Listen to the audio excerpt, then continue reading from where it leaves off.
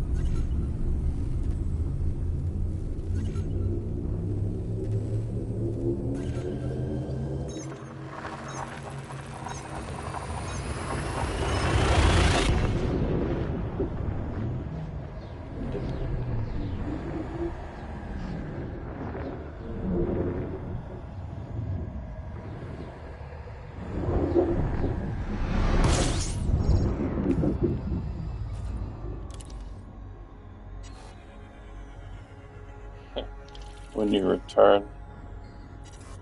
Yeah, I'm probably not bringing this guy back, unfortunately for him. This is a long fucking trip, this speed.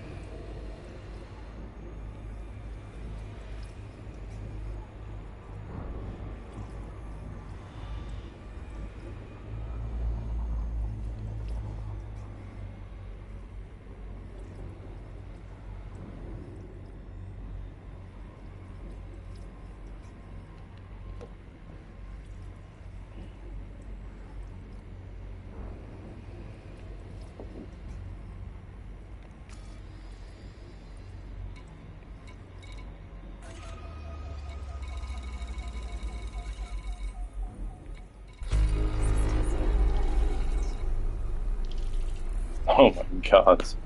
I have 1,122 more jumps. Oh boy. That's only like 70–80% of the way. It's fucking disgusting.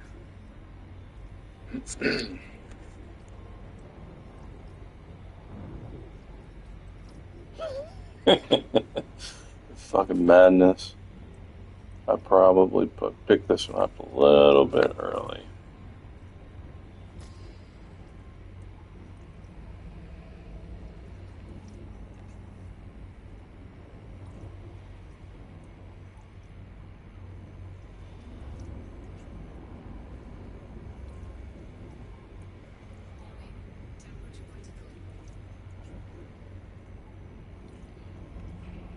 Oh, yes it is. I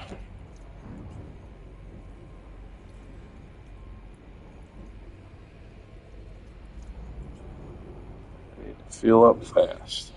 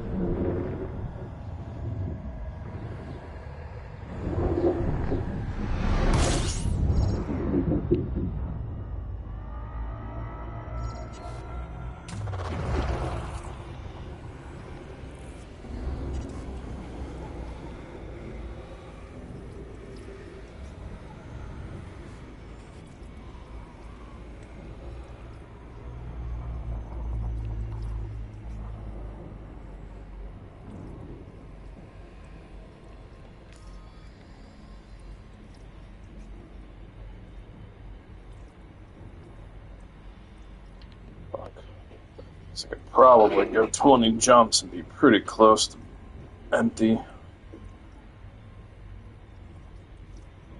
There's still a lot left, motherfucker. I think that is most of the way, though.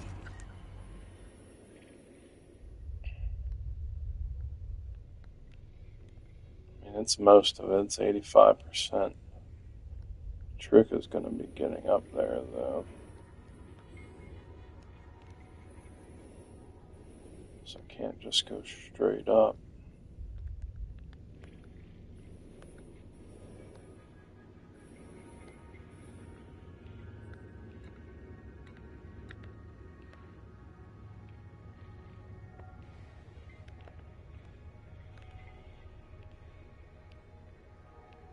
I don't know why the planets aren't showing up now.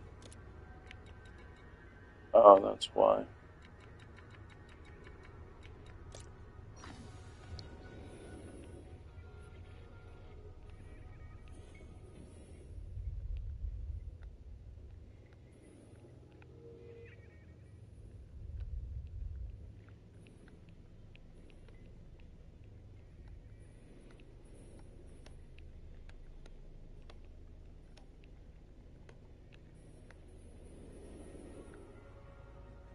There's definitely planets here.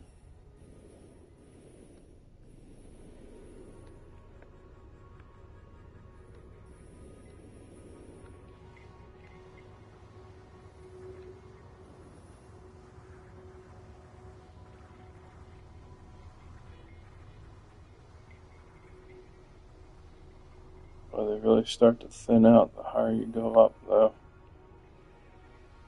I really don't know if we're gonna fucking make it.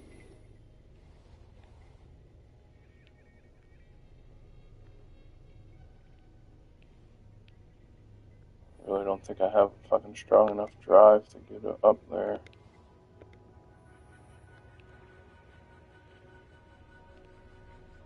Oh, you know what? There are a lot of planets missing. I do have 4 sets of stars turned off.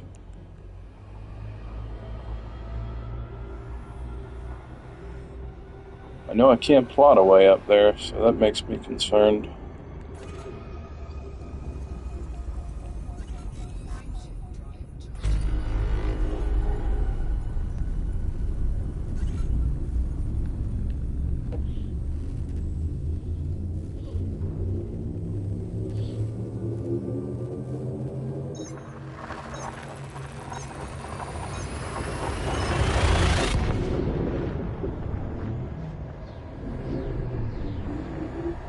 we're definitely commended down.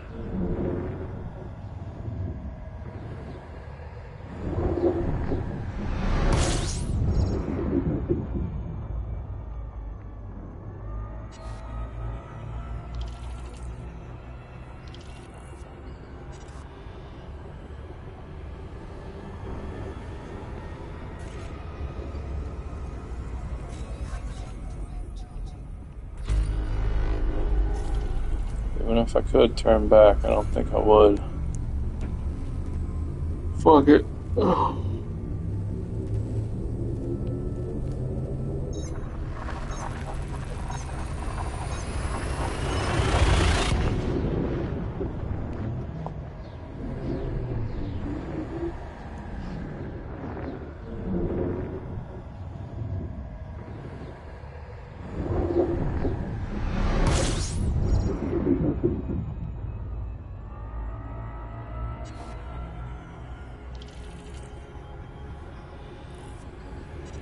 Kinda hoping I'll just make enough off of the fucking star charts not to even need the fucking guy when I get over there.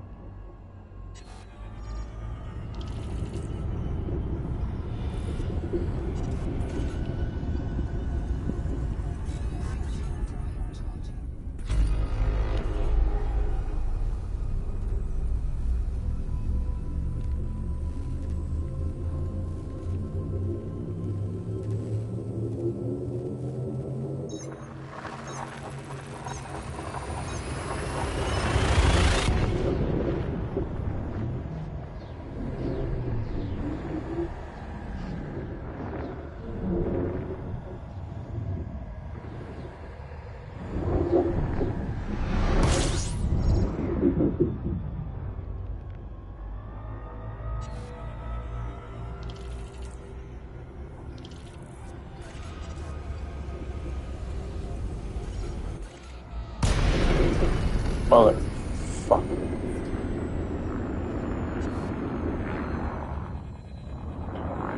Damn it. Fuck.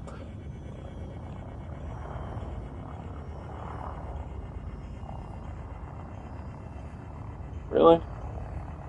It seemed to be that fucking close. Ugh. That fucked up my rhythm.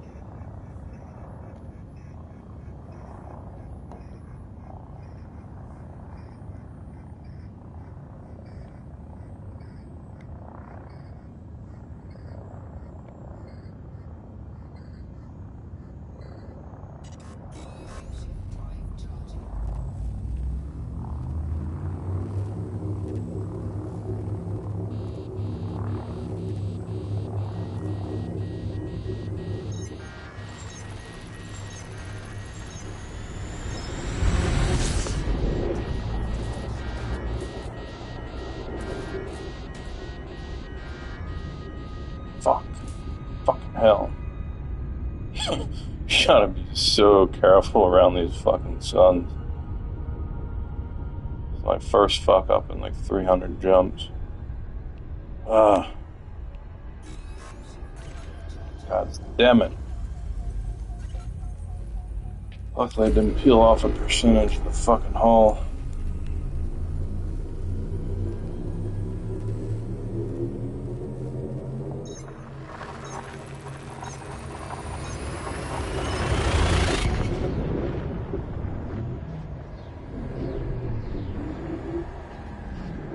Oh.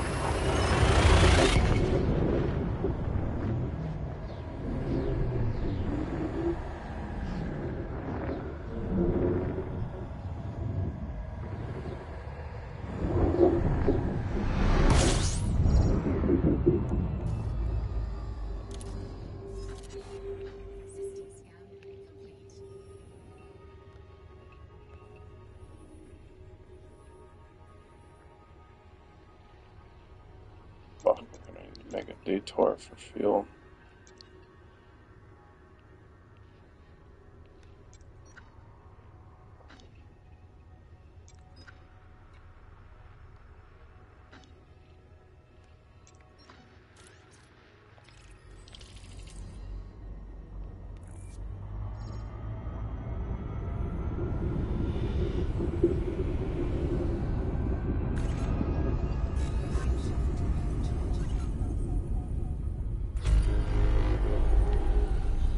Sometimes you gotta do it. Especially when you're making small jumps like this.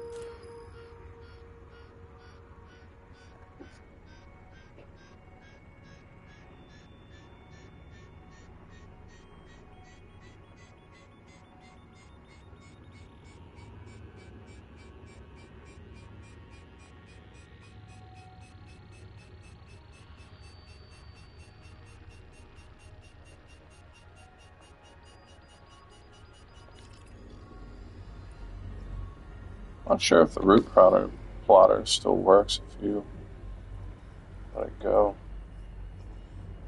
I think it is.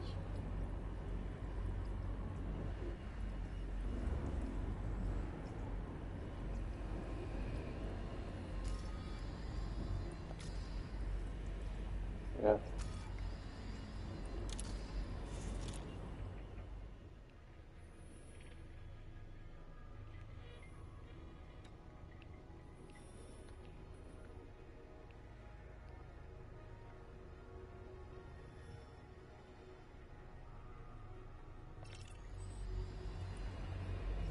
$10.99. Should be so fucking should. I'm hoping I'll have around 100 million in fucking star charts by the time I get fucking to my next port, wherever the fuck that's gonna be after all this.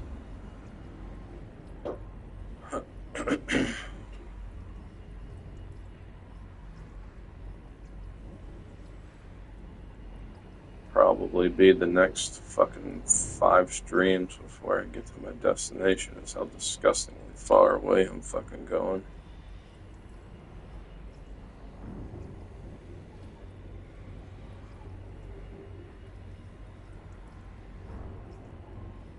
Ooh.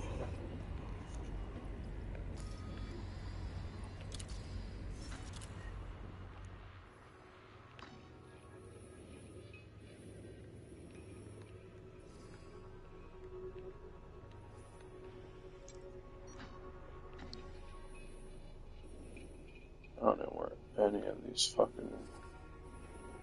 I don't know how you find, like, governments and shit. I don't think there's anything out here.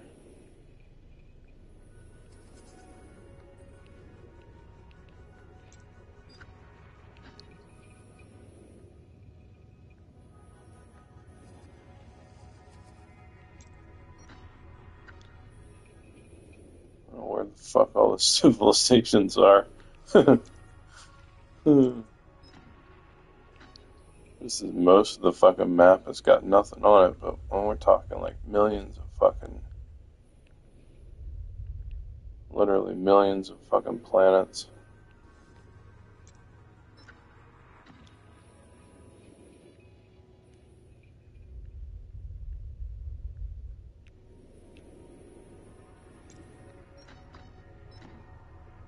There's no government in the galactic center. I don't know how that could be. I mean, that's the middle of the fucking universe, fucking galaxy. There's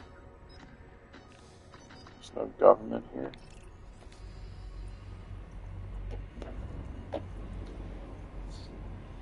Might have to look up where some fucking governments are.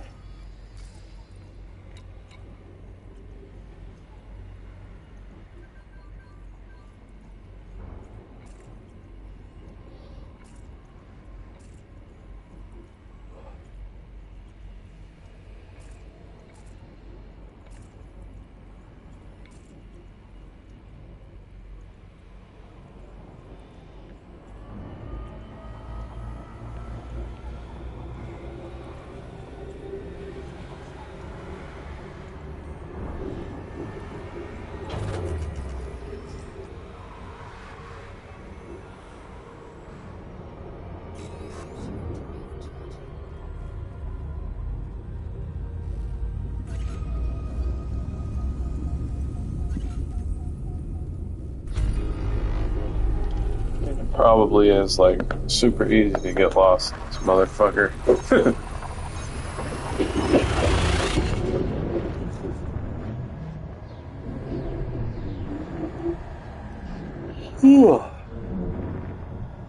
I'll take a look at that next time we stop for fuel.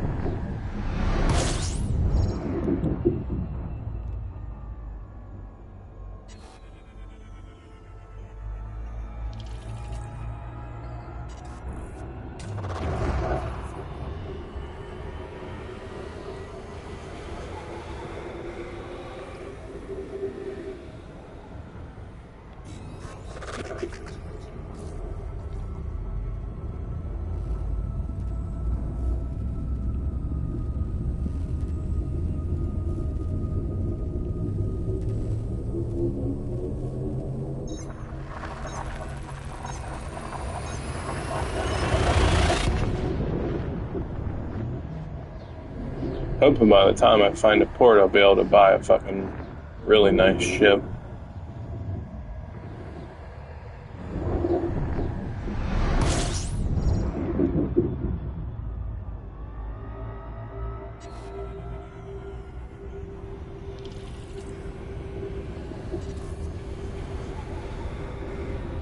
Imagine there's gotta be pockets of fucking civilization all over the fucking map.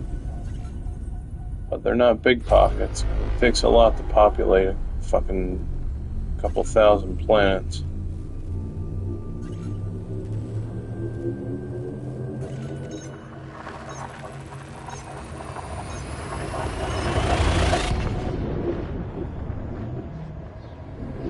This is so fucking stupid.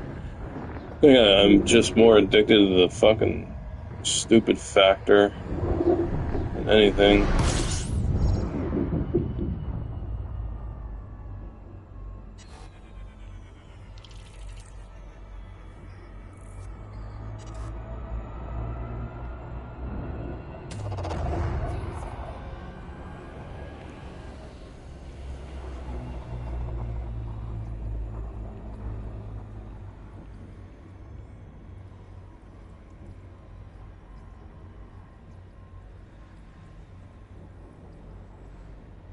Yeah, you really don't want to drop in on a fucking side. I'm probably gonna back off to just 100 a fucking second. It was a bit of a fucking close call.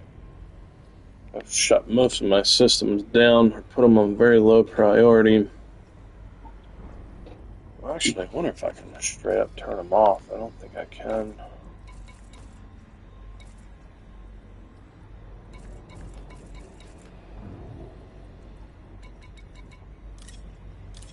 Oh, yeah, you can put them on 4. That's what I'm going to do.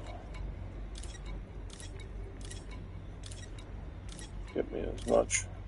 Really, you're saving yourself heat as well.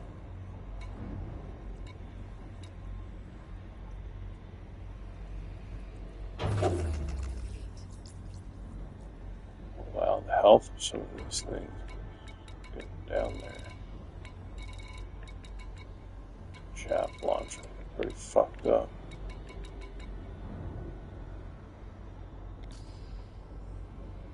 Still at 99% overall.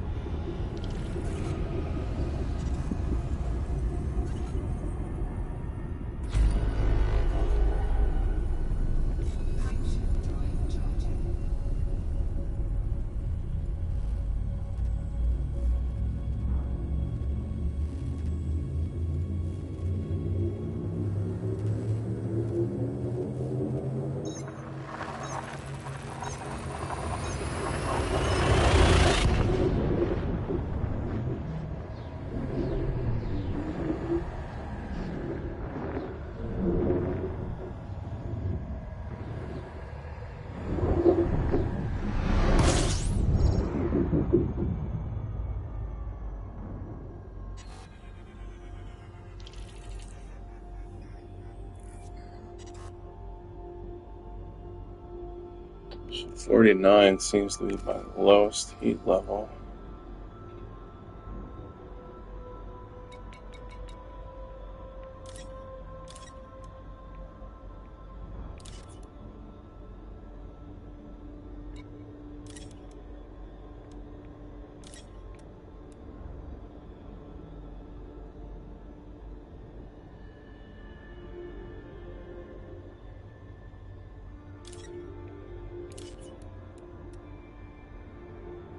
Doesn't actually change my usage amount. 46 right now.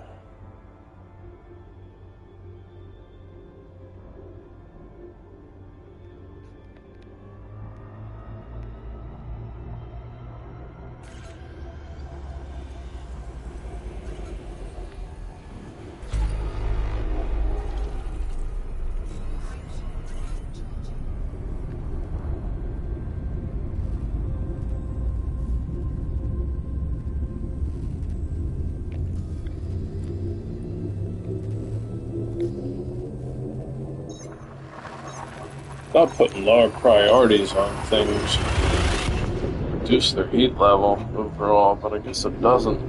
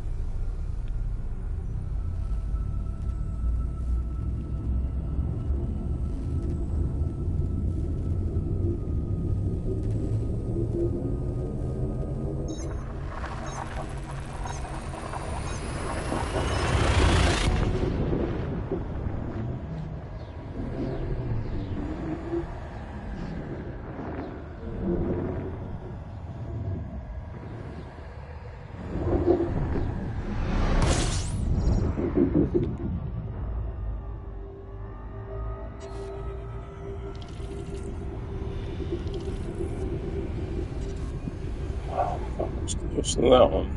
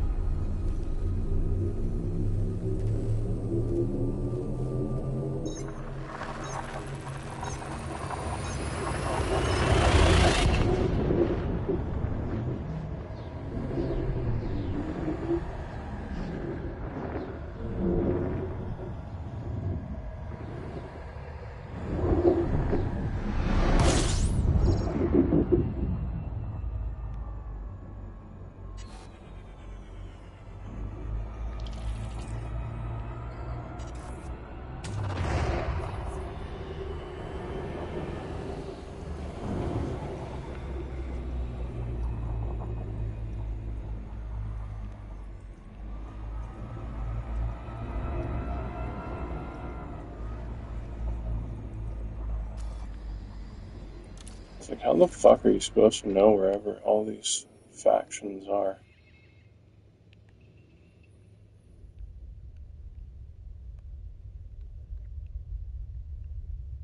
This fucking destination is unrealistically far out here. All these fucking planets. That's not even. This is actually 4 star types turned off.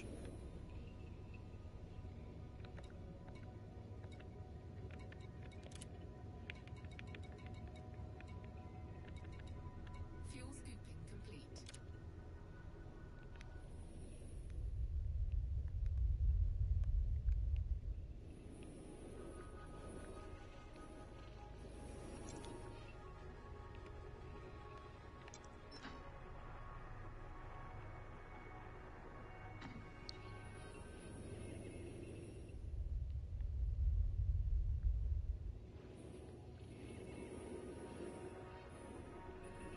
You don't know until you find them. How the fuck can that be with so many fucking options out here?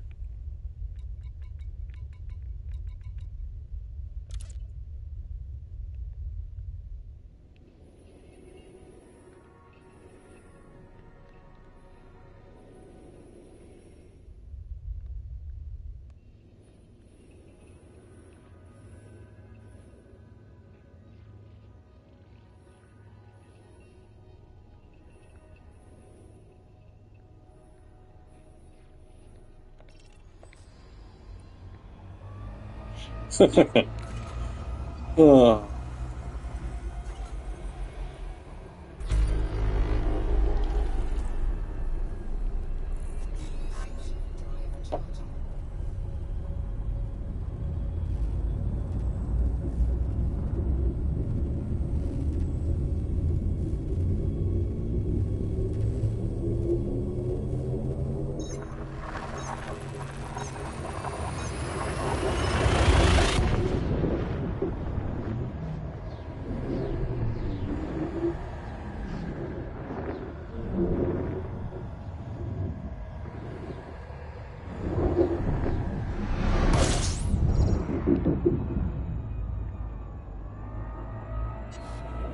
Oh.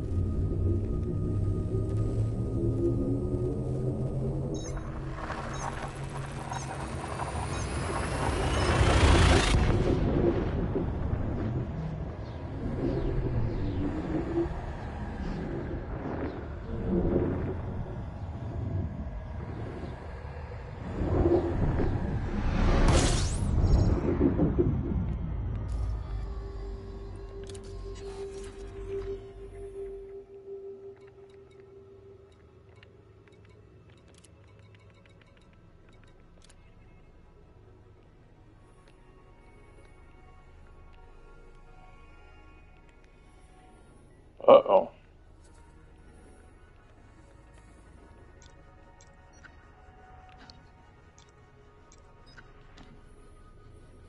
Why the fuck does it look like stars are really thinning out here?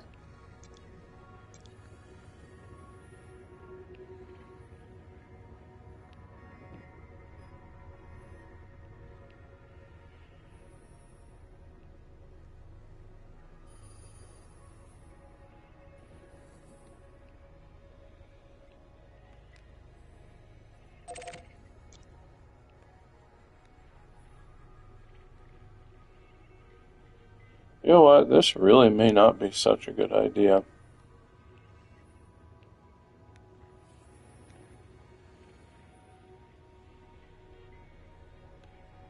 I may not really have the jump capacity for this.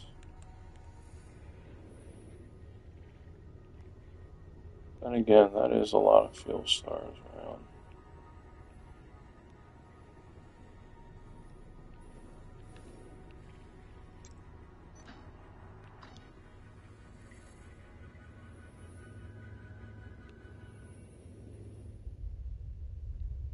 God damn, it's still such a long fucking way to go. If I get stuck without fuel, I'm gonna be fucked. I don't know what happens then.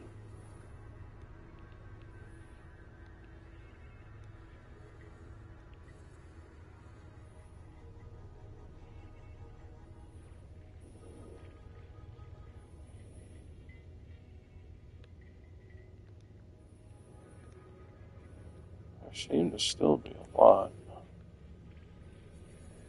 Probably pretty hard to run out of fuel with a fucking scoop.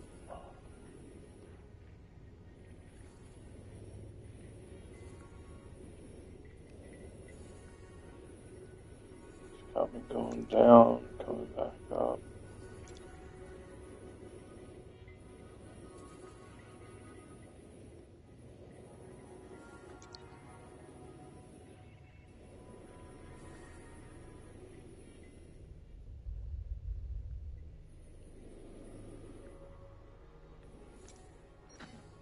Telling me there's no civilization at all in any of this. Wow, look how fucking clustered this area is. That's got massive fuel stars. The area I'm in is not that clustered at all.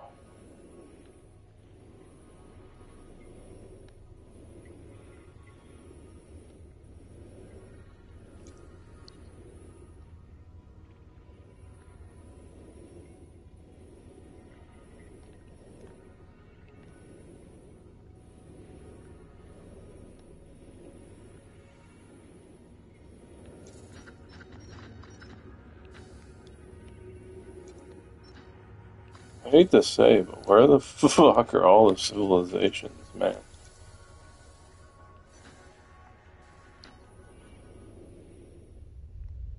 God damn, that's still so fucking far away. That's at least another 500 jumps, 3 to 500 to get to the destination. Oh my god, dude. No ports or anything out here. Like, how the fuck are you supposed to find that shit?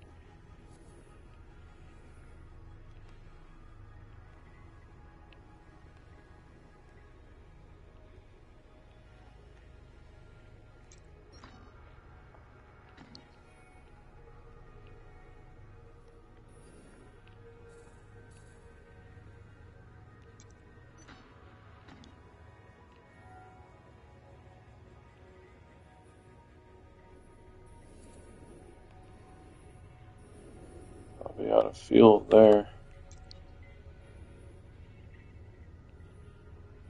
close.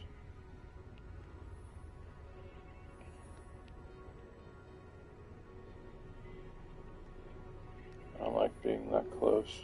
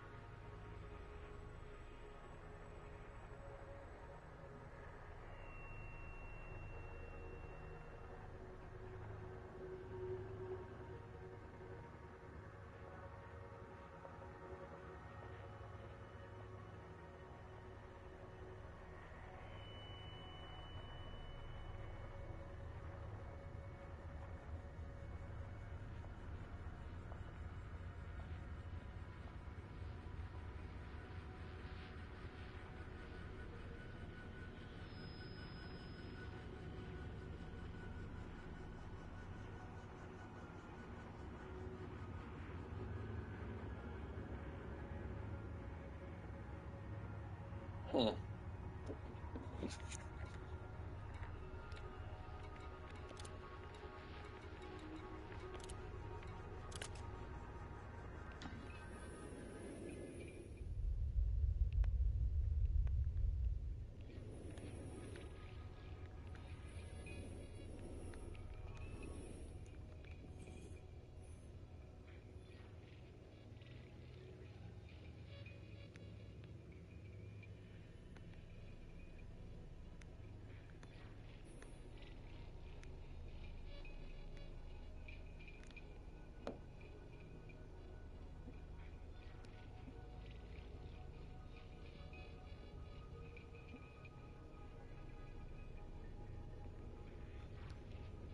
Yeah, fuck me, there's no ports out here at all.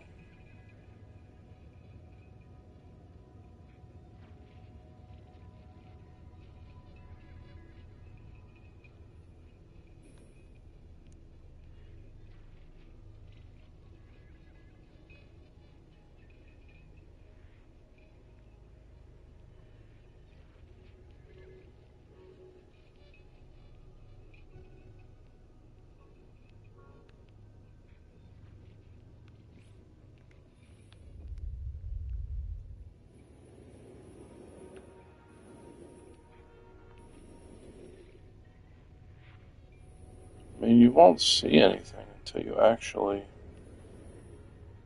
find it.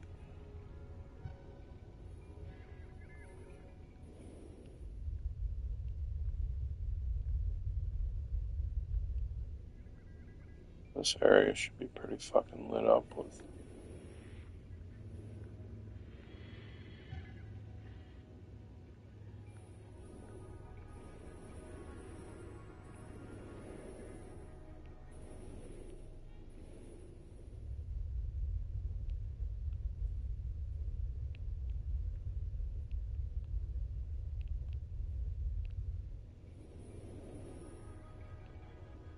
I don't know, I'm thinking about heading back.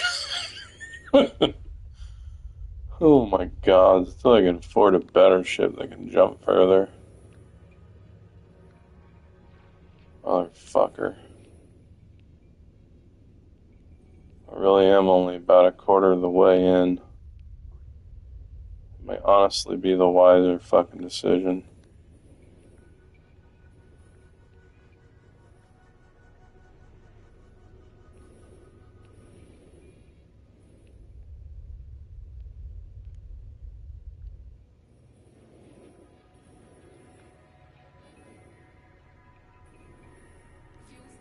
Fuel scooping complete. I don't fucking see nothing.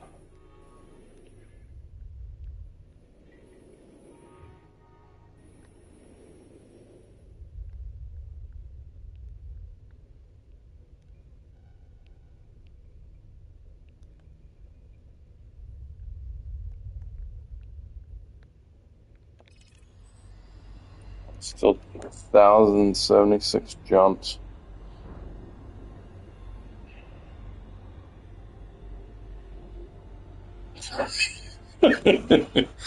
This fucking universe, this fucking galaxy is ridiculous, man. I usually don't back down from a challenge, but I don't know. I don't think so. It's definitely not worth the money just for him to go out there. I don't even know if I can reach his destination with this setup.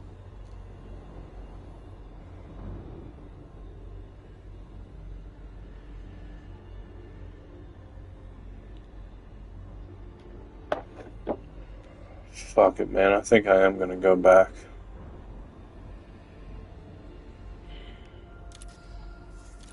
I was thinking I might try this one, but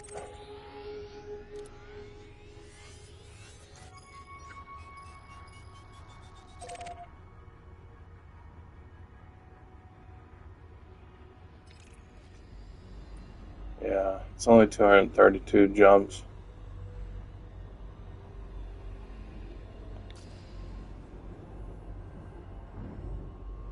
Fuck it, man. I don't have a very good feeling about fucking going out there. Something's telling me to fucking turn around. Probably ill-equipped for it.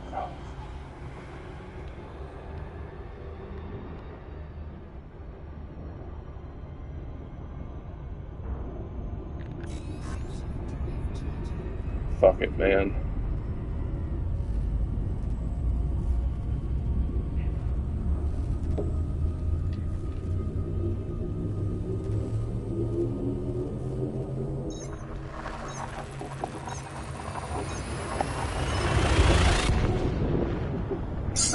Fuck it.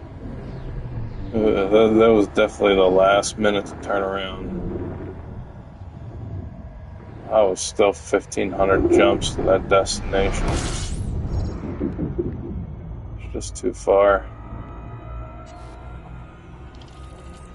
I'm still gonna make pretty good money off of my exploration here.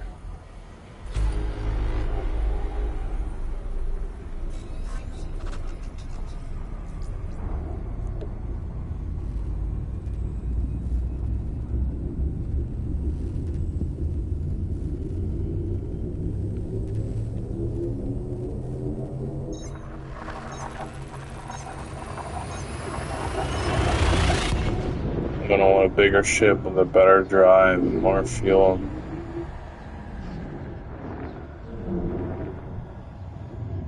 I knew it was gonna be far, but I think I'm just now really understanding how fucking far it was. fucking game.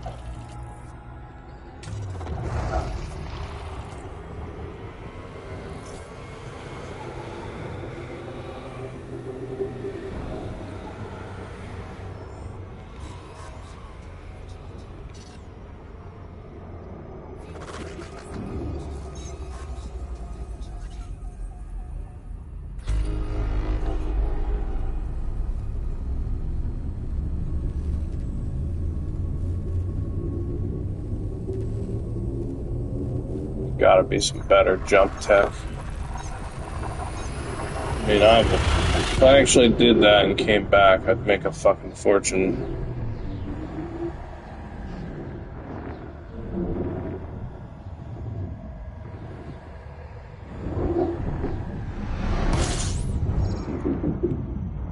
But I'm just not gonna do it.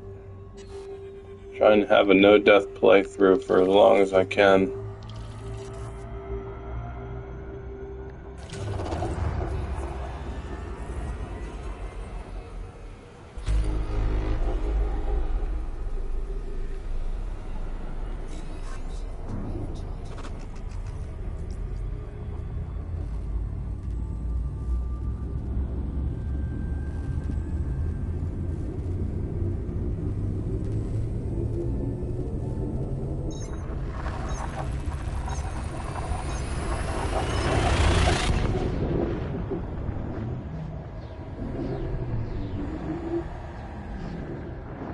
I think it really is just too many jumps.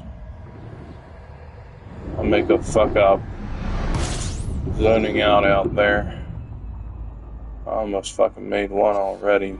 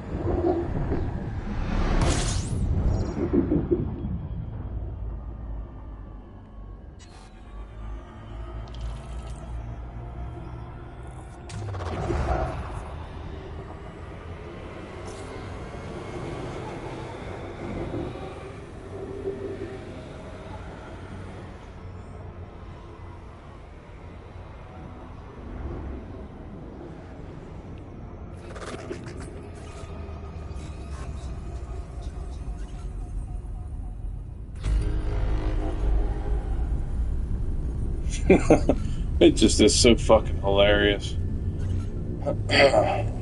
Not really ever been so intimidated by a video game.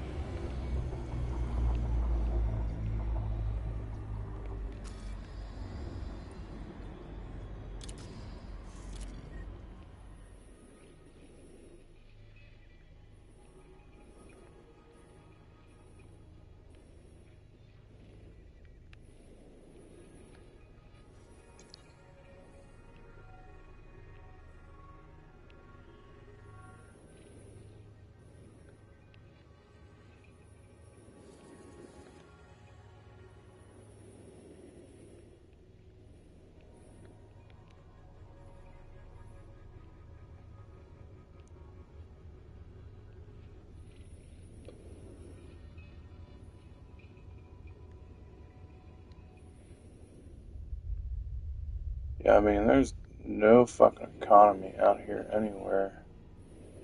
I'm pretty sure you have to get within a certain range to find it.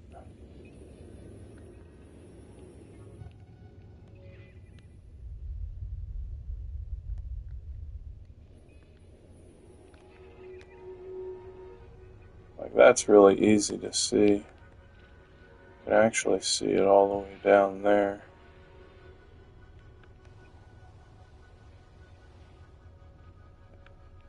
It's just about when you lose it.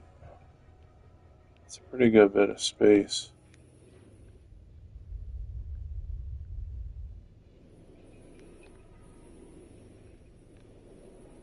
Yeah, I mean, if it was visible, I should be seeing something.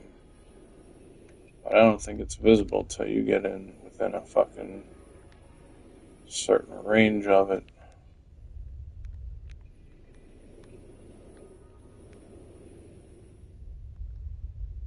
Without looking up some other motherfucker shit, I really don't care.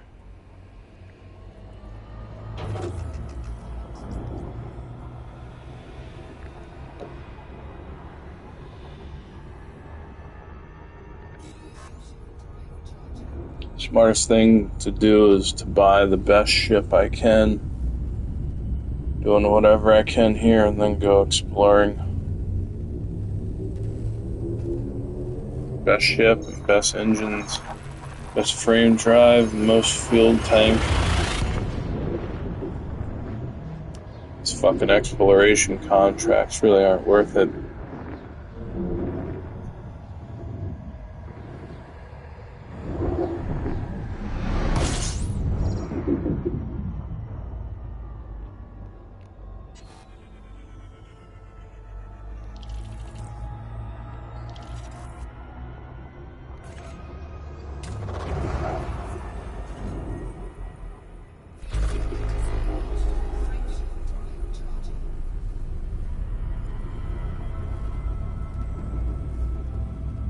Hopefully I'll make at least my contract's worth in fucking exploration charts when I get back.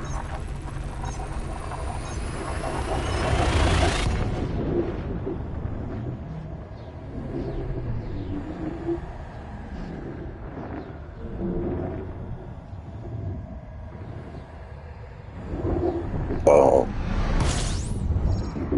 I mean, if you had the patience, exploration alone could really do it.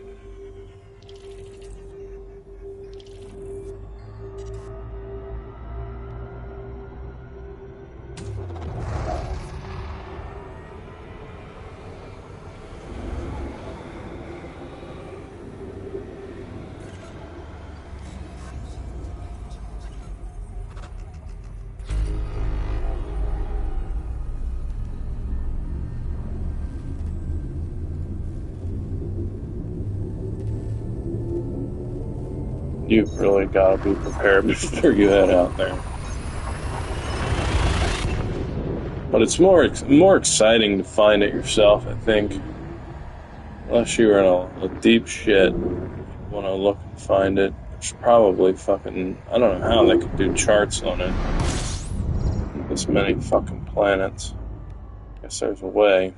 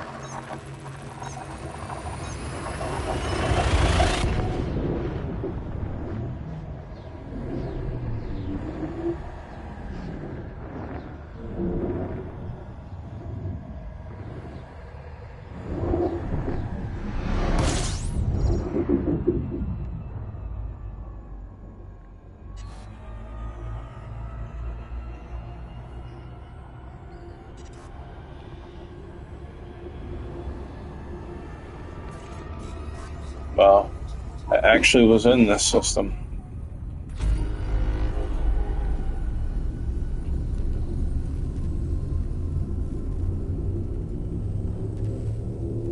I did not discover this one.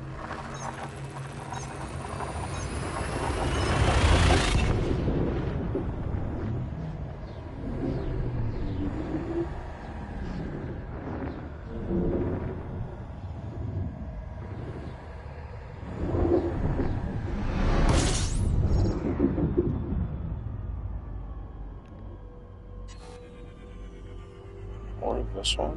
Oh, there we go.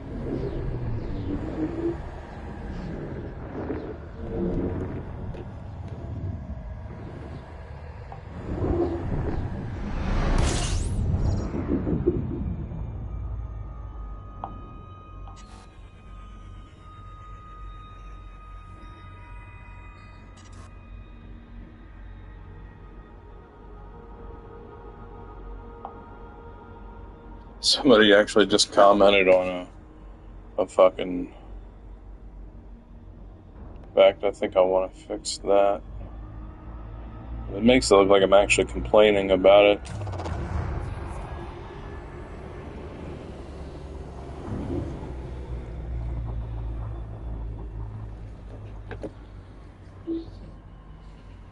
So it fucked up my title of the video.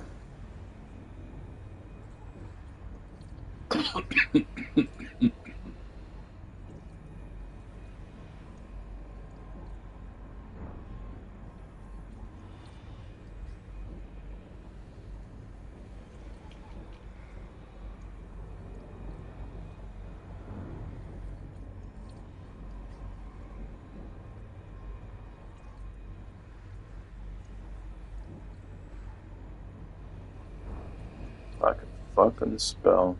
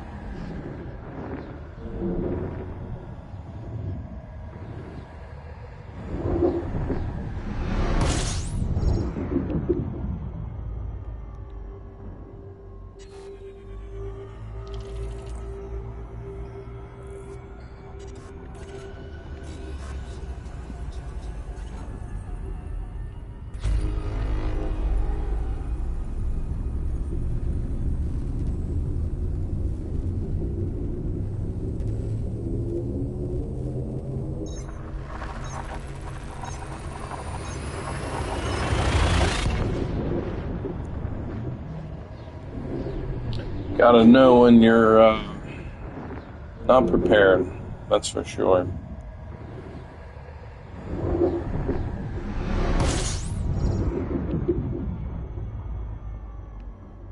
This game, if nothing else, teaches me about fucking, when to throw the hat in over preparation.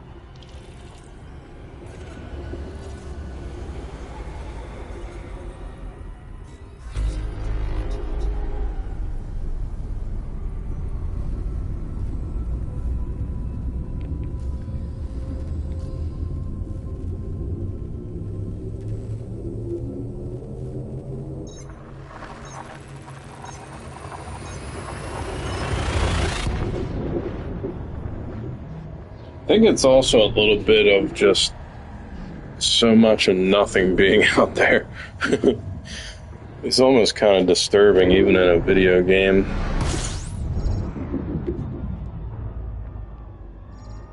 Like, you don't want to be so far out it takes fucking forever to get back to a port. Especially if you don't know where one is without looking it up, and that kind of ruins it.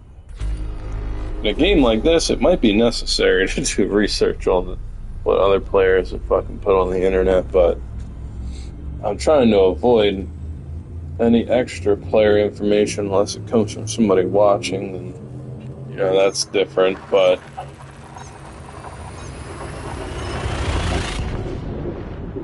my special exploration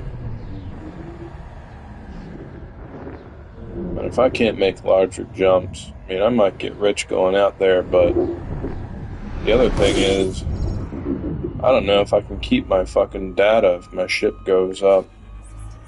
If I lose this ship, I may lose all of the fucking money I'll have from star charts. And that kind of defeats the fucking purpose. If I was the developer, that's how I would have done it. So essentially, you're just carrying your loot with you. And if your fucking ship goes up, you lose your loot.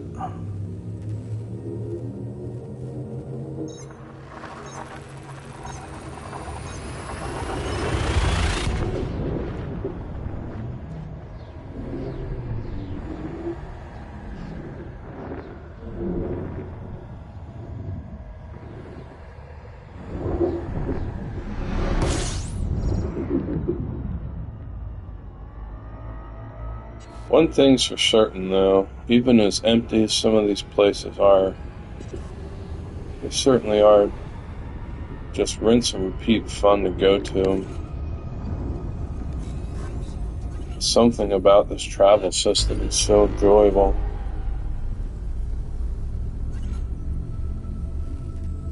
And it's not really all that different from Starfield, except the fact that you have so many different systems you can go to. And I don't know how the fuck they did that. I really don't.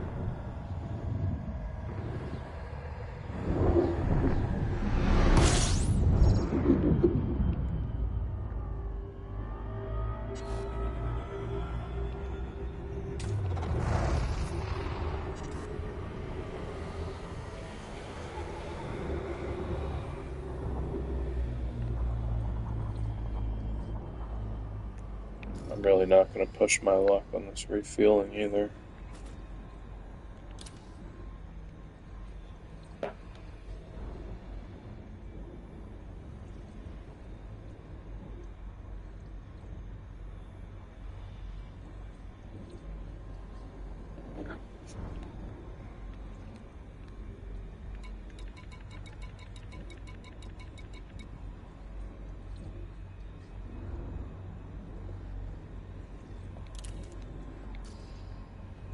Motherfucker. And I got to thinking, it's not really about the overall contract price, because, I mean, 21 million. I mean, if you could get there in, like, the 200 jumps it took me to make it 25% of the trip, that might be a little different. If you can actually fucking jump that far after building a ship. But, I mean, it's... that contract price alone really is just a minor bonus compared to what you'll make in exploration.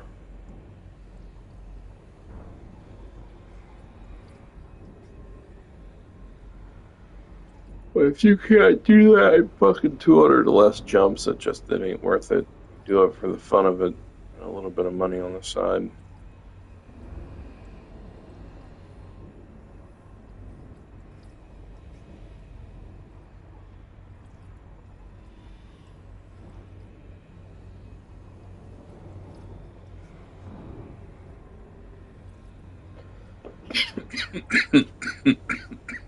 It'd be a lot faster and a lot more efficient to make. Well, maybe not. Maybe it would be faster to explore, because they pay out different amounts of money depending on what kind of star charts you bring back. I think things that are further from a civilization probably make a whole lot more. That's why I'm hoping what I've collected is going to be worth a good bit at this point. Oh.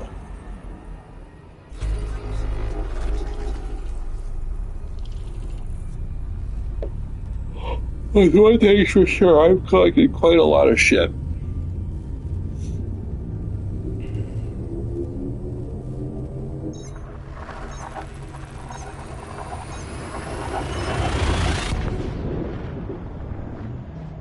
I'm hoping at least what I've collected will fucking put me in a newer, nicer ship.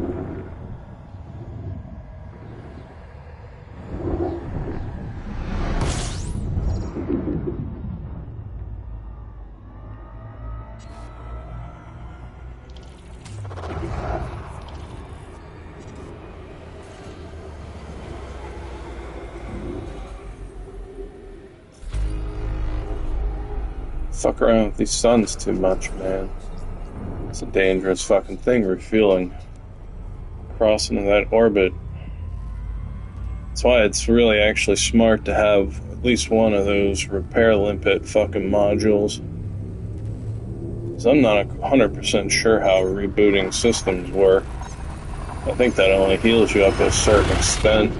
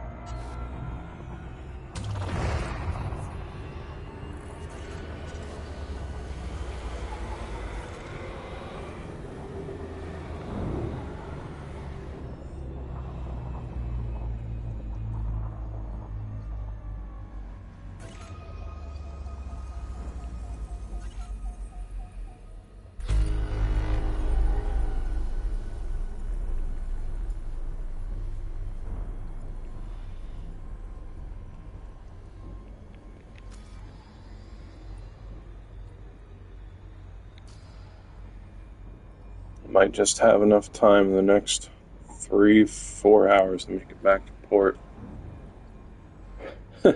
Literally fucking. I mean, yeah. But around 18 fucking light years per jump on average. 17, 18.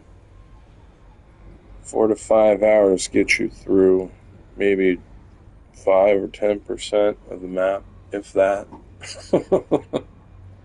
Going one way, not even from the extremes of the map to the other. I mean, the more I think about this, the more disgusting it is, really. You know, granted, that's on a fucking Asp Explorer medium ship. I have to see what some of the bigger ships do later on.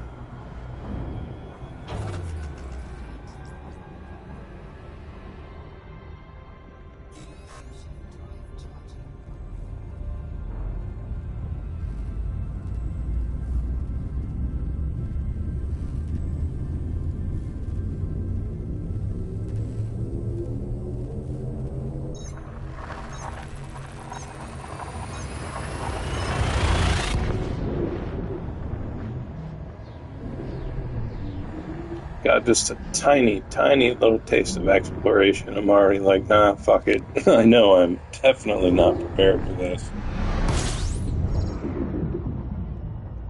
I think that in the end is what's fucking really geeking me out a little bit here.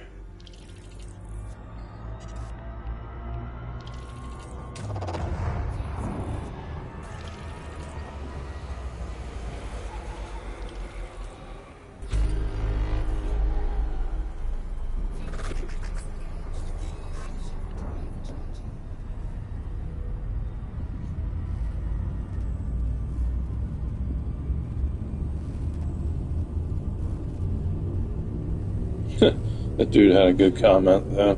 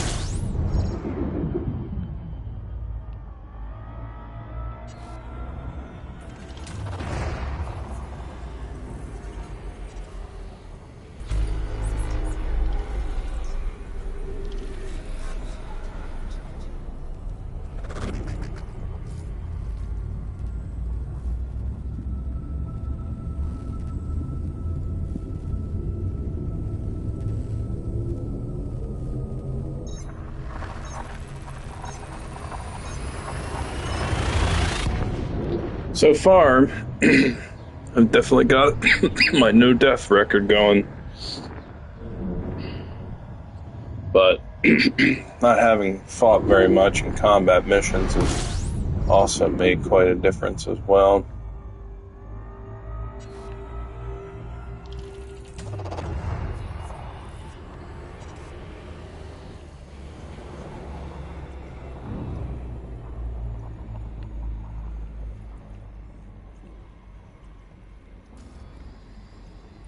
Almost under 200. Grab and fuel everywhere we can. Be nice if you could just plot to try and jump to fuel stars. I kind of tried that, but I don't think it worked.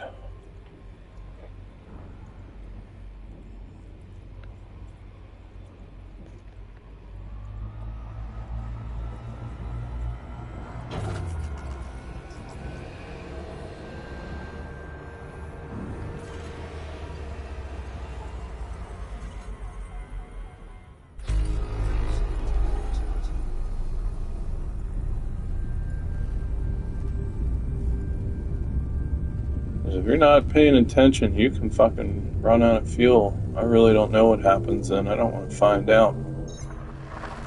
It's the other thing I find so interesting about this game.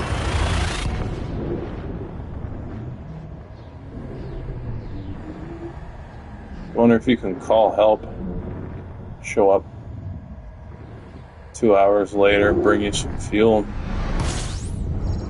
or if it's just considered a fucking ship loss. there's no help coming for you.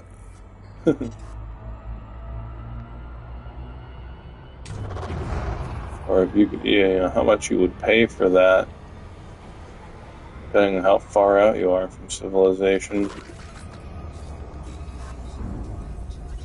So many fucking fun rules they could have made up for this game.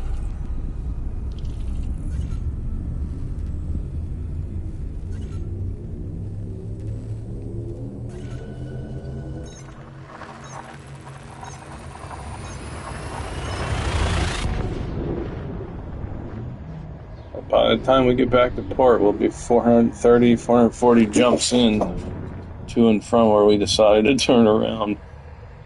It's fucking disgusting. Absolutely disgusting.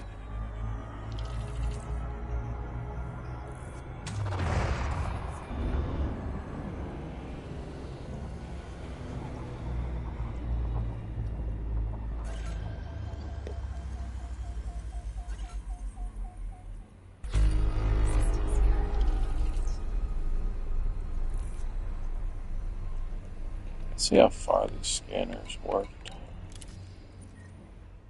Oh, it's not very far at all.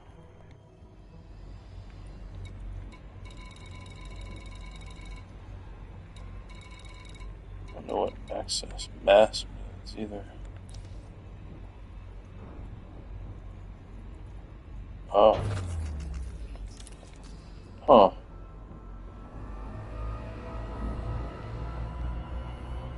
Oh,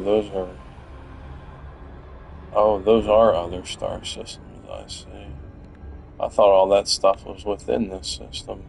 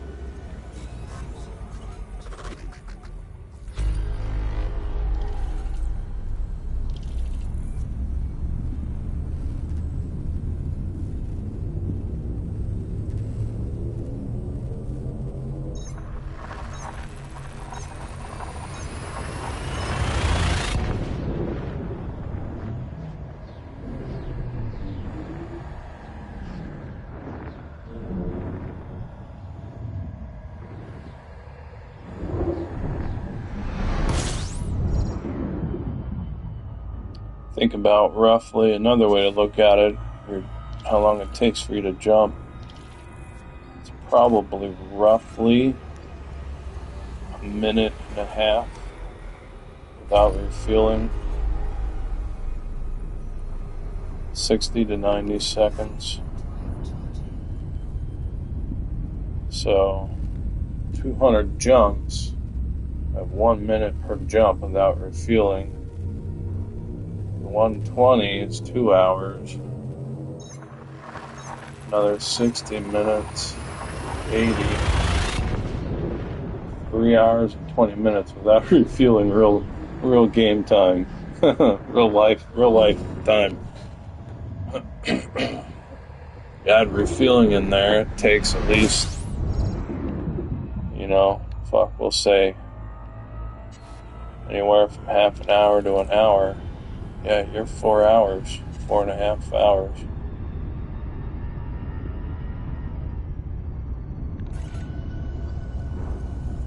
That's if you're quick. I try to be no more than 30, 45 seconds.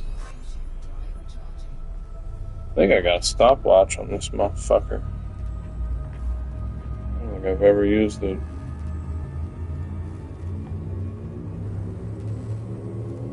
There we go. There's a stopwatch. Alright, we'll fucking count the next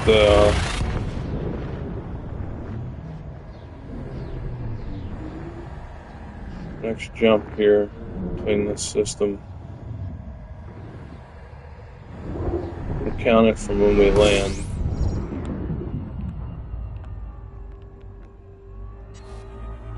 Also kind of depends on where your jump marker is. You gotta line up too as well.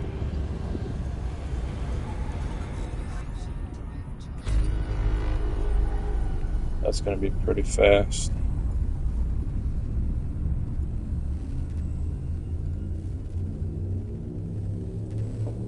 Counting until we exit on the other side too.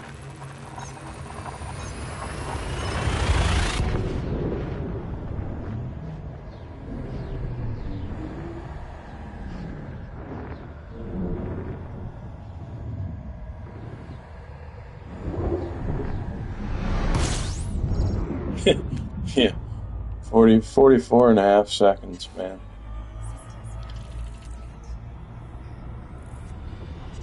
We'll have to time our refuel at half tank.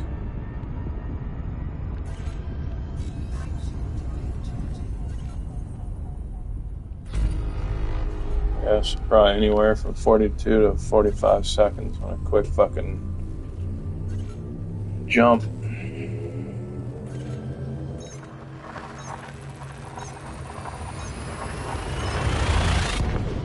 It's 10 to 15 seconds to add up. Instead of 4 hours, you probably start looking at 3:35, 3:40. Oh.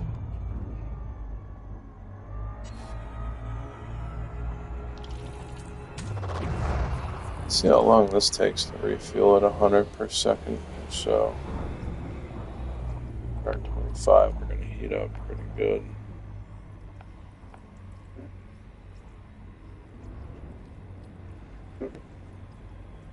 This is really where you lose time. And I got a tier 3 scoop. Probably the best tier, second or third best tier 3 scoop.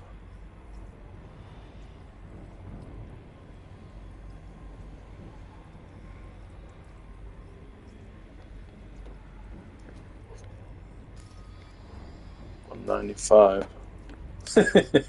It's kind of like being at work and watching the clock. It's one thing you never want to do.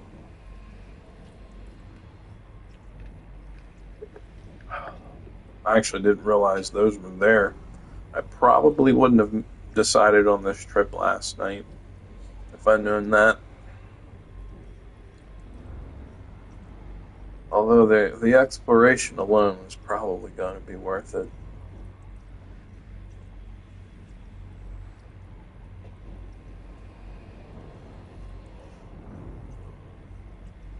Whew.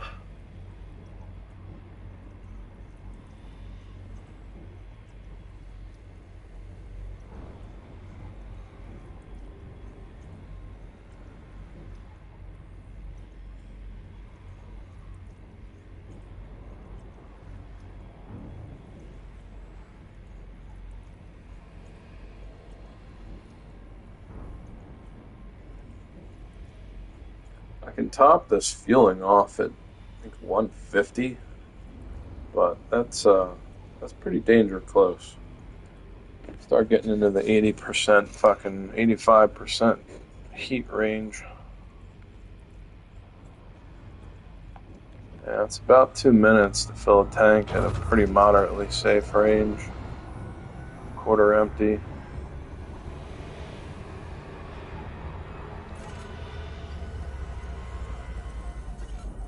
Never actually really done that in a video game. Time shit like that.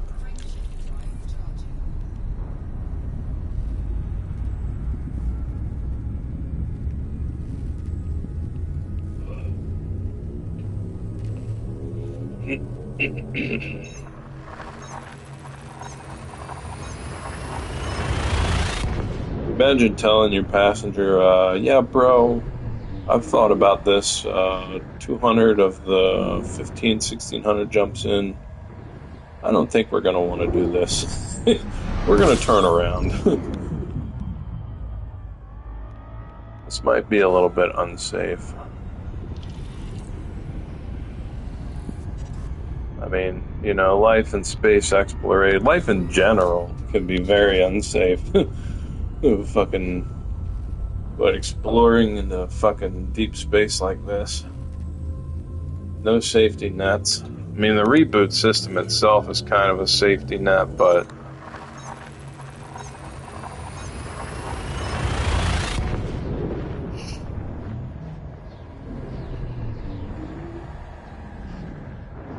I think that will keep you from like getting stuck.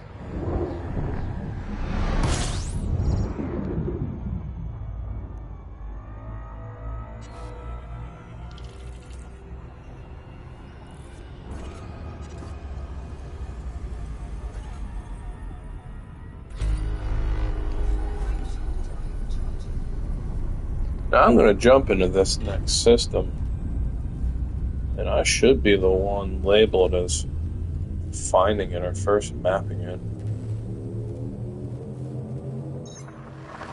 So it makes me, because it tells you who's first map systems. I'm assuming they're talking about players, but like, you know, one of my viewers last night was saying that only 1% of this fucking game space has been explored. 1%. That is fucking disgusting.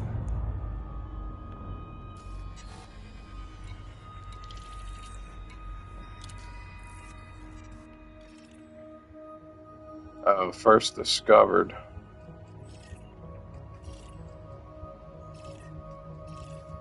Now, I don't know if that's like an NPC scripted name,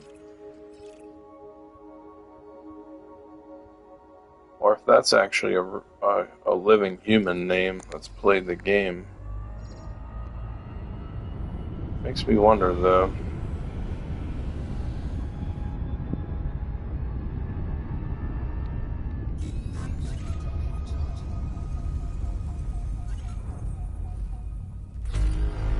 But like, I mean, with as many places there are out here, I mean, I'm still relatively close to the starting area.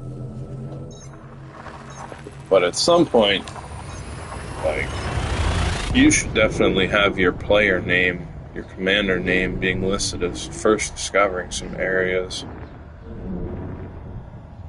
But still, it's hard for me to believe that anybody could have, you know. At some point, I should start seeing my name on some of this shit.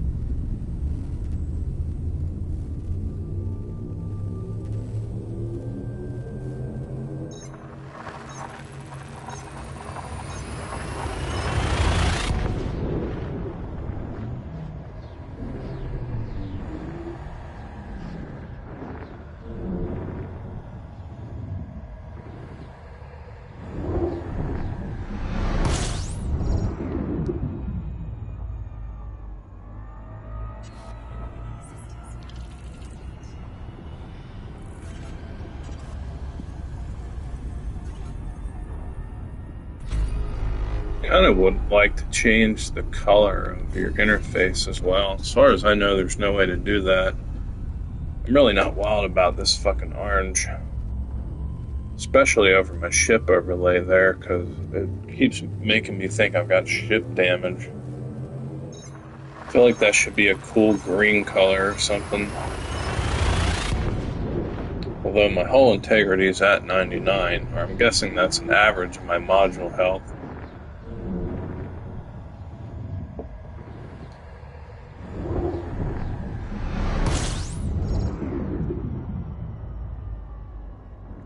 But this is a good bit of what this game is about. Just fucking jumping.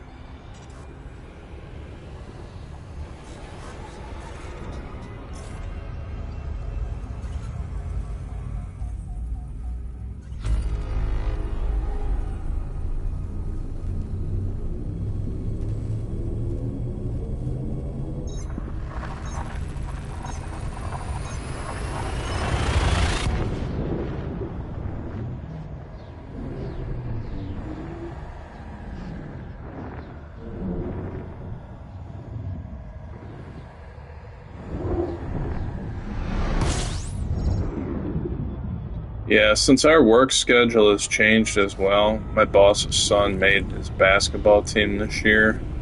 So my part-time retail job is going to need me during the day.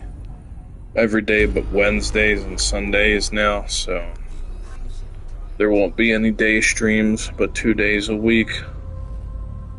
Unless I get up early enough, but I really don't think I'm going to worry about it.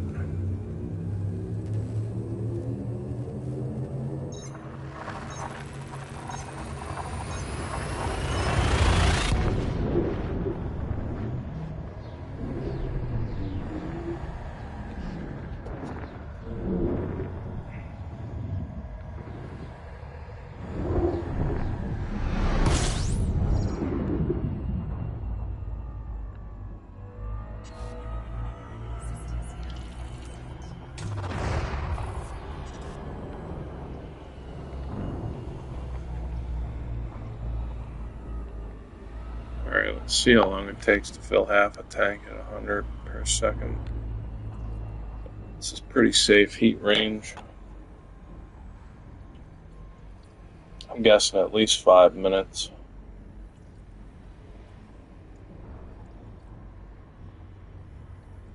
Can do about 10 jumps on average, 12, maybe 13 until I get to a quarter. I think. I haven't really counted that yet in my current setup.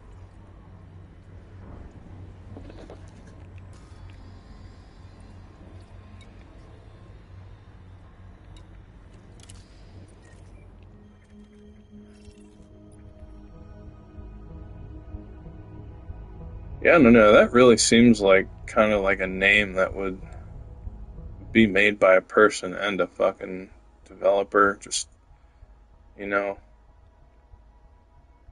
that's gotta be a player name.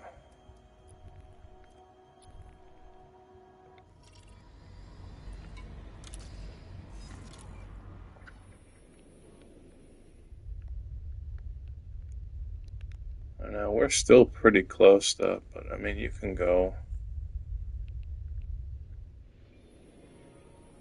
There's not really any planets out there. Not really any planets there.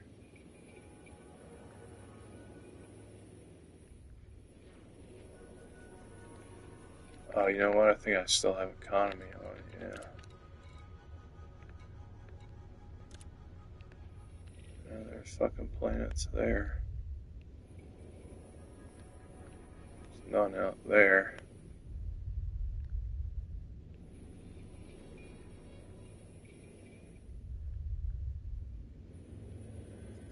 There's some planets there.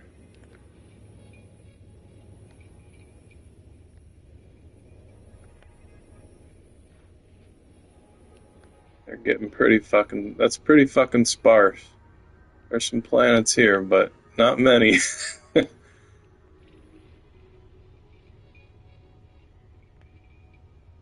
that's pretty much it right there. the last couple planets, man. Like, if you went out here, then again, you think maybe these would be named too. Look at that. There's like 3 or 4 in a fucking good view distance there. Compared to, and these aren't even fucking, still 4 star types missing because I only have refuels on at the moment.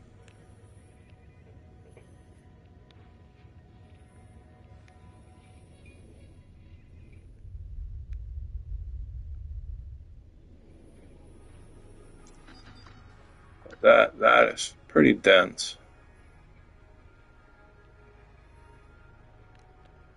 I mean, I might have gone out there if I could have just verified where things were.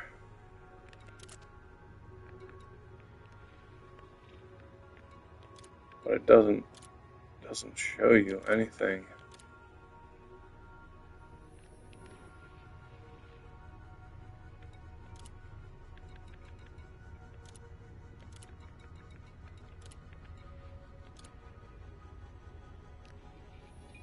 There's no civilizations marked out here, so I think you almost have to find them.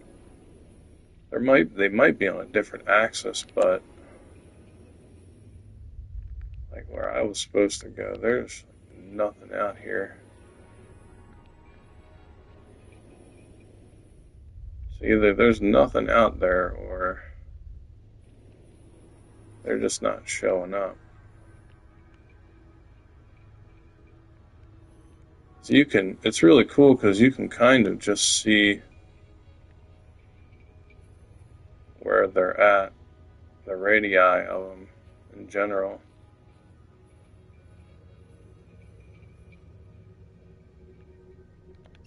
We done fueling yet? Oh yeah, we've been done. Oh, well, it was at least 4 minutes and 40 seconds. I didn't fucking hear it tell me. It's not quite as bad as 5 minutes.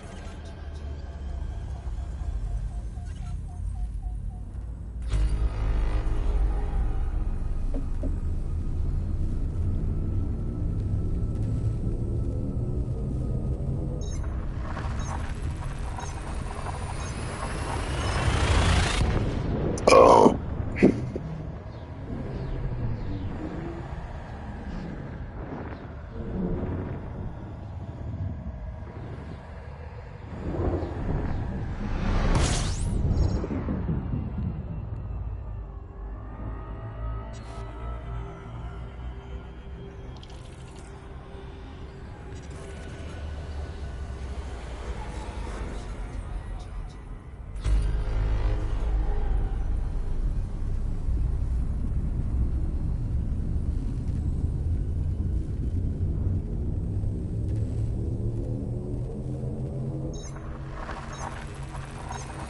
See, this one is listed as...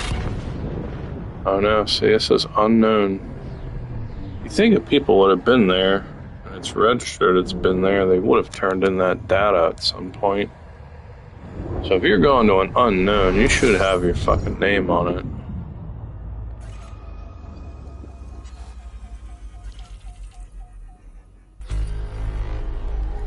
Guarantee you my name won't be on this one.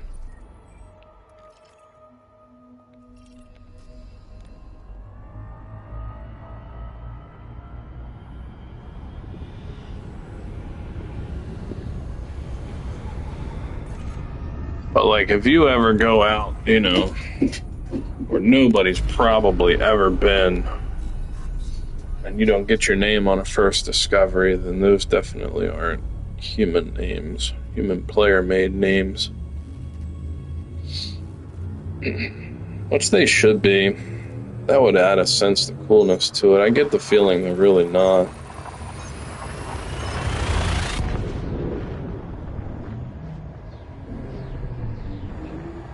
Because it is a little hard for me to believe I couldn't just randomly look at one of these and not have first discovered it.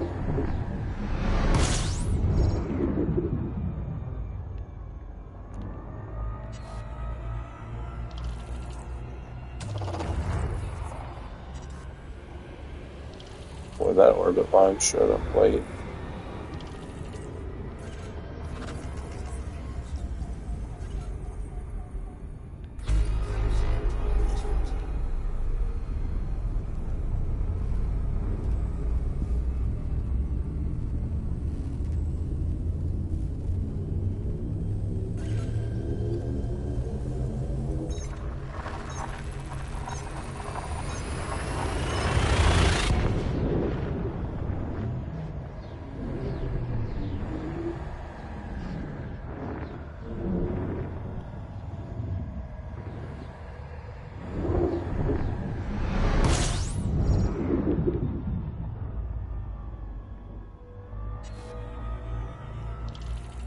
Of course, really the experience I've gotten from exploring is almost worth the money itself. Learned a couple of things while I've been out here.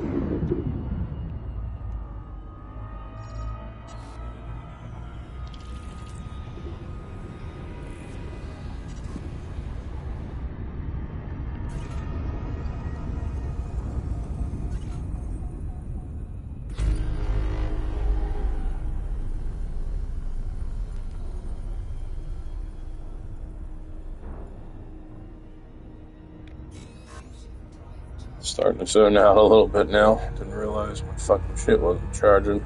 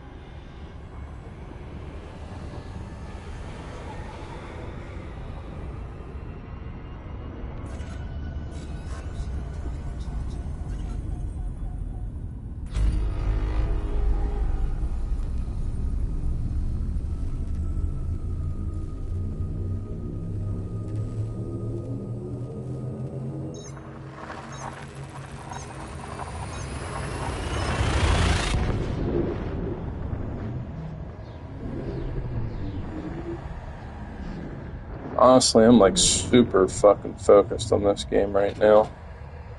I really don't know if I'm gonna play anything else this week. Especially after the bullshit fucking Zenith fucking last night. He is a little bit mad about that fucking surrender shit. I think it's a bit much, really.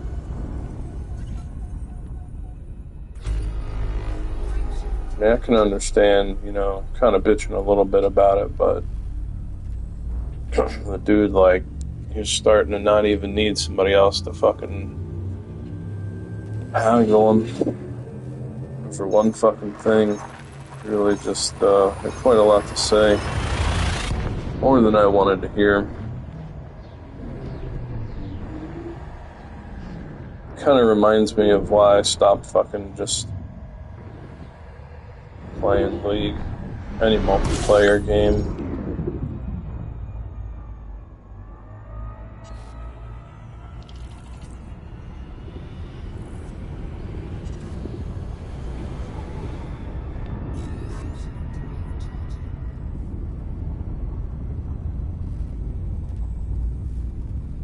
It's kind of the thing, that's why I don't really have a lot of friends, because the dude did start out pretty good. Like, he bitched a little bit about things here and there. It wasn't that bad until somebody fucking worked him up. They just fucking would not stop bitching about fucking surrender. They had quite a lot of fucking nasty shit to say about it, as a matter of fact. More than I cared to hear about.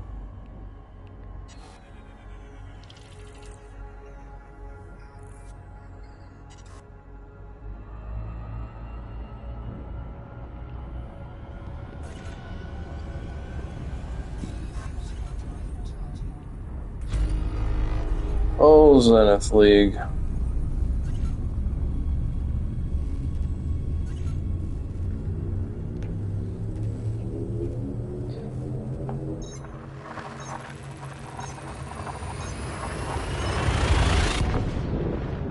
Getting to that point where I'm going to be wanting to look for some more fuel.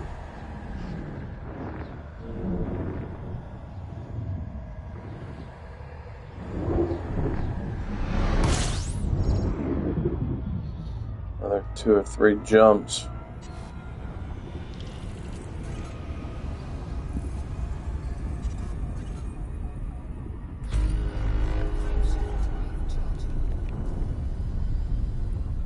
At 177 left. We've done about 50. Feels like it's been fucking more than an hour. But it might have only been 40, 45 minutes. I'll keep track. We got 8 minutes till midnight. See how many jumps we do in exactly 60 minutes on a fucking clock.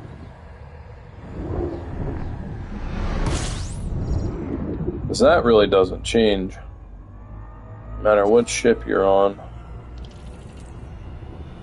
Probably refueling and scooping rate is going to be the same in ratio. Bigger tanks, bigger scoops, still 5 minutes. 5 minutes for half a tank. Probably 7, 8 for 3/4.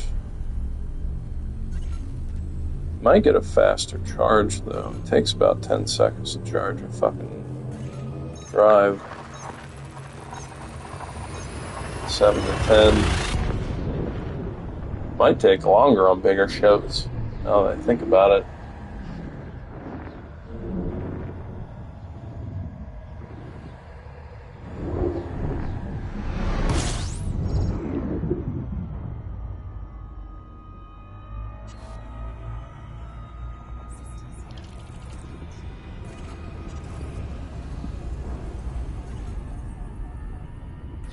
One more, then I'm going to look for a refuel. Yeah, we're going to need it. This is a brown star, or a fucking brown dwarf. There's not going to be any fuel here.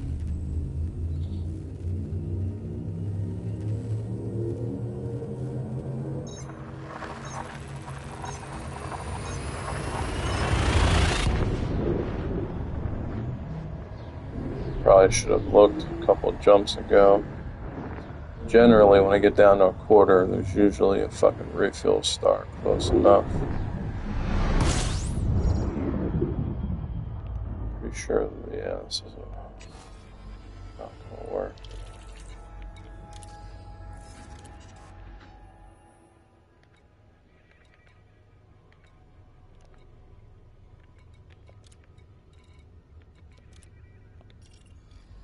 Oh, there's a ton of them out here.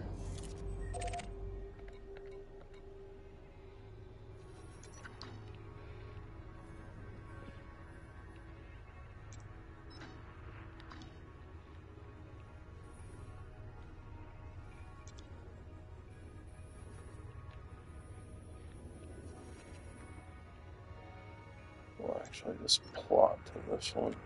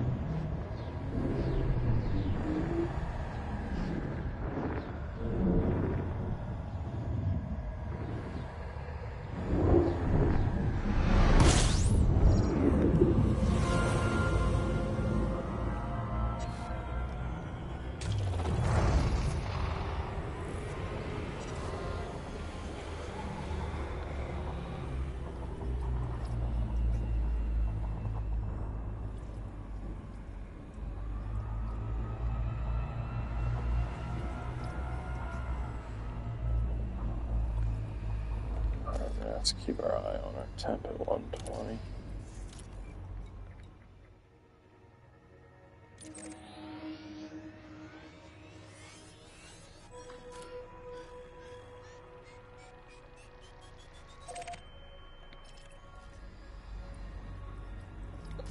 $170 jumps left.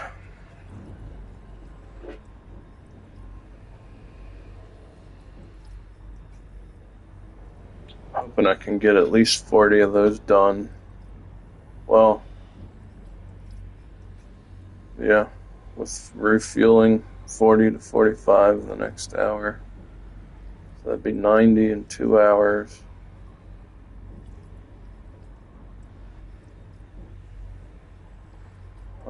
$180 in 3. So by fucking 3 o'clock, I should be back at port.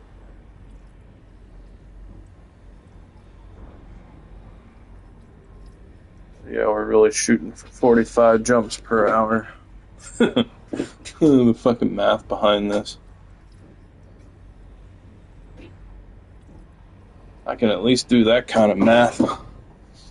Bet you my fucking math and science teacher never would have thought I would use it like that in fucking school.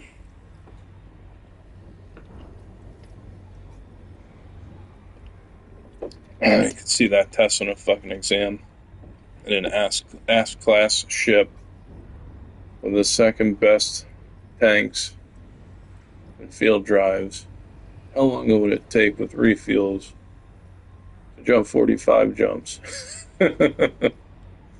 3 hours? 60 minutes? Well, yeah, 60 minutes for that question. 3 hours for 180.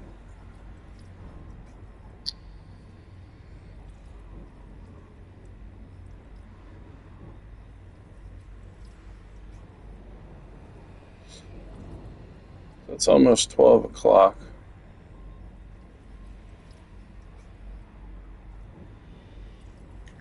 I think we'll count this. We'll just have this counted. Start counting.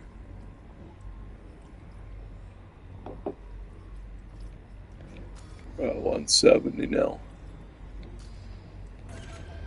Oh.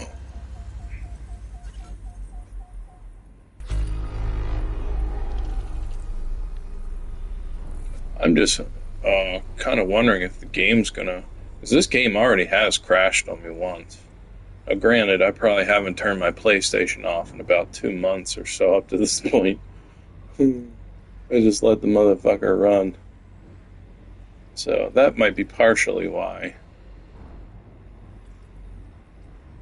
But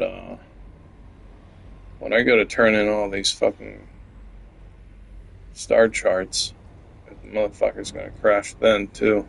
Wouldn't that suck? You have like 100 million in star charts and it crashes and you don't get any of your money and you lose them all.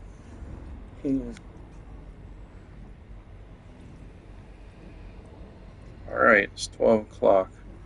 You know what? I think that we will count that as fuel. Fuck, I'm gonna burn up. Start that soon. Too close to burning up. Alright, here we go. 1 hour of jumps. My money's on 45.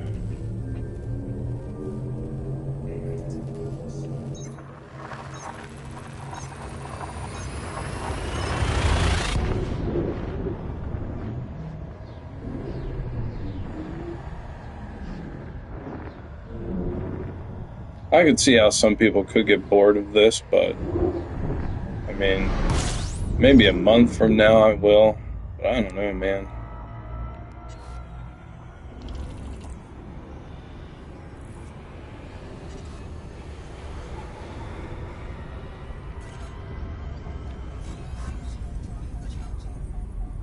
I don't think I'm gonna.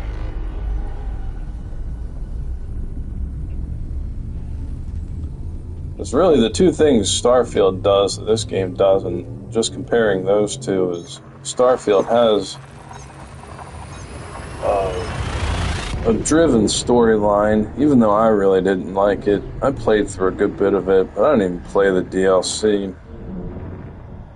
I may go back and play the DLC at some point, do like a light mod playthrough, but I really don't know. God, I still don't think they've come out with the correct finalized SDK modding tools for that one yet. Like, it almost just feels incomplete without, I mean, that shit should be ready to go. They should drop modding tools the day that game drops, man. I mean, we're not asking you guys to fucking do anything too ridiculous. Here we are 2 years later, still don't have a fucking set of mod tools for that. Even a basic set. Doesn't have to be perfected. Just give us a watered down version of fucking what you're using in the studio to build the game.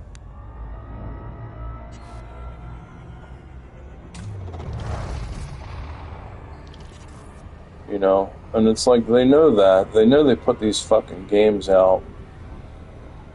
Especially these days, because the community mods and pretty much finishes the title. They do slightly more than bare bones anymore.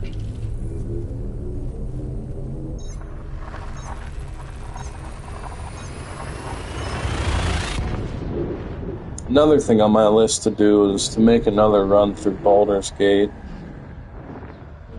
I really just kind of want to finish that game. I still haven't fucking beat it, and that actually has one of the best storylines. I actually don't mind trying to finish that one again, but I'm definitely not going to be running with fucking summoner mods, because I think it just keeps breaking the engine to have the amount of summons I want. So, I'll probably just do a clothing mod. I really like the clothing models in that one. Hopefully they'll have their SDK out if they haven't already.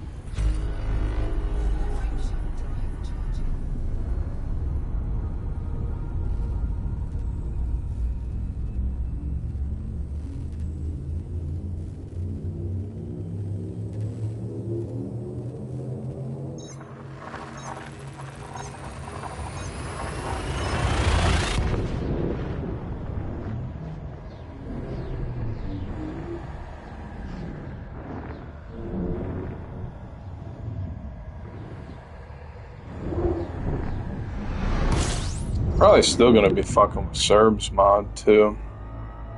Really want to finish an Uprising campaign on that.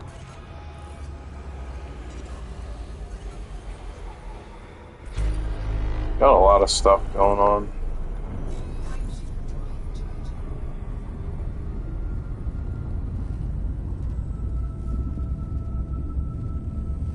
We're in the middle of a fucking Stalker 2 playthrough.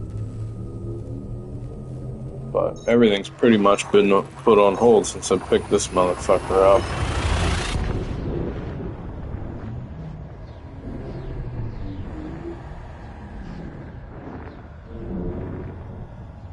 Probably will be until I get bored of this.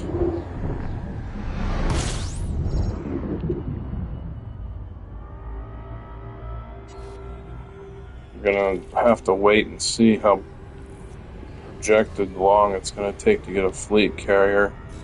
Really don't know if it kind of sounds like more of a pain in the ass to own one, but it does sound kind of cool too to have a fucking fleet carrier. Bet not many players get to that point. I am kind of a little bit about gaming accomplishments.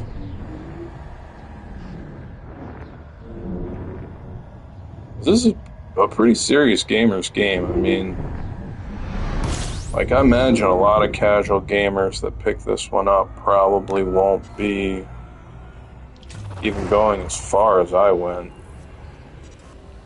just now. Alright, time to get some feel, I think. Modules are still on the high 90s.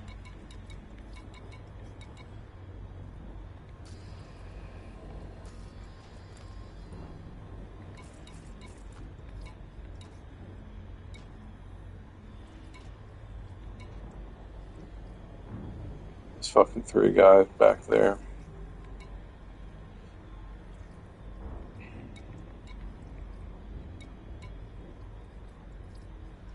See, I don't really understand superpowers either. Like, I think the Federation is... Oh, gods. Thought the game crashed. I fucking clicked on the session log. What am I looking for? This game almost is a little too much for the PS5. There's quite a bit of, like, latency with things. I'm like kind of really amazed they were actually able to get away with putting this on console and it not crashing more. It just barely meets the specs.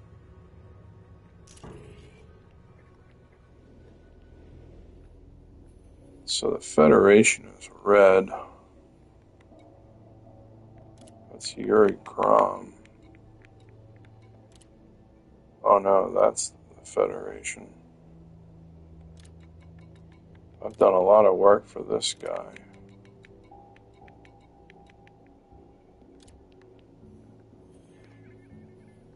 See, these are gotta be the factions that are, like, spread across the map.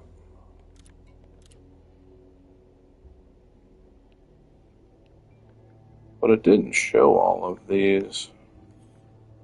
So I do wonder where I'm going to get my best contracts from, too, out here.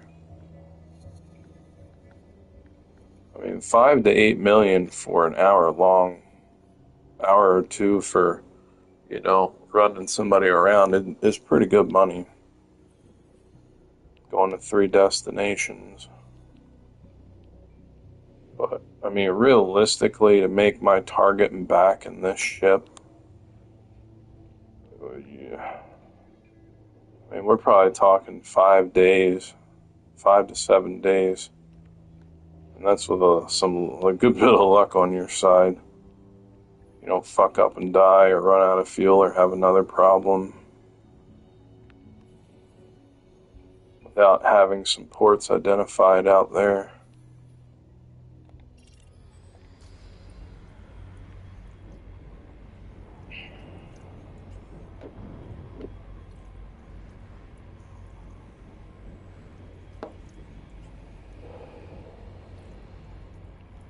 See, this game, it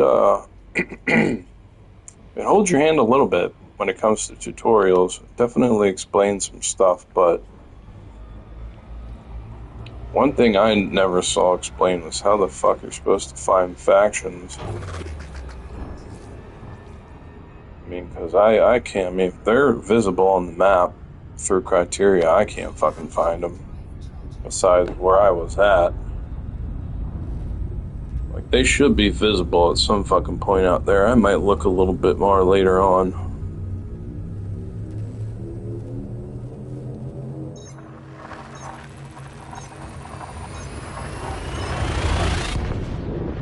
Oh gods. That motherfucker froze for a second. Nice second. Fucking memory's probably getting full. The whole fucking 12 gigs of fucking DDR4 they have in these things. I don't know, it might be more than that. They should have at least 16 in the PS5 base. 32 is almost becoming a commonality in light to moderate or moderate gaming rigs, and 16 should definitely have been. I never even looked.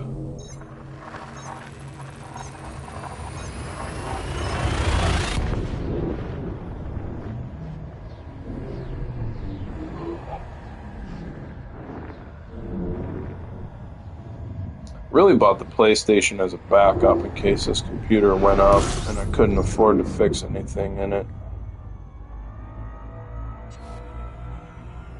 Because at least it's still got a web browser I can use.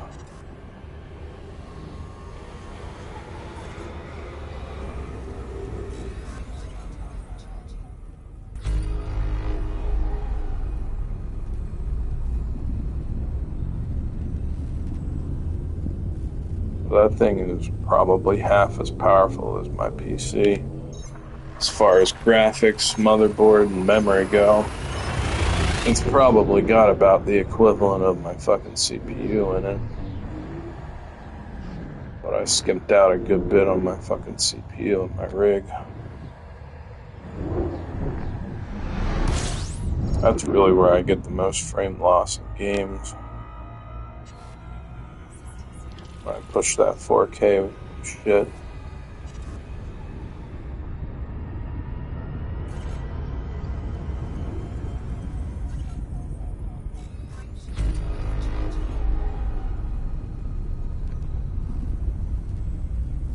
Yeah, I picked the fastest route out there too. Their whole plot system's actually really well done. I mean, there is a maximum to it. Which is kind of understandable. There's so many, it's amazing you can go even halfway across the fucking galaxy with it.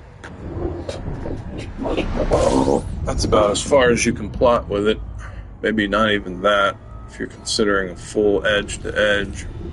Maybe about a third, 20, yeah, probably about 35% of the galaxy. I think I was able to plot my trip there.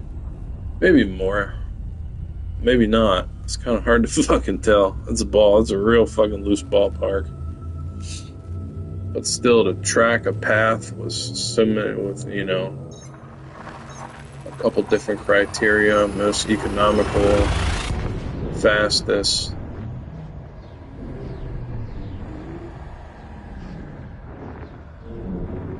That's pretty good right there. I mean, this whole thing about AI in games, man, it's really just this AI agenda overall. It's being fucking pushed.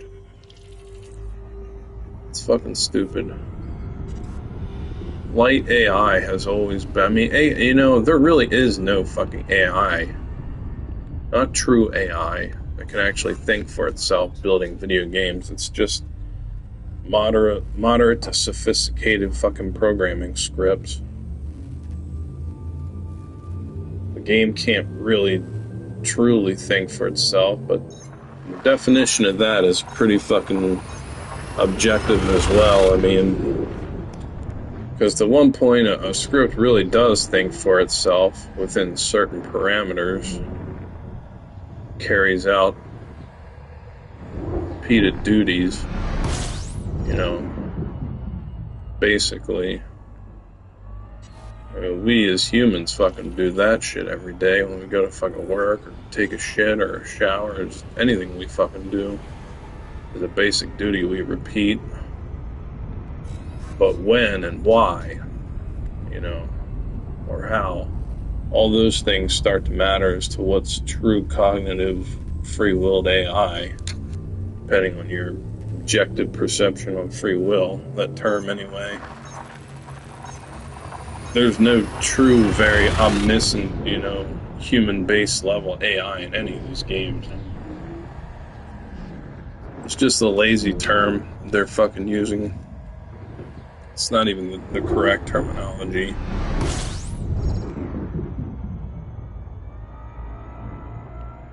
It's really just scripted things that are deciding on,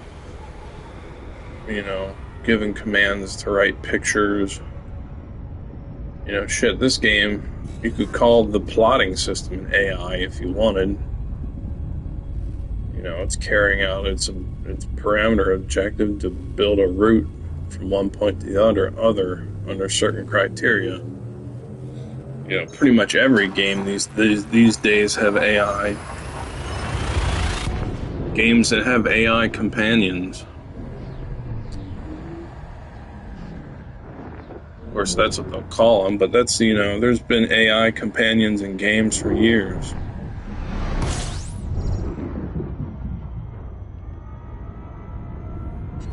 When it starts doing something developers didn't program it or script it to do, you know, and so when a piece of code evolves itself and starts doing things, you know, it wasn't written to do, then you have AI. That's true AI there.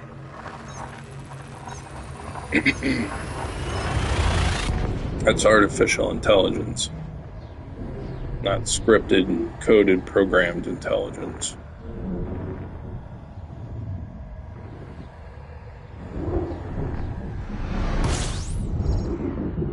Fuck. I almost fucking wasn't watching my fuel. Getting on a rant about that.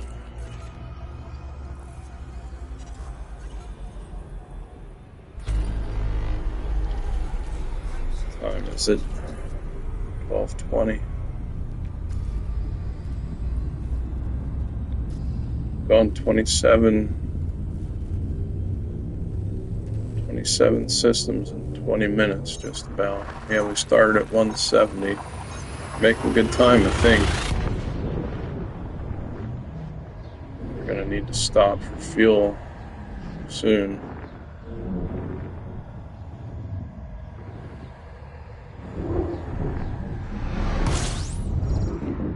We're definitely pushing the efficiency on fucking... I mean, absolutely pushing efficiency on fucking jumps.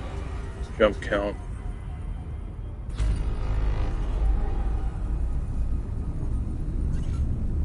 Pushing this little ship to its fucking limit. Well, it's minimum limit.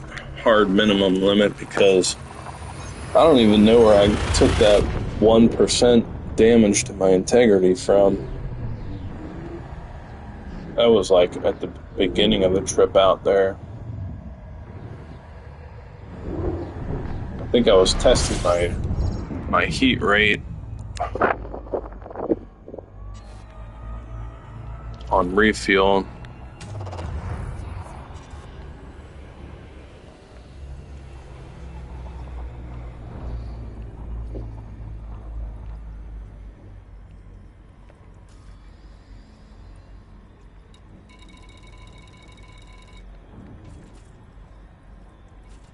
I have not seen another ship out here.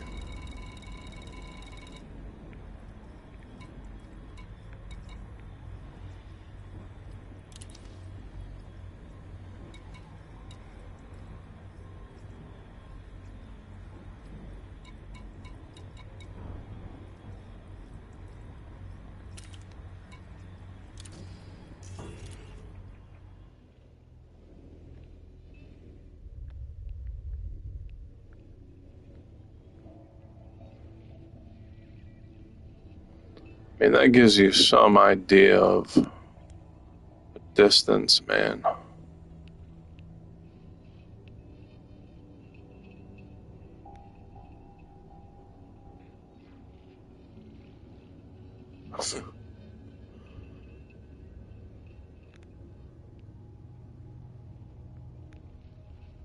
You think there would be like somebody you could talk to at one of these ports to like identify where other bits of civilization are, but I've never seen that before.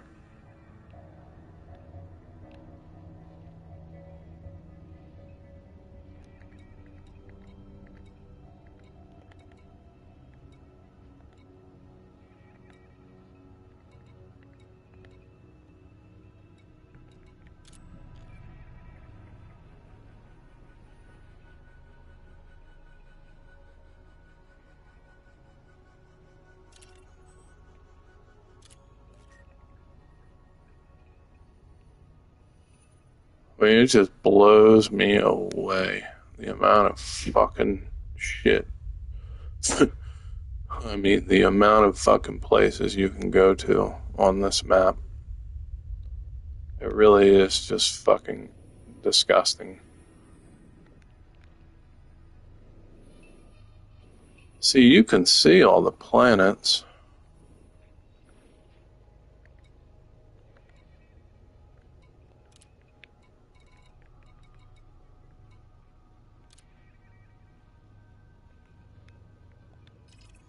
Fuck. Almost done.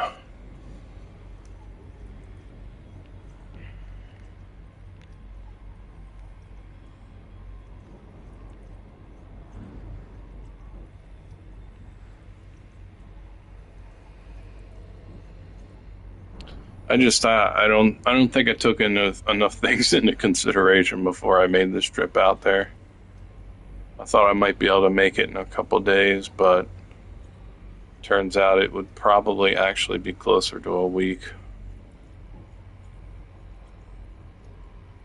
At the rate I was going. That's why I'm curious to see what some other ships have in terms of travel rate at the more higher end levels.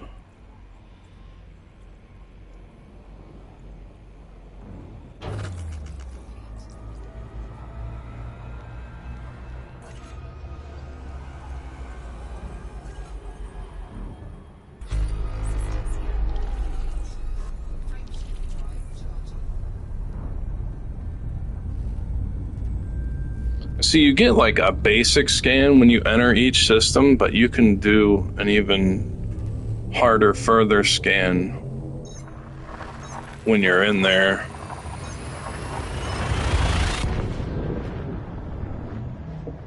And like, I think I knew I was going to end up wanting to scan every system on this trip, so I think I got like the second or third, pretty much got the second or third best of everything on this ship that I could find at that port. If not the first or second, if it was affordable.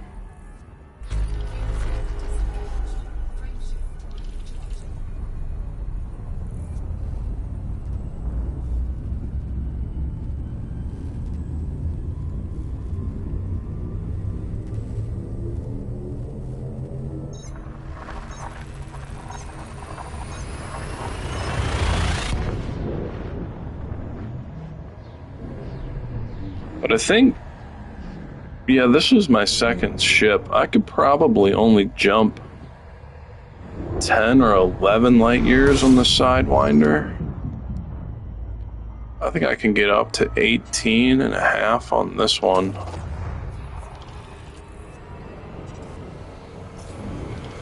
So that was like another 5 light years.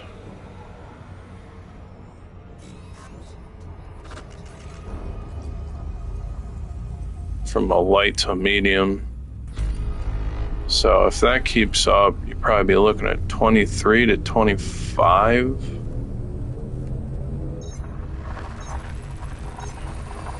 on a large.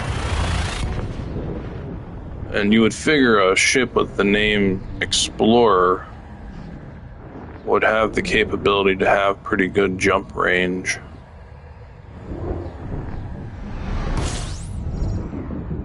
I mean, one of our viewers sent me a Discord link for ship stuff, but again, I kind of, unless I'm in a desperate situation to learn or know something, I really don't want to know it. I really just kind of want to find it out, even if I make a fuck up and an error. It's still that much more exciting, really. It's part of the excitement. Well, especially early on right now.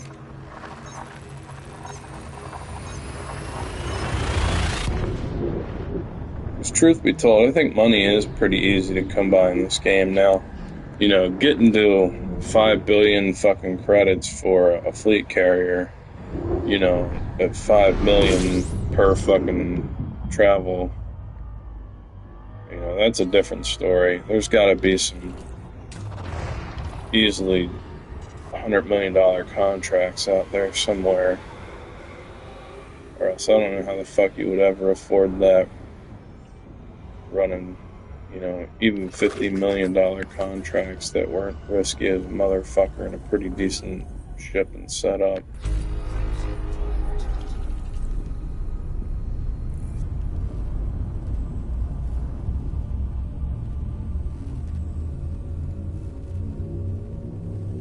Because just in perspective, $5 billion is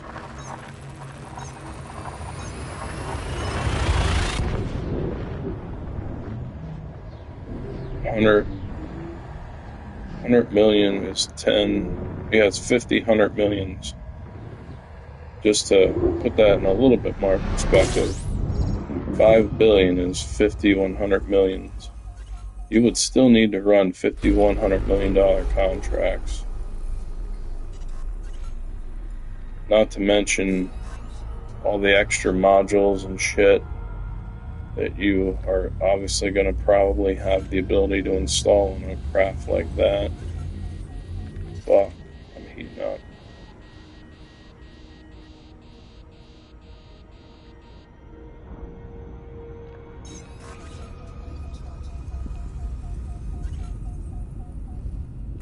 So yeah, there's got to be $100 million contracts out there. Because still, to even run 50 of those, and you're thinking probably,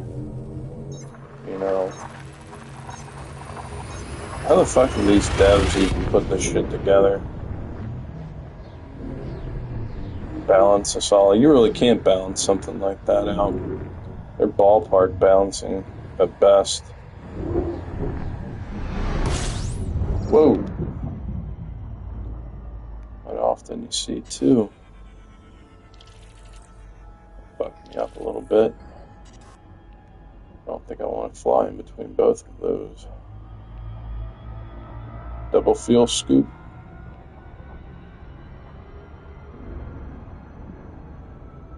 That's a tricky one. I think I was just about to get inside the middle of that motherfucker.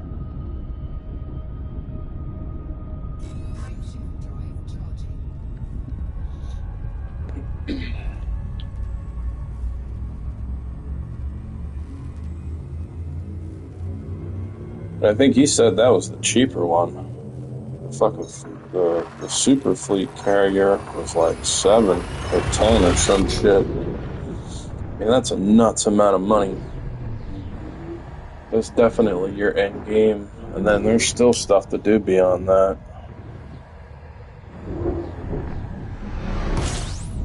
How long and how efficiently do you have to play to be able to get to that point?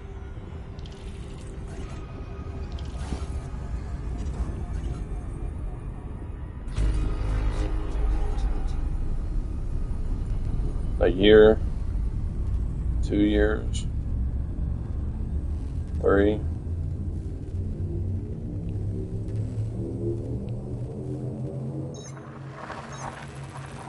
We'll have to see what some of these contracts start maxing out at. I mean, the biggest I've seen for exploration is 50, and that one was twice as much as I would have made. But then again, it all depends on how long it would take with the best engines on a ship to get out there. I mean, think of it this way. I was looking at probably 15 to 1700 jumps, 15 to 18 light years on average to get to my target.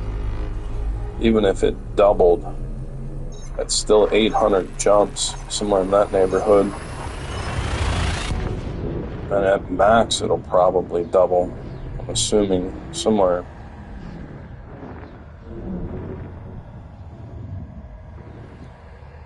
You gotta be looking for like a ship that can do 50 light years, 75 to be looking at 200 or so, 300 fucking jumps. That was only 40-50% of the fucking crossing distance. That's sick, man. Just running these ballpark numbers is disgusting. Now, I've never played EVE Online. I heard that game was pretty massive in scope and size, too. I never really got a chance to know how big it was. I never looked up any information on it, but I mean, these guys weren't over-exaggerating when they said millions of fucking planets. I almost couldn't fucking believe it. But, I mean, the proof is right in front of you. Scale distances, you know, this is easily a 5-year game. I mean, it's easily a lifetime game if you really want to try and get everything out of it.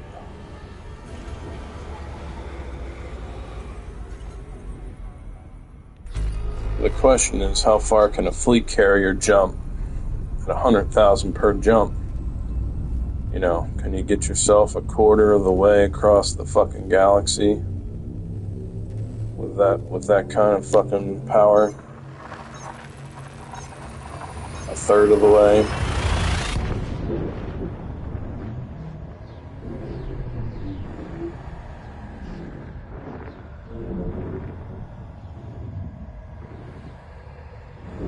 Will I ever find out without looking it up? That's the other thing. Fuck, I gotta look for some fuel soon. Probably gonna make this next jump. Let's see what it is. Nope, brown dwarf. So yeah, we're definitely gonna look for some fuel after this. 1234.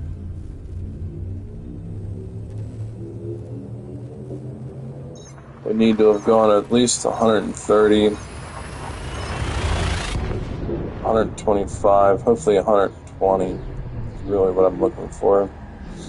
I'd like to make 50 fucking jumps per hour.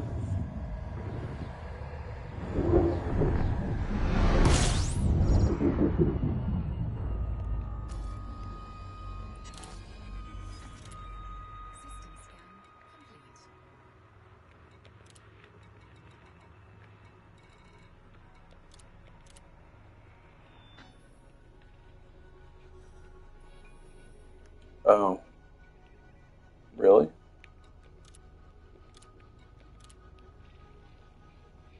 Wow, people have actually been to all these stars? Shit, Jacob. I mean,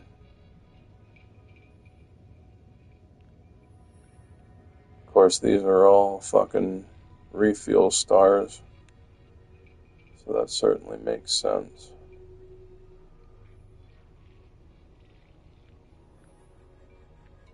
Oh. Oh. Oh, I wonder if this is my... Oh yeah, that's my path. That was my path out there. Oh, that's interesting. You can see that. I thought that was all players.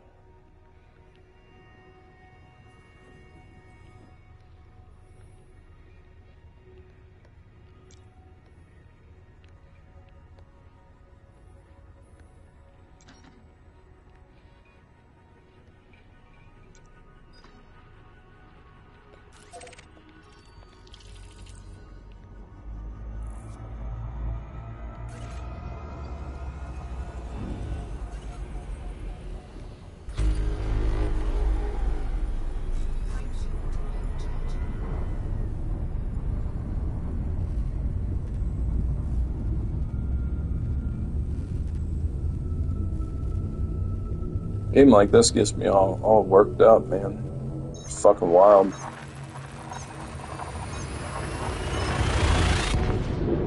Been a while since I played something I was kind of like, wow.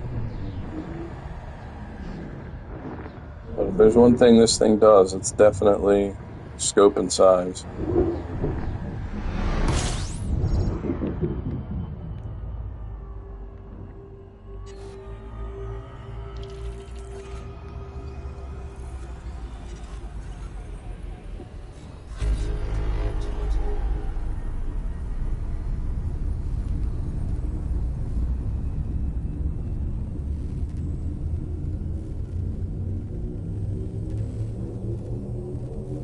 Yeah, to change the color of my HUD,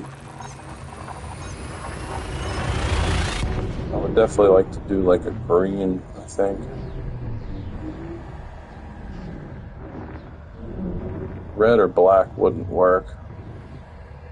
I mean, oranges are bad.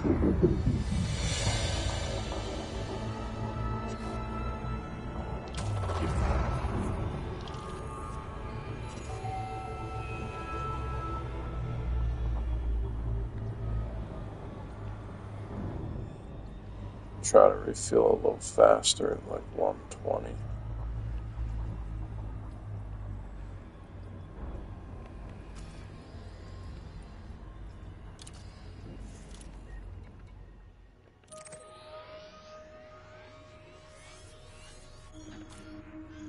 Fuck man, this motherfucker's still a good bit of ways out.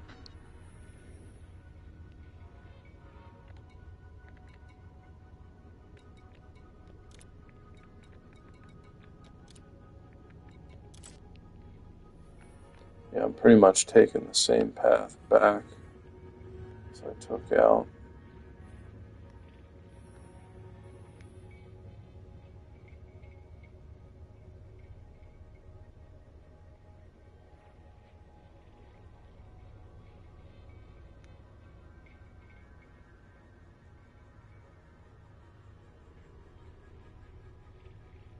Almost the same exact path.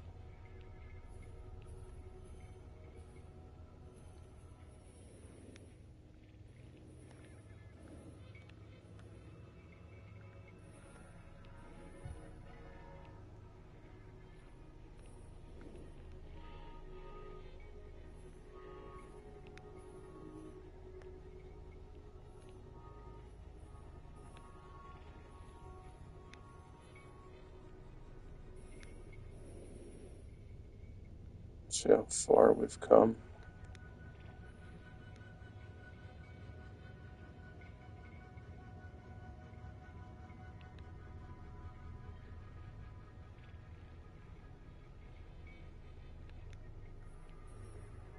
Not bad.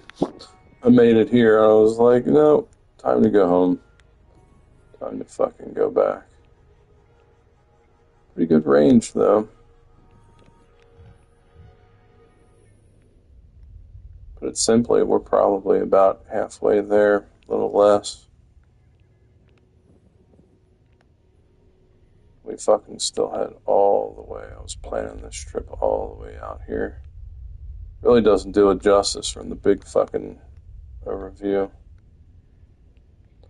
My biggest problem was I really didn't see a way up to this one. I could not get a plotted route up here. So it's like, and I actually couldn't even get one at this grid level further back. So I really was not sure if there's any way I could even reach the mission. So that's kind of a little bit of the reason why I turned back.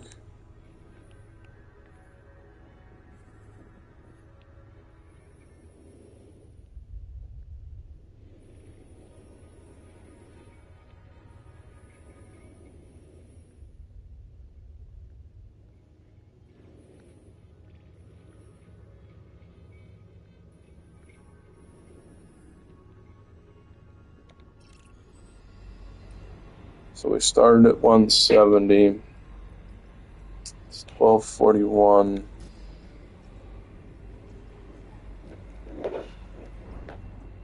$135 minus 170. Well, that's 60. 30 is 60. 30.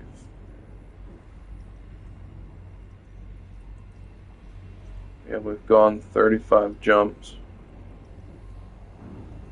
I'd like to at least get 15 more in.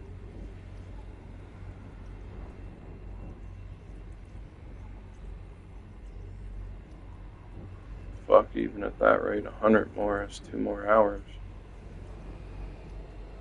It'll be 3 o'clock. I still won't be in port by then. That's pretty much as long as I'm willing to fucking run. So that's unfortunate. I may really push it to get to port, but I may not. Not 100% sure about that. Probably shouldn't go that hard tonight. Probably going to be some remote shit I need to get up and handle in the morning tomorrow.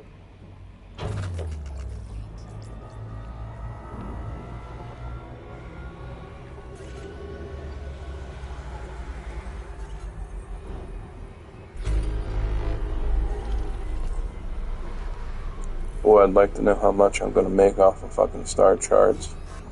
That's really what's got me going right now.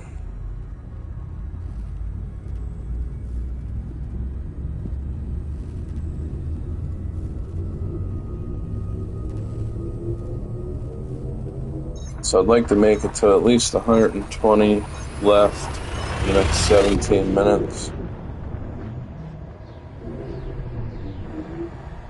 So it's 15 more. It's going to be pretty tight.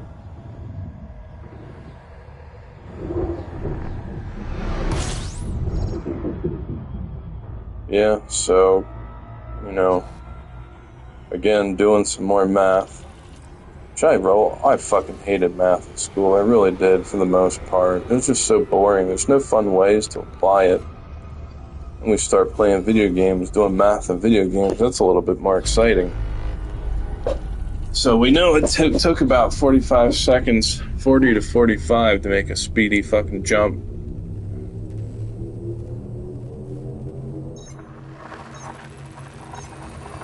So,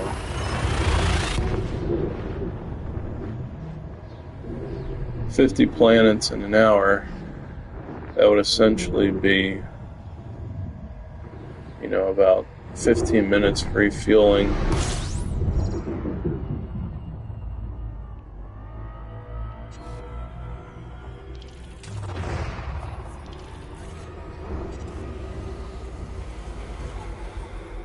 But these are all averages too.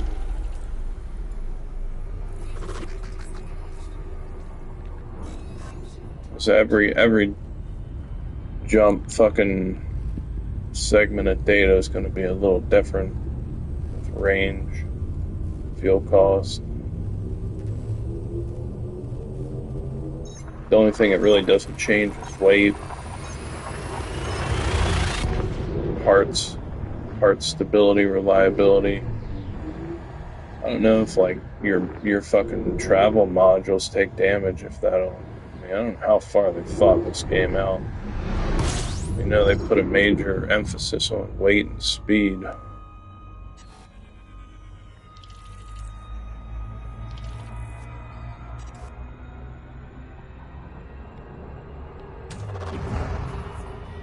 Try to fly around this thing, catch a little bit of fuel.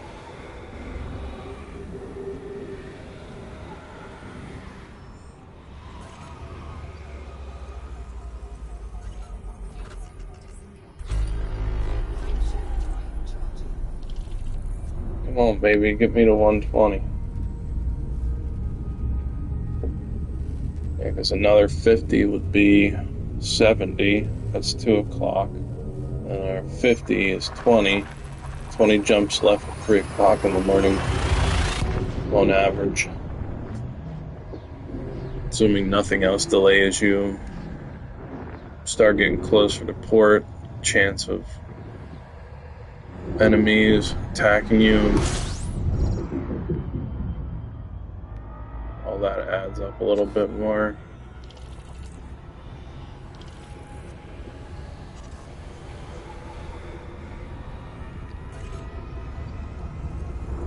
The time really is just a perception. In my opinion, it's very controllable.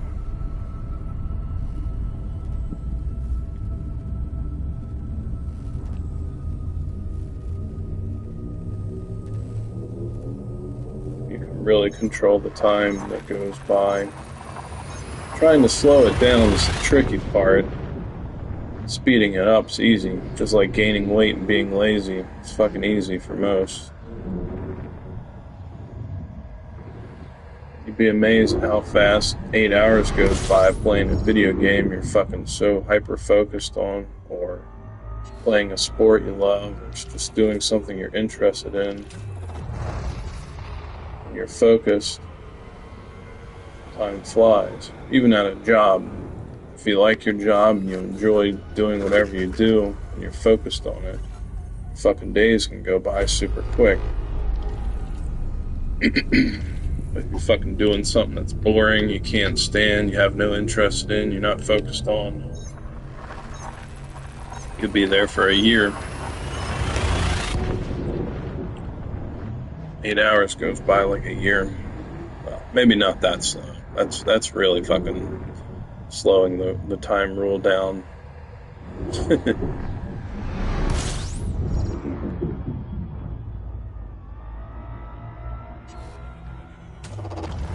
I actually grab some more fuel here.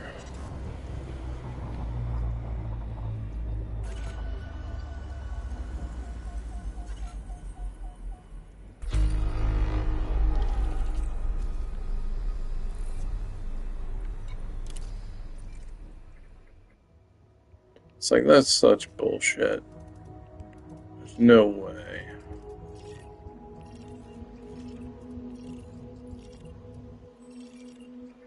No fucking way the same dude has been out to all these planets.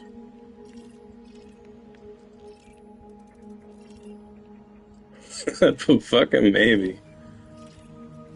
Fucking maybe, man. To find, at some point there's gotta be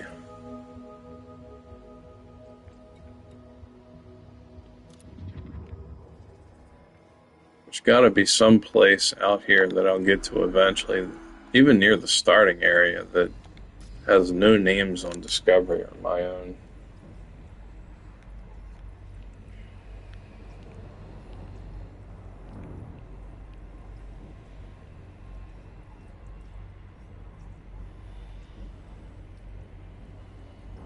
It's a little bit more believable being this close, but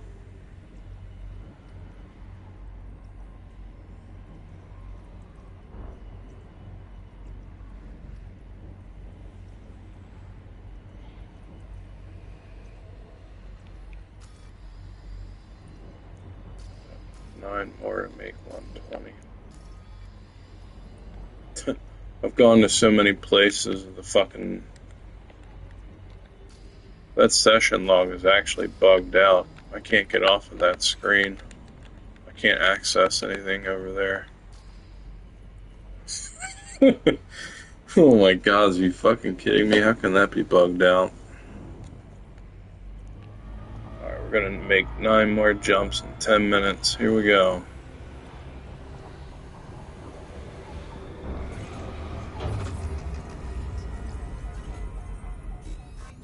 Speed jumping.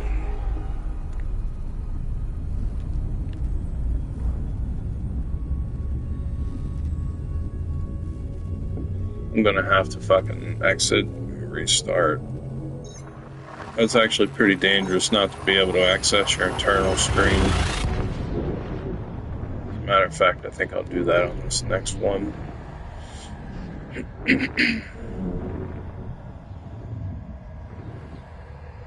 We'll reboot the old computer system here. Of course, I won't restart the PS5. So I lose the stream. But hopefully just resetting the game will be enough for it. I've reached my weekly cap of fucking arcs.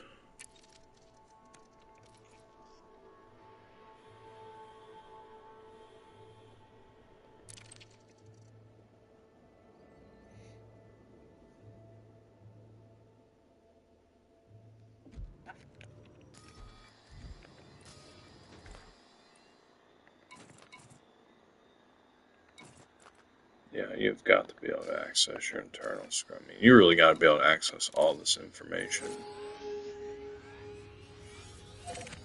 Fuck, it's still so far away.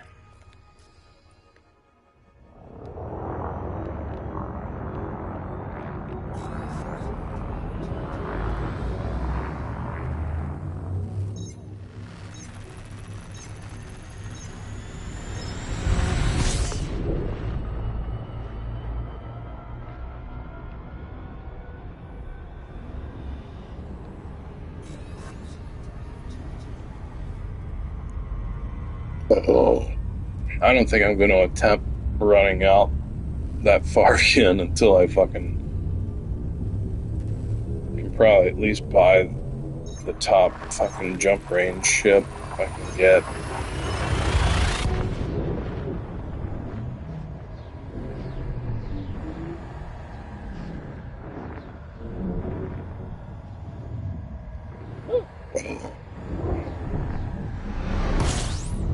I mean, they almost should have had a package in here for fucking jumping between systems.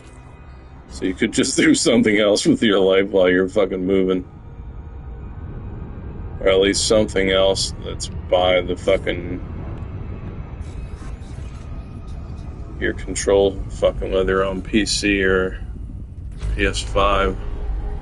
I mean, fuck, man.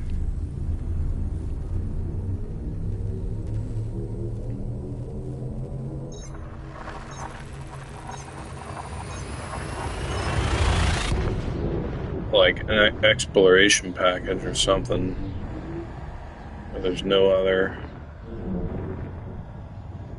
ships. Like if you jump into a system with no ships, your AI, your scripted programmed AI assist package should be able to jump you through fucking the system to the next jump point.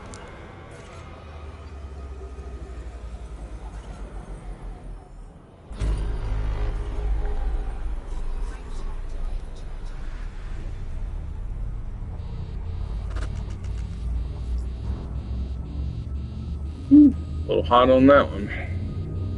Not too bad. I think you start taking internal damage when you run into the second heat bar up top, that small one.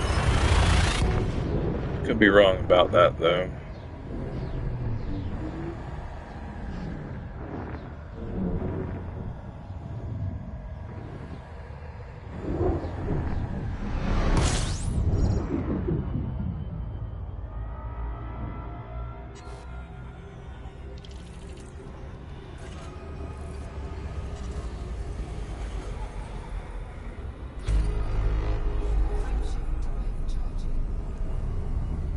I do think it's a little lame that they put... I mean, you really can't see your ship, which I haven't looked to see if there's controls for that yet.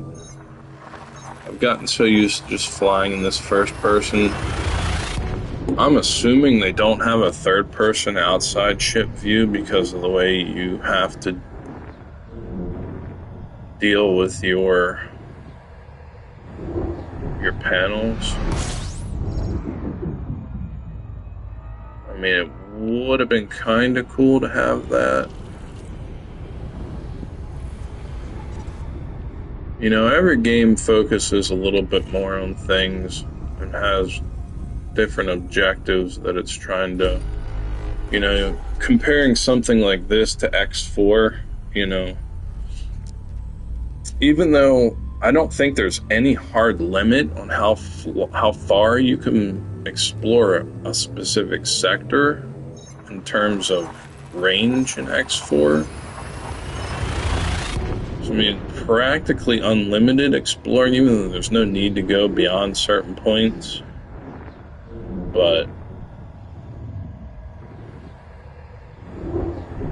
I mean, there's definitely not as many specific sun or planet type sectors you can visit in X4 compared to this. Like, obviously nowhere near it.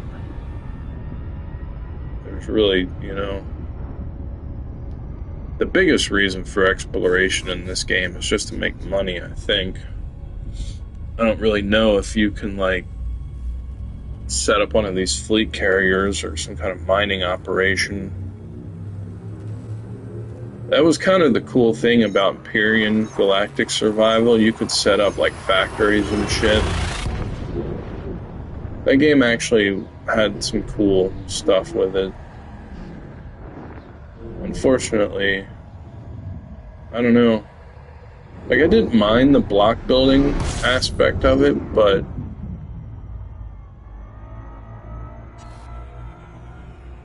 handmade ship models are actually a little bit nicer Might as well grab fuel here.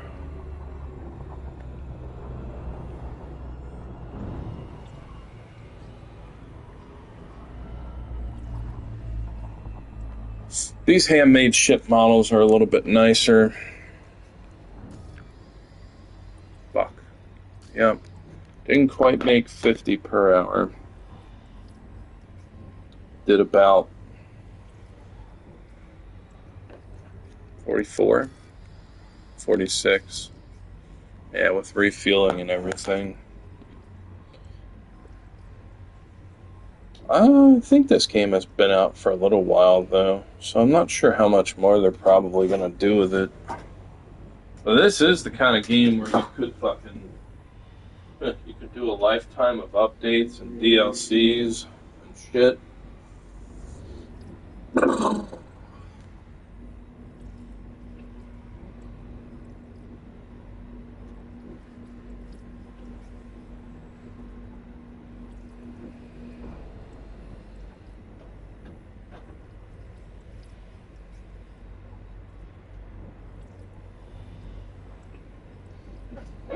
Like something like this really does have a limited potential.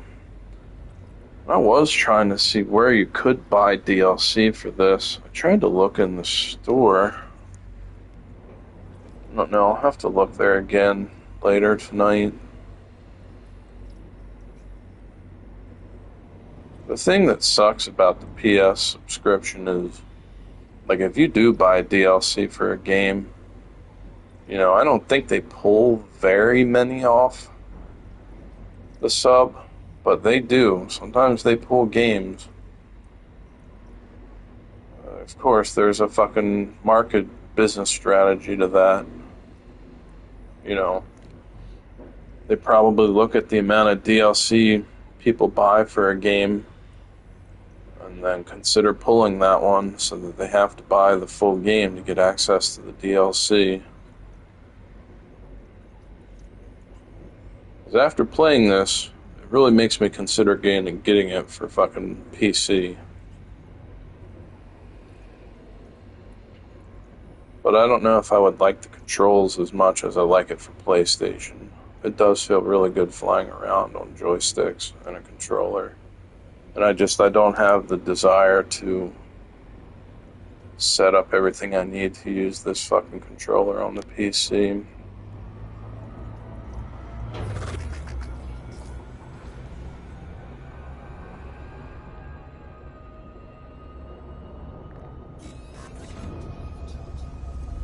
And it really doesn't look that bad either.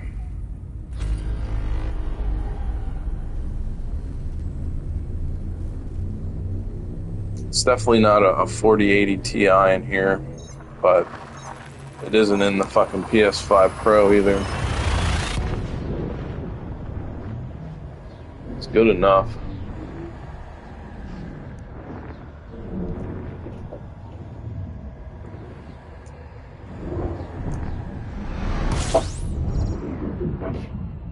Fuck.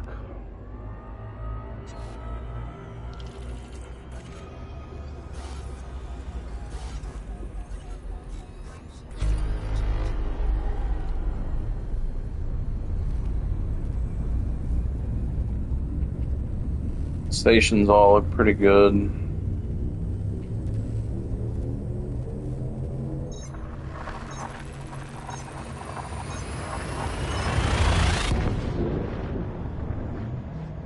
The one thing I might need to do some research on is squadrons.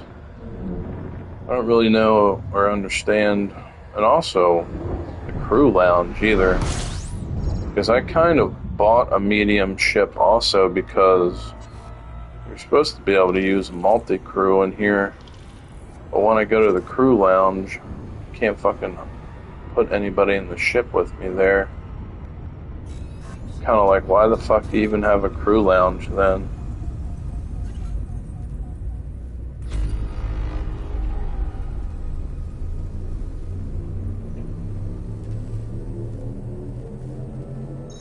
Man, I hope I don't dream about making fucking jumps in my sleep tonight.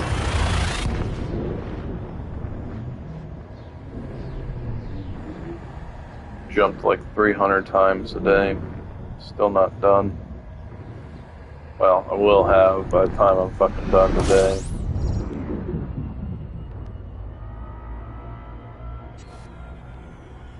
Really not wild about the lights in the corner of your eyes on this craft either.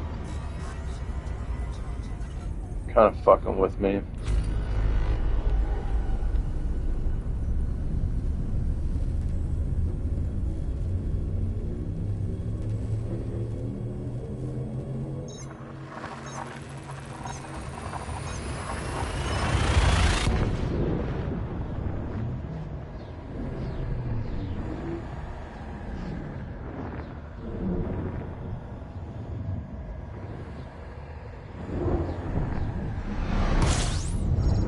Might actually start doing more PS5 streams. Because my arms, I think my fucking back is getting a little fucked up, like behind my rib cage. Gaming on PC because of this fucking shitty setup I have here.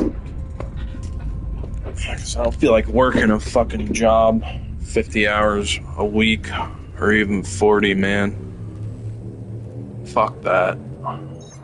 Especially if it's not something I enjoy doing.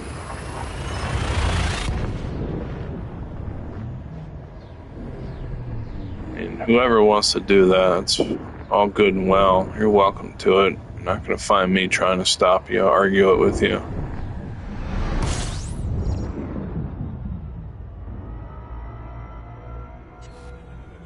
It's your fucking prerogative, but not for me.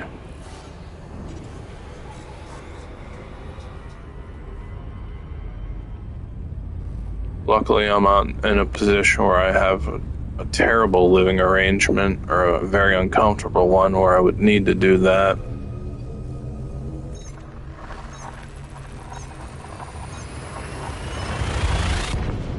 You could say I'm just slightly above moderately comfortable.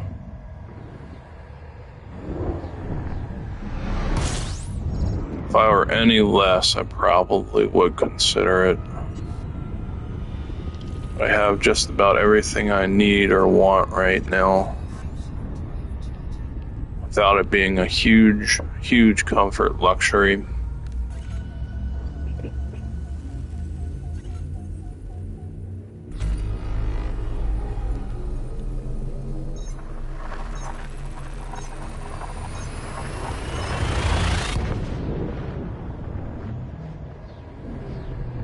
Pros and cons, pros and cons. How do each of us weigh our lives and our pros and cons?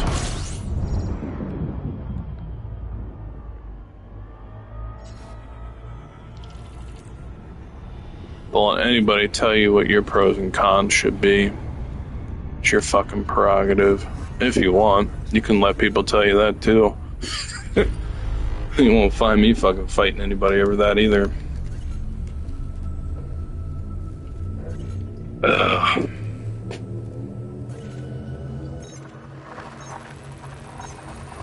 Go, baby, go. Oh, next jump.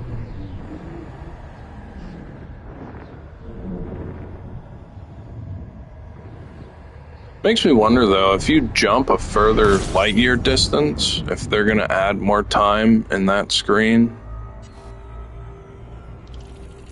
If there's like a calculation behind that. I'm actually curious as to how long that screen is too. I won't be able to do it on this one, but yeah, I think I could. See how long the jump screen is. See if it's the same between every star. This is a 15.6.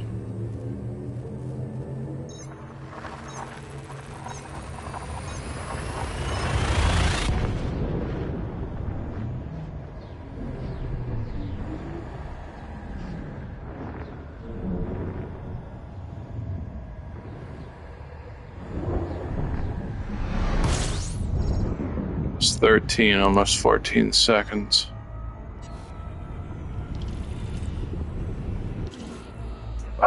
God damn it. Motherfucker.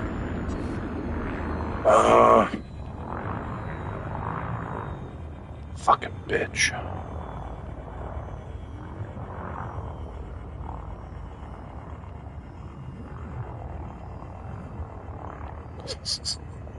God damn it, that's what I get for not being focused and hurrying.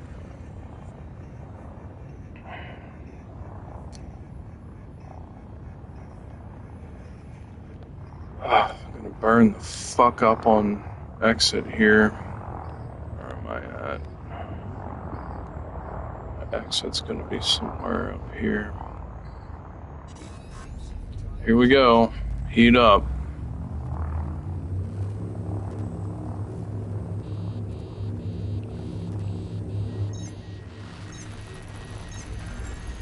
Oh boy.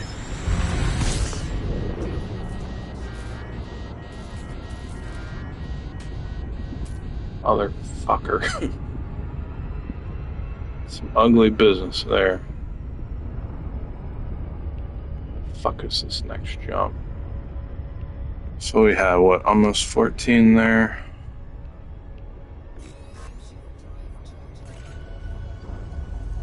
Just glad that wasn't a fucking real hot sun. You're probably gonna catch a little bit of damage if you're lucky on an orange or a yellow.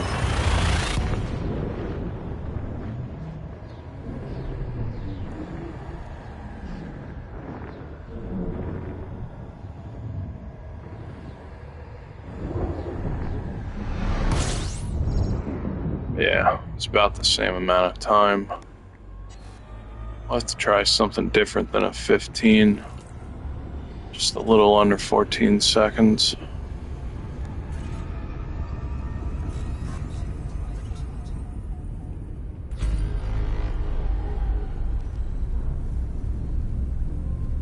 As much as they play with time in this game, I find it really interesting to time things. Never used this fucking stopwatch on my phone. The fucking 5 years. I think I've had this phone 5 fucking years. I might have used the stopwatch like one other time for something.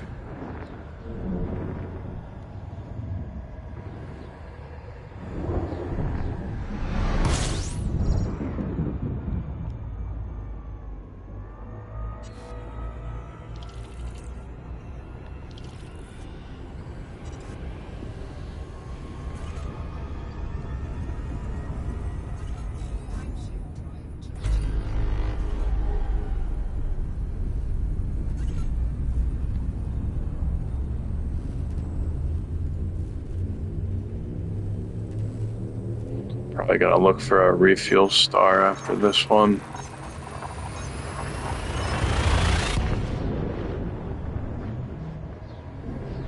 Probably could do 2 or 3 more jumps, but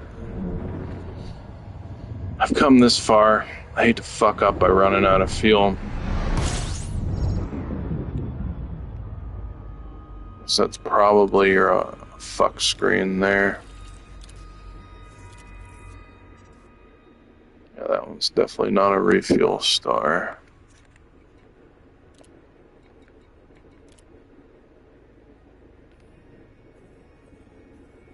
Oh, shit.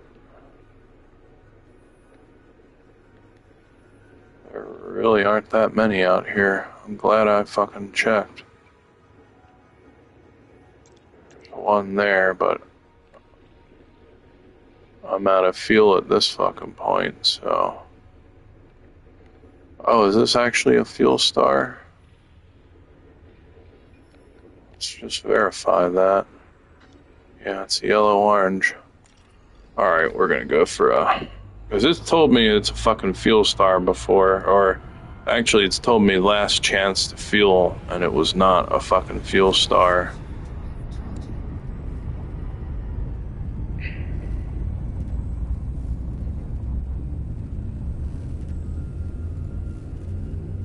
I might double check that again.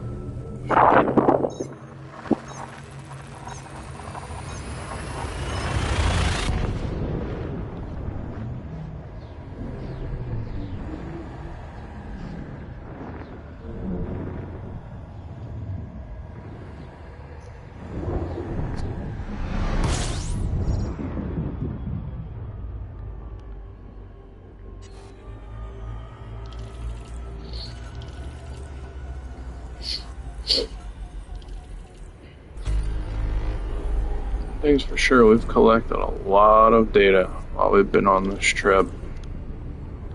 I'm hoping it's worth at least 50 million.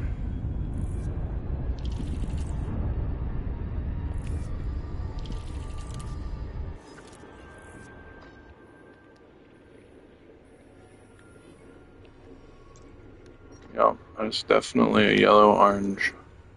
So that is the last jump. Look at that. I usually don't risk waiting that long, but I think I am going to take it on this one. Just gonna run the tank damn near empty.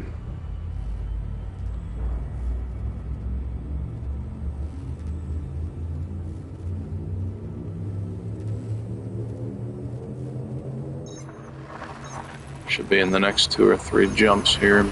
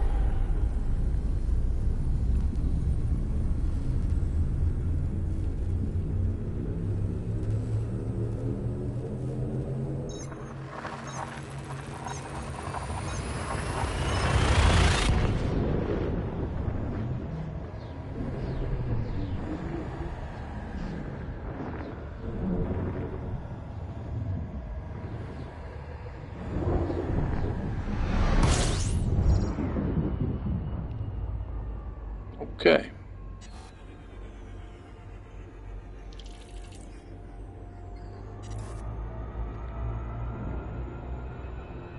Let's not fuck this up.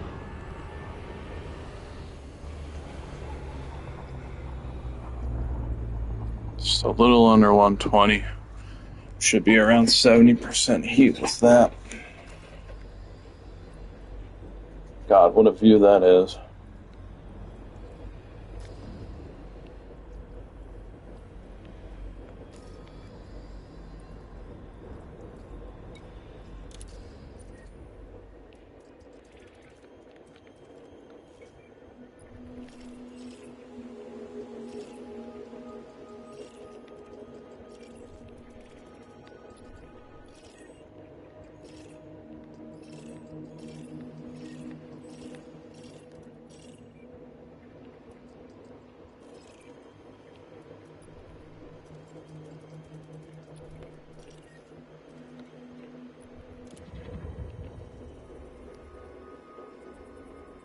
Guess you can't see this unless you do a planetary scan.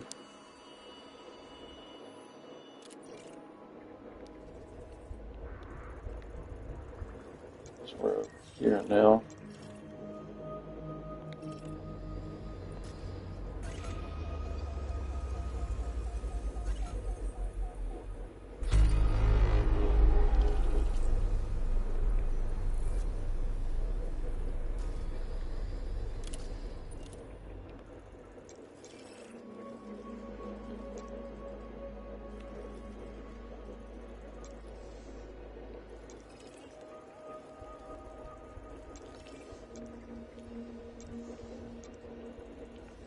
Their graphs really are great too. Sure, I mean, like, they used scripted.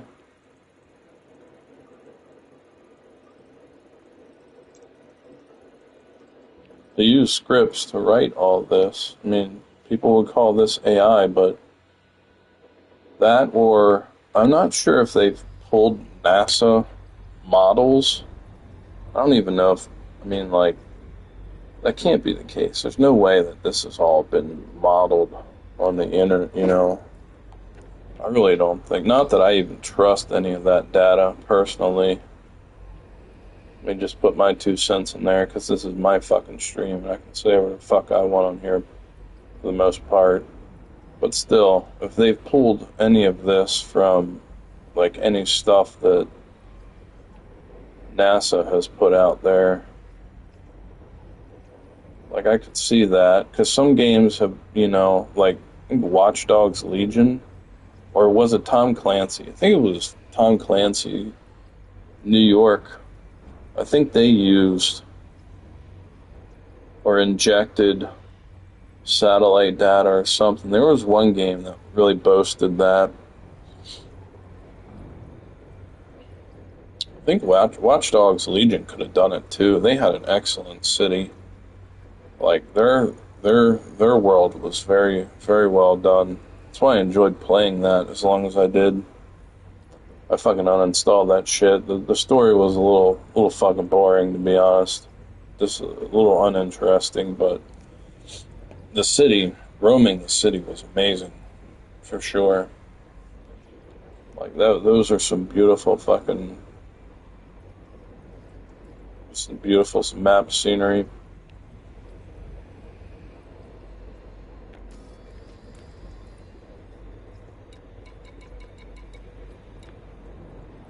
Oh yeah, look at that. It's taking good damage, 85%.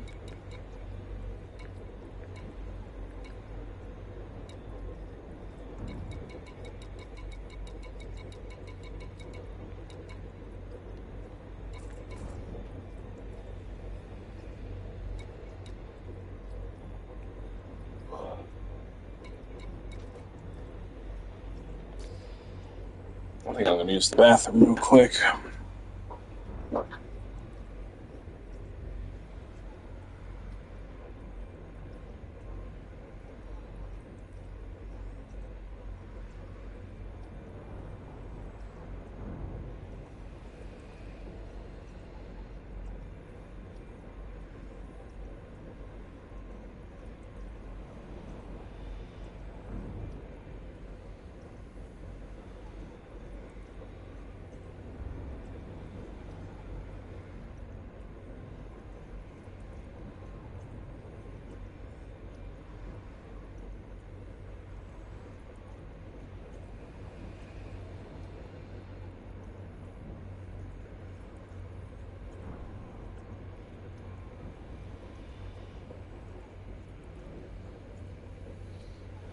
Alright, let's get the fuck out of here.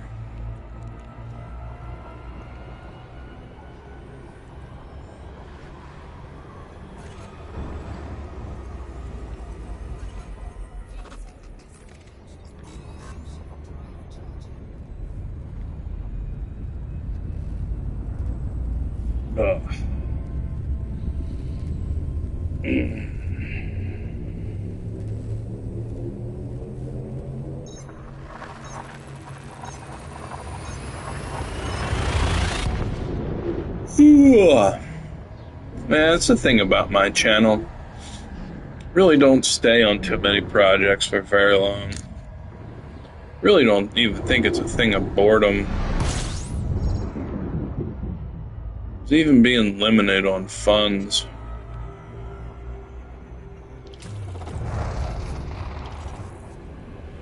Just don't know. Even if I had $1 million in the bank account, I don't know if I would play, keep buying games.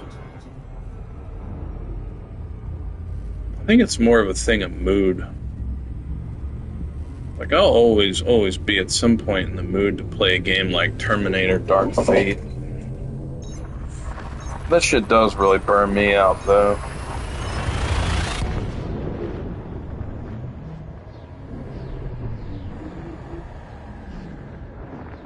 It's such a cool game. Just like this. I'll probably play this one as long as it's on the PlayStation Store. I'll burn it out for probably 2 or 3 weeks here.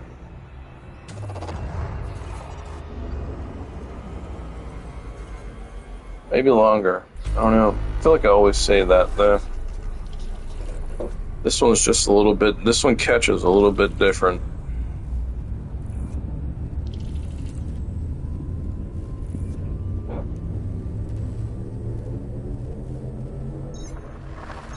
My gaming budget really is nothing. I'm trying to fucking save to clean up some of these fucking financing debts I have. Next 5 months, I'm gonna be out of most of those.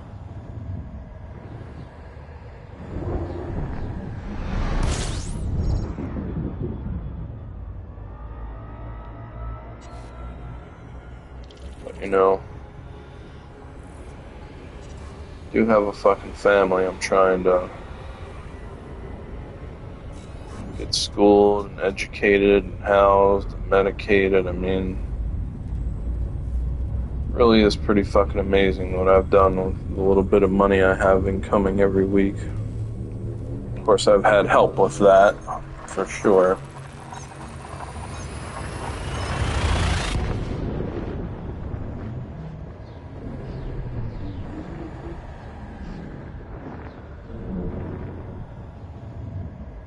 But the other matter of the fact is, I don't own a vehicle. I'm in a position where I work remote from home part-time. I'm a 10-15 minute walk to my other part-time job.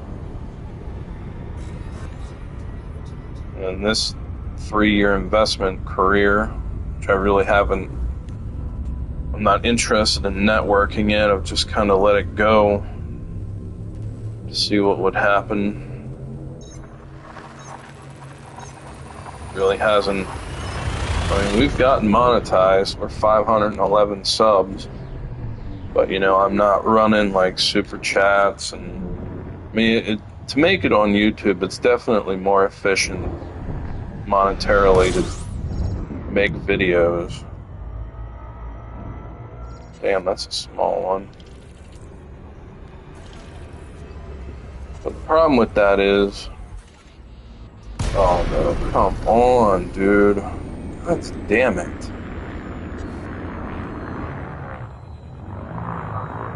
The problem with doing videos is, unless you have a sick ass upload, which I actually do, I mean, you know, I fucking play every night. I'm trying to upload every fucking night, you know, even in 2K. An 8 to a 12-hour fucking, you know, I'm not gonna edit that. It just, you know, it doesn't work. It doesn't work for what I do.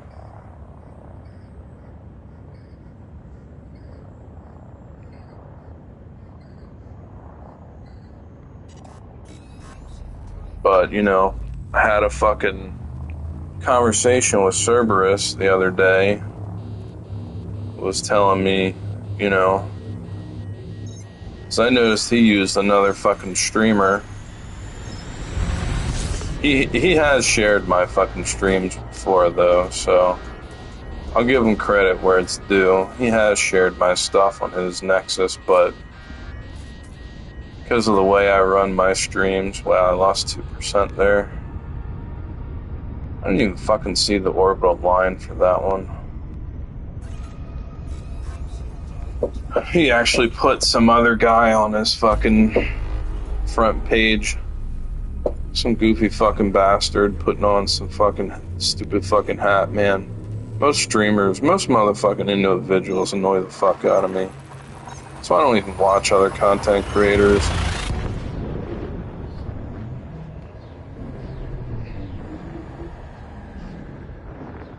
You know, sure, he's got 100, 200, 300,000 subs, but they all watch him do stupid fucking shit. It doesn't interest me. I'm not here to do stupid fucking shit for money.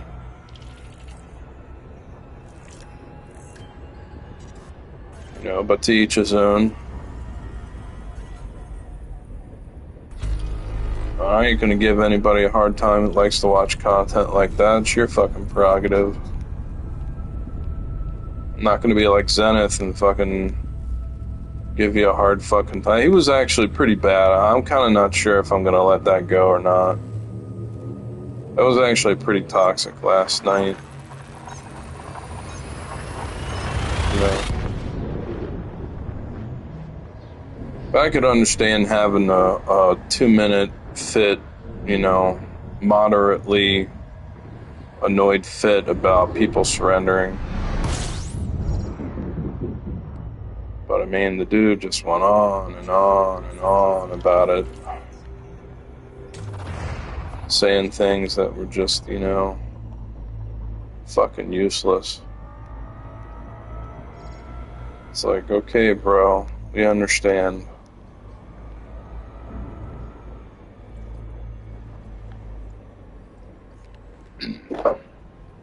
Tell him you don't like fucking surrendering and move on.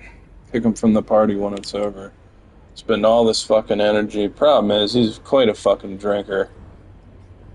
That shit really doesn't. He doesn't show that side of his face often. I've gamed with him for a couple weeks now, and it happens every once in a while. But I'm really not quite sure I ever want to deal. It's kind of the whole reason again why I wanted to get away from fucking co-op gaming.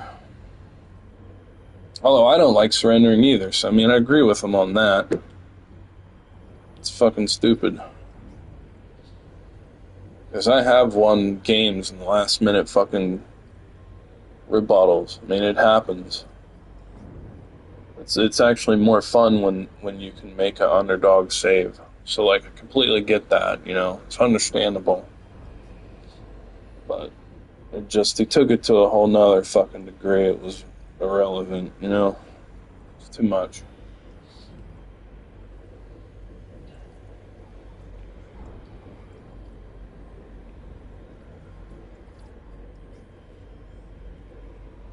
It wouldn't be so bad if it was just one person that fucking got him like that, but he even started attacking me over that shit. I was kind of thinking to myself, like, bro, I'm like the straightest fucking person when it comes to honesty you've ever met. Believe me. He's probably gaming with a lot of motherfuckers too, but I don't play like that,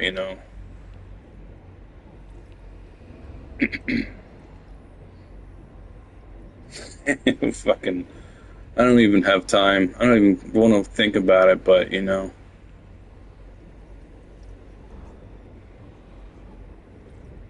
we'll end up gaming with WJ again. We'll end up fucking partying and arguing and fighting. It's because half the time people get off on that negative shit. Yeah, it's a bit of a fucking adrenaline rush, but let it become an addiction. You don't think that's a problem at that point, Well, again, that's your own fucking prerogative. I'm here to tell you that's when you gotta step the fuck away and absolutely, completely separate ties, because that kind of shit really does fucking fuck with your soul, your spirit, your karma, your ka, whatever. Especially if you keep letting it happen. You don't get that shit cleansed, man. It's a nasty little stain on you that never really goes away if you don't fucking separate from it. Fuck that, man. I'm definitely not about that. That's when I'll get serious and say fuck that shit. I might try gaming with him again in the future, but I'm probably giving League a couple weeks off here. There's some other cool people I've met through there, a little bit more relaxed. Not really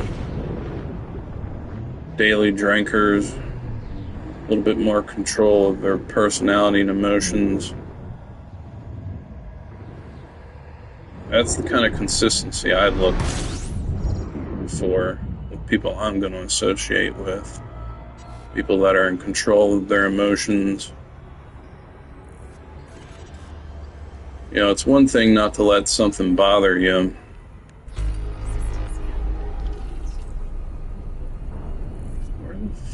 Fuck is this?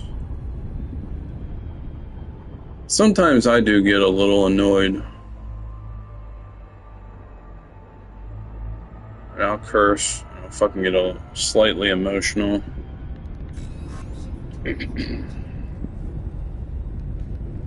I used to be a whole lot worse. I don't know if I was ever as bad as fucking Zenith, but I was something like that. I mean, it feels good to let the fucking negative emotions flow. It really does. The problem is it's a temporary, shallow, good feeling. It's doing nothing but hurting you.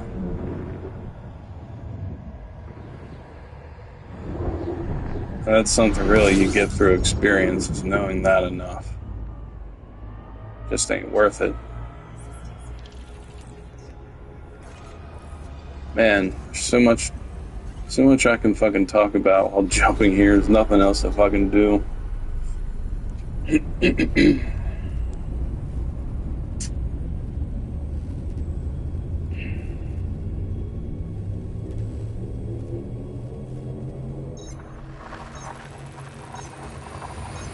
Kind of definitely like already gone into autopilot mode in my mind while doing this.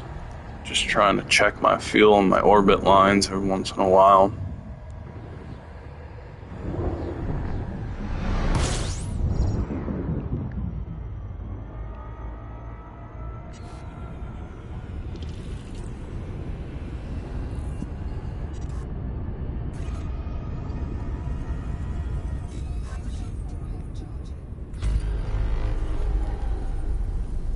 The other problem with League 2 is if you don't like constantly play it, you know, you can't really win games all that much. You're either getting carried, or, you know, 3 out of 5 times you're going to be given a hard time by other players that aren't satisfied with the way you're playing, especially on a ranged champ.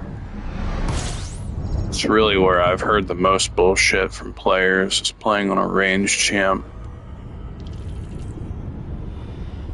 Especially in ARAM.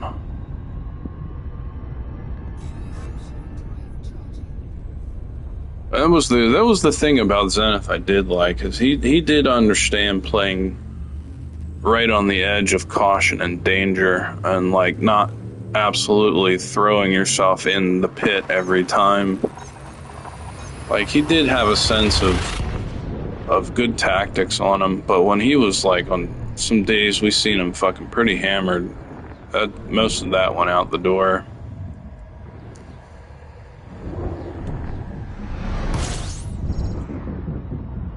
I guess I just haven't gamed enough with him to know him all that well. I'm starting to see him a little bit more. I mean, sometimes it's funny.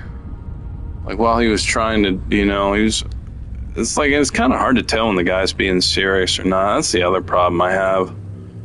That's why I'm not that sarcastic anymore. Sometimes I am when I slip up, but I've really tried to rein it. I used to be one sarcastic motherfucker. 9 out of 10 times it was sarcasm. But that's another toxic trait. It really is.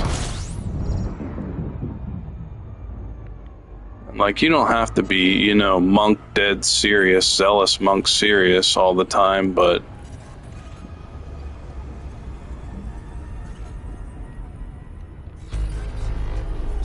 I wouldn't even say a healthy mix of sarcasm, or a moderate mix of sarcasm is healthy. I really don't even like it when I do it the 10% of the time. It just doesn't feel clean.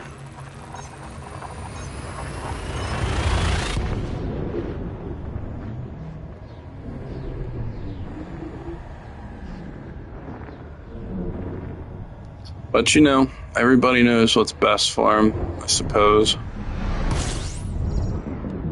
Me, on the other hand, I have tried to take some advice from some individuals that have shown me some interesting things.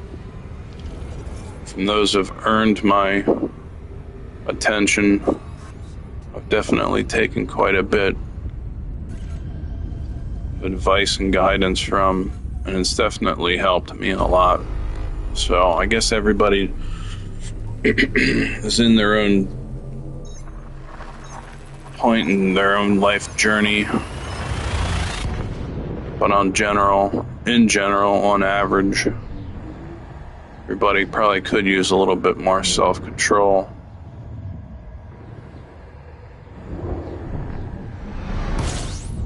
I know I did.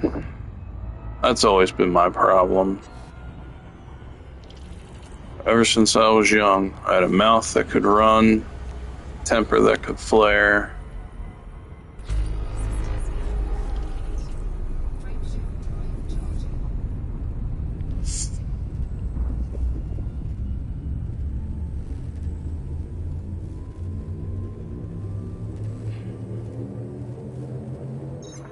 It's nasty shit. Never helped. Never helped having a negative, sarcastic attitude. Not once. Never got laid once over it. Never made any decent friends over it.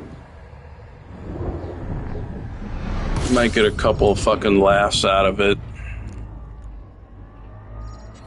But are they actually really the good, feel-good frequency vibe laughs? You know? Very few, if any at all.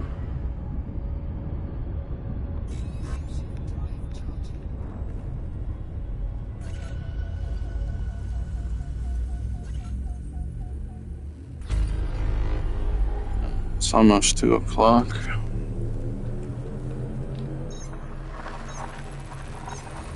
I think at 2 o'clock I'm gonna go and get my snack and some water. We'll play right up to 3 o'clock at the very least. I may push a little bit harder if I'm under 20 jumps to get into port. I really am getting very curious to see how much money I might have made off of star charts.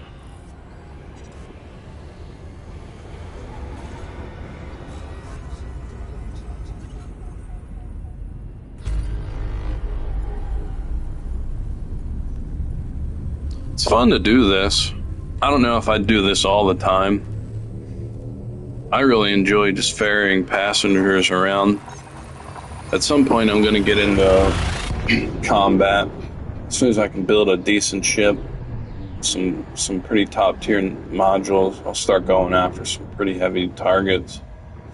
I'm curious to see what some of these combat situations are going to be like.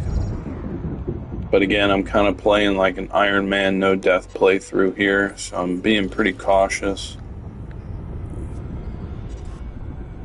You know what? I might actually want to look for some fuel.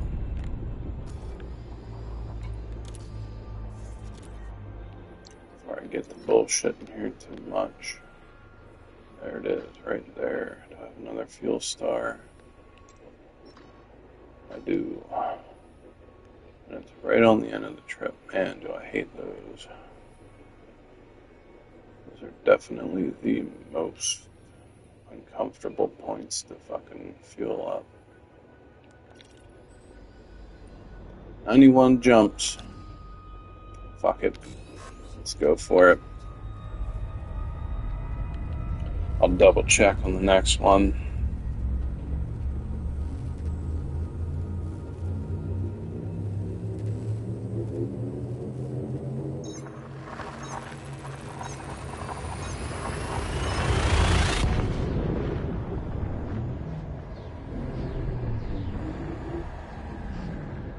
I may actually even take my short break to. I really don't like the thought of walking away from my screen for more than hey, look at that. For more than 30 seconds or a minute. So I'll probably actually just refuel here and then.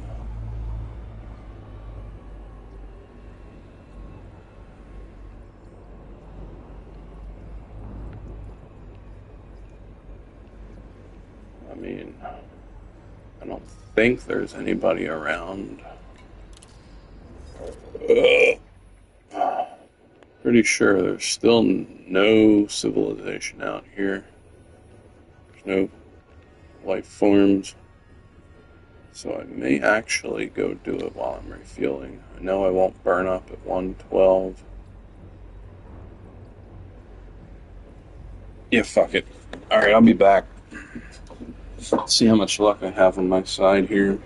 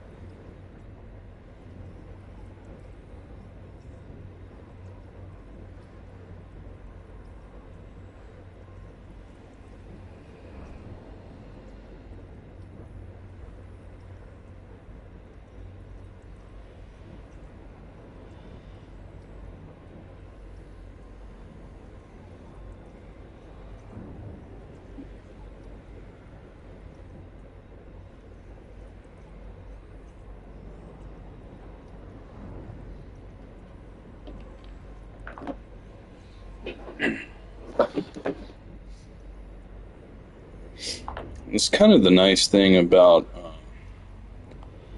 I'm assuming most of you here right now watching are probably my usuals. You know how things work on my channel. Not many people talk. Most people just watch. Just fine by me. You know, I almost prefer that, really. Because I enjoy just fucking gaming more than anything. It's another reason why my streams aren't, like, incredibly populated and successful. So I just really don't give too much of a fuck to interact with people. I don't want to have or initiate reactions with the viewers, you know. Any of you that have been here long enough or you know that I will, but typically it has to be initiated by somebody, you know. And it's really just because I enjoy playing the game more.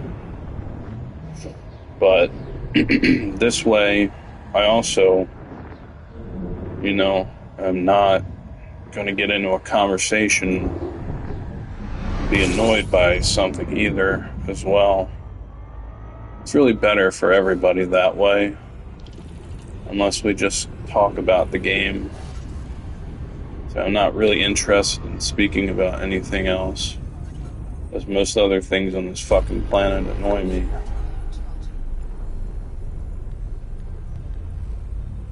People want to talk about holidays and what they think they know about this and what they think they know about that. And that just really doesn't interest me.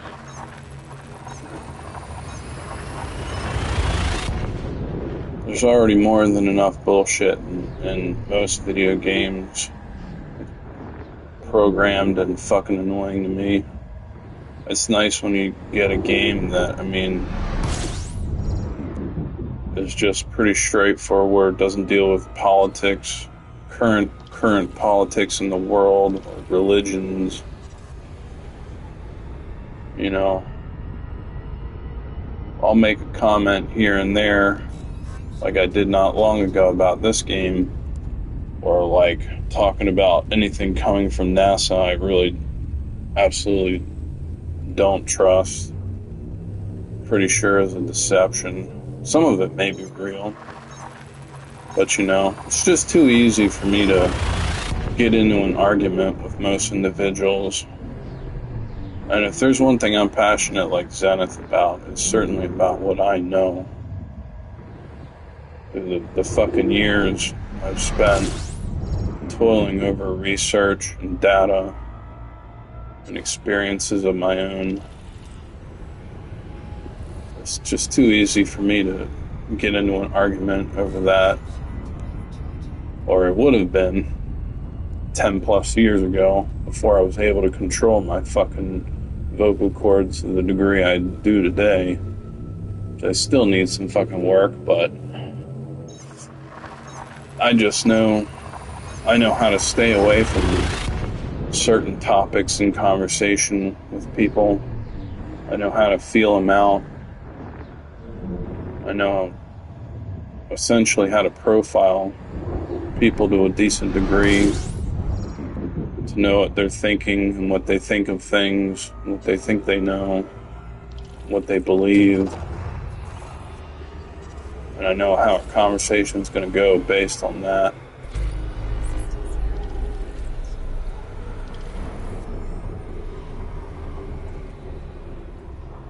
You know, can't expect to be like, hey, where's all my donations? You know, where's all my super chat money? If I'm not exactly providing, you know, S plus tier entertainment, pretty much providing B plus tier entertainment. The thing I don't get, though, you know, there is I'll use one of my one content creator I actually still watch to this day on YouTube that I've watched from the beginning for at least 10 years is MK Ice and Fire. So he does strictly just gaming playthroughs. Well, it's debatable whether it's him alone or a team of people, but no matter the case, you know. But he does 4K edited uploads, and like I think he's been in the YouTube game for quite a while. He's done all the networking work. He's put a lot of effort into building his channel.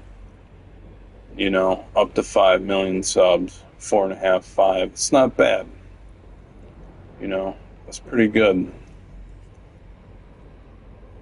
sure he had pretty good entry to market. And he's put the work in over the years. But at like current market calculations on income and profit on something like that, the dude's probably got, a couple $1,000,000 if he's saved his money correctly from YouTube. He's a light millionaire off of that. Which, granted,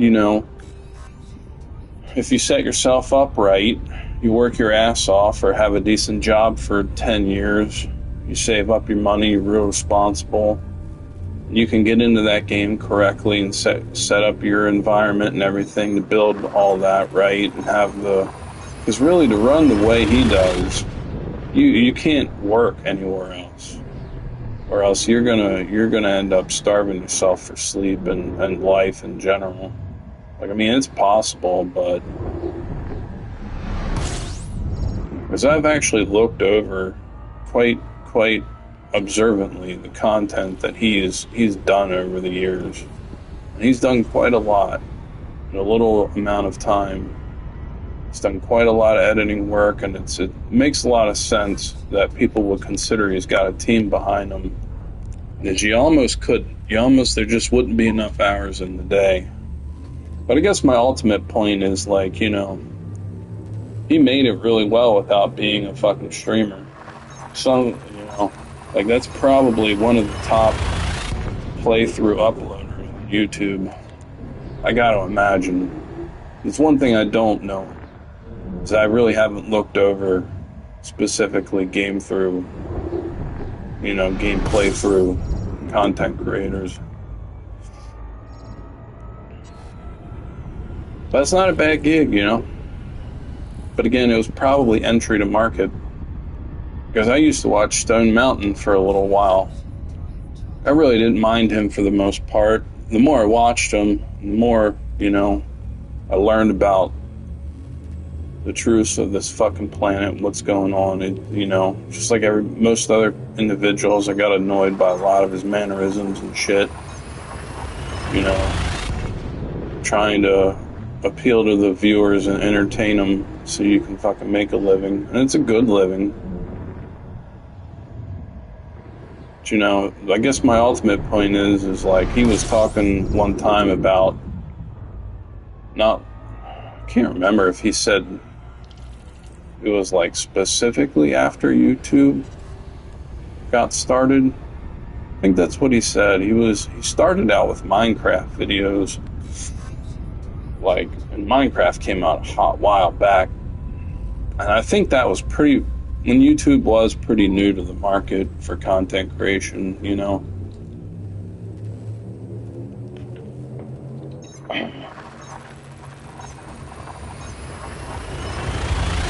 Dude does alright now. His income probably, he doesn't, see, he's not like fucking, what's his face, Dr. Disrespect. A fucking idiot. I tell you. I like Stone Mountain much more, because at least he's not fucking, I don't know, I just can't get in with people that dress up and shit. It'd be one thing if he wore like an outfit, that shit annoys me enough, but he's got to put on a whole persona, and of course everybody fucking loves it, and of course he's been a millionaire, and of course he owns Lamborghinis, but of course he's also beating his wife too. But that's all okay, as long as he entertains you at the end of the day. But to each his own. Everybody has an opinion on what's valid and what's not. But and that's the other thing about YouTube. It's mostly targeting children. So yeah, children are gonna think he's cool. He's all dressed up, and I mean, it's just the whole thing's sleazy to me. It's a real sleazy thing, but it's acceptable, you know. Pretty sure he's still fucking streaming to this day. Everything's fine, you know, no big deal. Just something about all that. It just doesn't jive with me. And it certainly isn't a matter of jealousy. It really isn't. I would explain why, but nobody's really quite earned that from me for sure. That would really involve fucking sharing my deepest, priceless secret with everyone, and I'm not about to do that. Probably won't do that for another 10 years. If I'm still streaming them. But at any rate, it's getting off topic a little bit. But what can you say? The guy probably lives in a multi-million-dollar home. He's got every comfort, luxury you would want. And you don't even know what he does behind closed doors. Much like all these other billionaires and millionaires with private islands, police, nobody else really. I mean, if you even fucking trust your fucking police or three-letter agencies, which of course I don't. But, you know, you're not going to get into Donald Trump's house or private island anytime soon, most likely. And anybody that does is going to be, you know, and it's not even about him. That's actually kind of a poor example.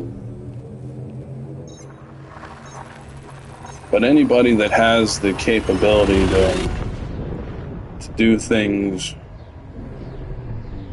you know, any amount of money, you could give $100 million to a fucking Kim Jong-un, and he's gonna let you buy a slice of fucking North Korea, and you're gonna be able to fucking, you know, it's just another off-the-wall example, but any amount of money can buy anything on this planet.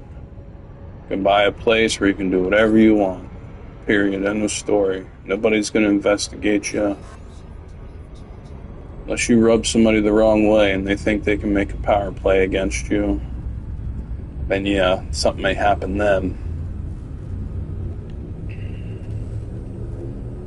That's why I ain't got trust for anybody really, but especially those that have, you know, more than $10 million.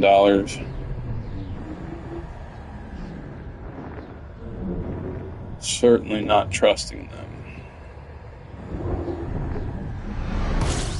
Because I'll be honest, anybody could walk into my fucking house today. I'll let you come in and investigate what I got going on here. I really have nothing to hide. You can fucking do it. Feel free. I guarantee you, you want to go make a surprise trip to some place that you suspect something's going on. You're not making no surprise trip there. You're just walking up into some billionaire's home and going wherever you want and looking through his records and seeing what he bought and where all these things are and going there. Ain't gonna happen, man. And it's not a matter of invasion of privacy. It's the stupidest fucking thing. I'd fuck my girlfriend in front of everybody if it made him feel better. Be a little embarrassing, but I got nothing to hide. But I guess that's really off the wall. Not that I want to do that, but it just goes to prove my point. I could be a billionaire and do that. I wouldn't give a fuck. It's so easy to hide shit. It really is. But if you're a civilian and you have a home that can be raided by police and no money to buy chiefs off and politicians, etc., then you're fucked, bro. They're coming in. There's no stopping it. You're done, dude.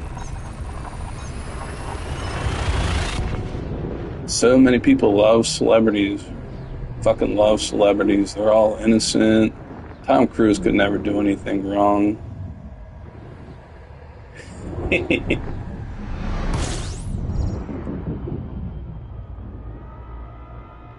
I'll be honest though, Tom has made some good movies. He's a pretty good actor, motherfucker. But that's just another reason why I really don't like actors. Not only are they rich, they are trained to deceive. They spend their lives to deceive, to perform and deceive.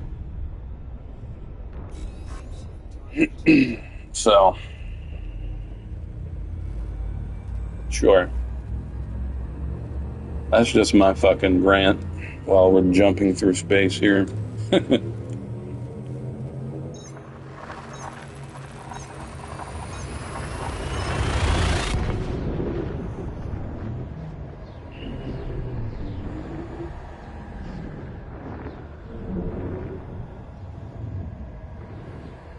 I can't remember the last time anybody's ever said that to me, had that same thought.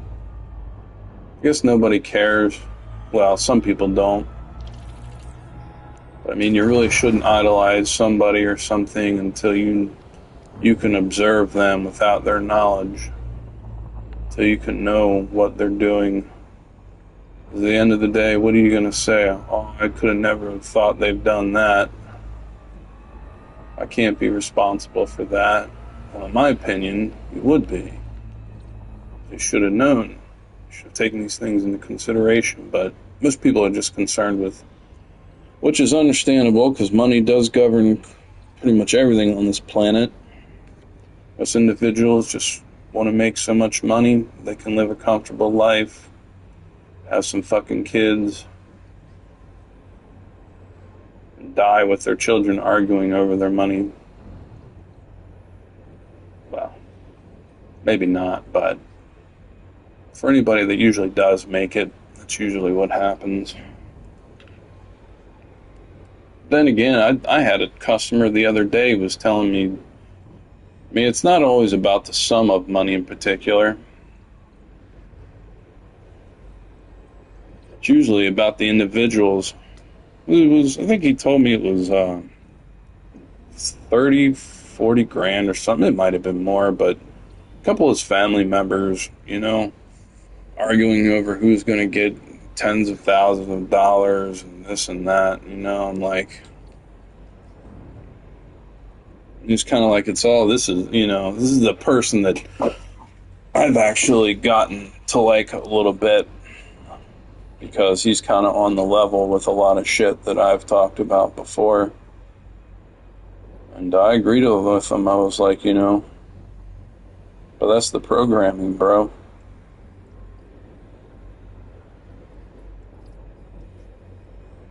Spend money, finance,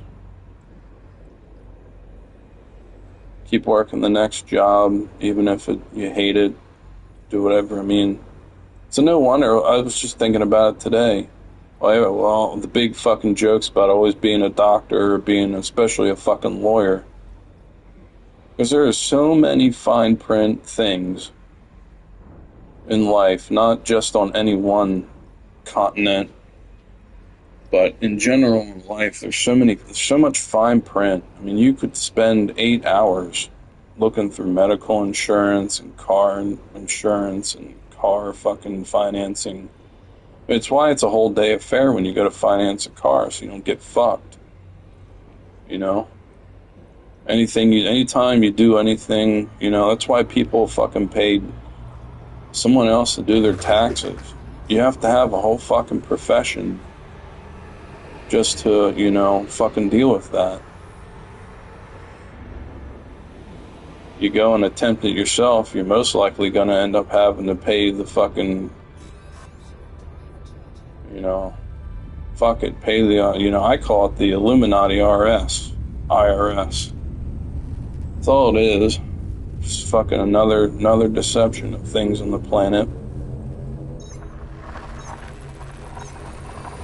You're going to end up causing yourself more suffering, most likely. My fucking mother went to fucking go do her Social Security recently. Hates her fucking job. Trying to get out of it. Well, she ended up fucking herself in her Social Security. And like, my mother is not a very trusting person.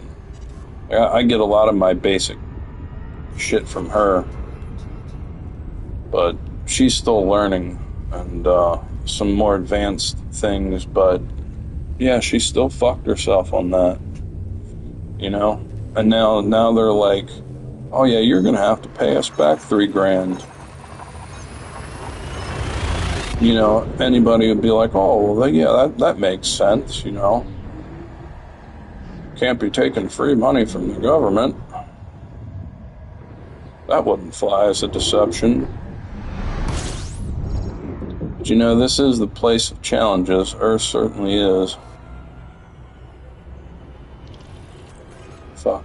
I don't know if I've been scanning these planets. Yeah, there's so much I could say. It's really easy for me to get into things. I'm really cutting a lot of these valid points off, honestly. Not fully explaining, but I really don't give a fuck.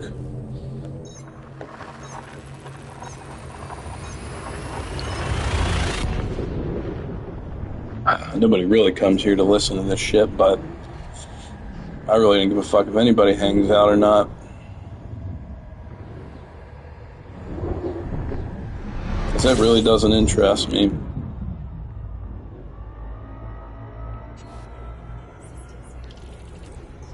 Really don't need anybody to give me super chats or views. Be nice, it would certainly help, but I don't fucking need it. Of course, I ain't making $100,000 a year over here either, but I'm okay today. That's also because I paid a lot of dues that other individuals won't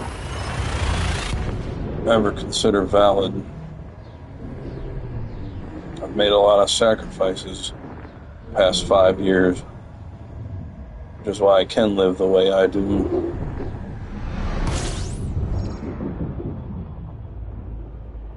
But that kind of sounds more like arrogant boasting. I mean, it kind of is, but you know, it's really not the cleanest thing.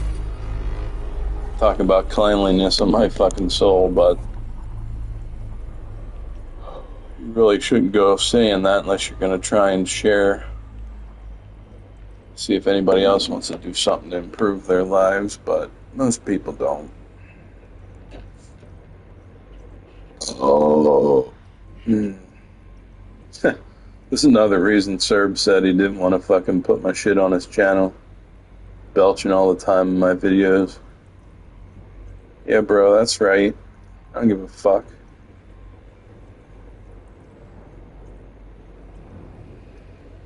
I don't know if that's healthy or unhealthy, to be honest. I just know I have indigestion. I take medicine for it. Of course, I don't do that shit at my day job, though. But see, that's for another individual that pays me. That's a different story.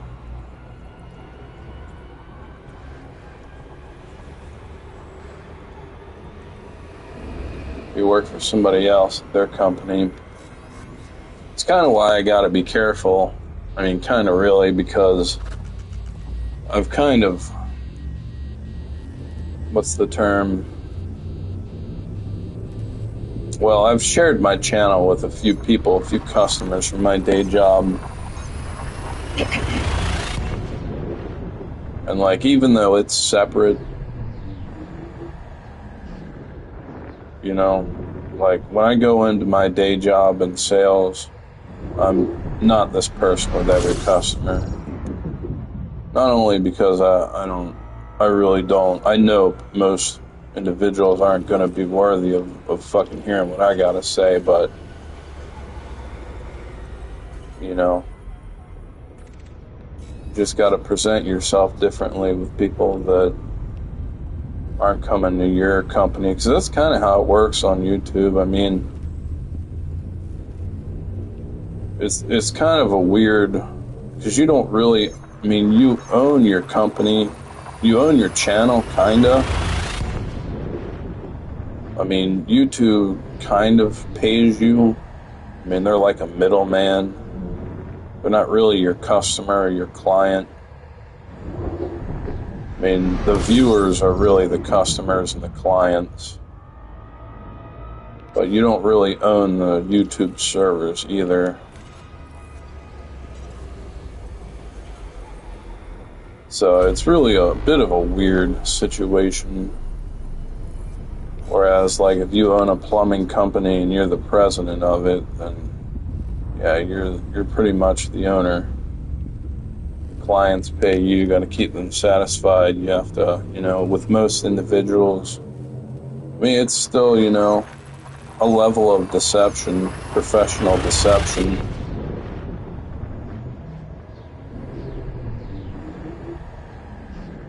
But I can be a little bit more myself on my channel.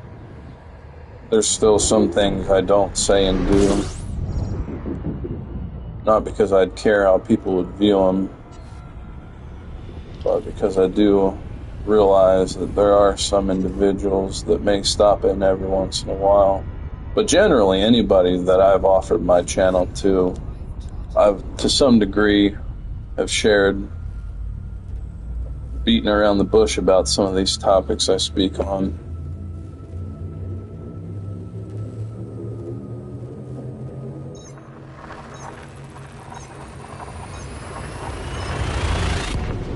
Really, this is travel time conversation.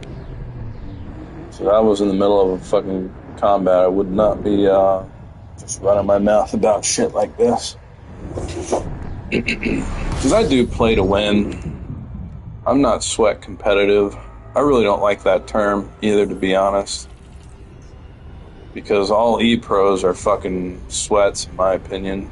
If anyone is worthy of that term, it's definitely those motherfuckers. Anybody that plays a sport professionally, anybody that earns a serious amount of money at some of the highest levels of competition, they're the fucking sweats of their industry. It's really been used as a derogatory term, an insult, but you wouldn't be anybody that would use that term and were to play fucking Faker or fucking Chovy or fucking Doran or Guma, they wouldn't be calling them sweats at the end of the fucking game. You bet your ass. They'd be on their knees trying to fucking... Yeah, see how that changes, though, depending on who you're dealing with. Funny how that works. I mean, there's still plenty of fucking toxicity in League. It's probably just as bad as it was when I fucking quit playing multiplayer 10, 15 years ago.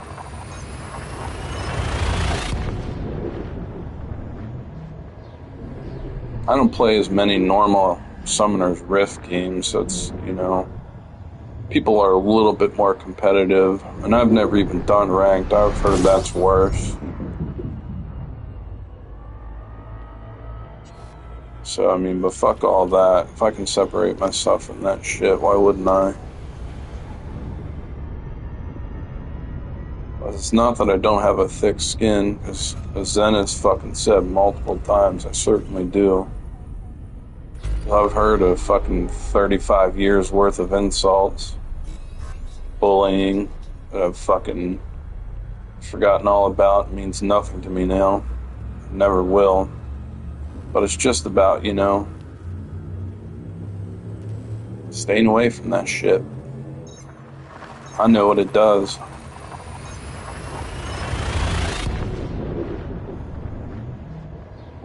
Ah, fuck, what time is it?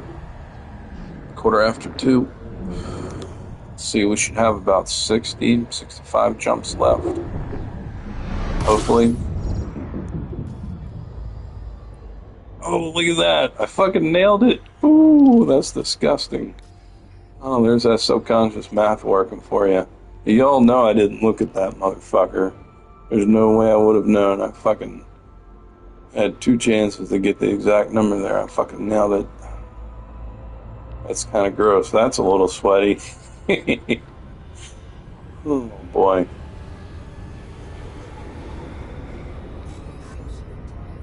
Fuck, man, we've come a long way.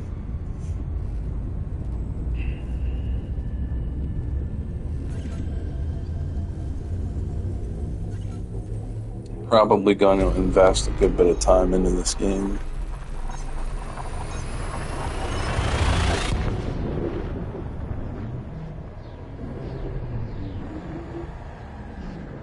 I know people kind of get bored. It's the other thing, you know. A couple months ago when I started doing the rotational menu PC stream, somehow I had like fucking 250, 300 views the one night. And then it's like you keep doing the same thing. I understand individuals that get bored of that. But again, I don't care. You know, I'm not here, really not here to serve anybody but myself. If I were trying to make this a living, I would. That would ruin it. You know? I can go to any job.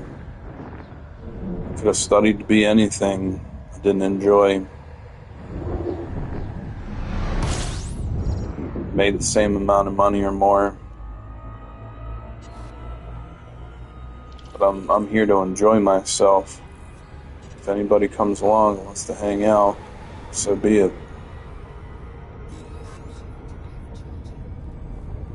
It's just the way I've always run my channel.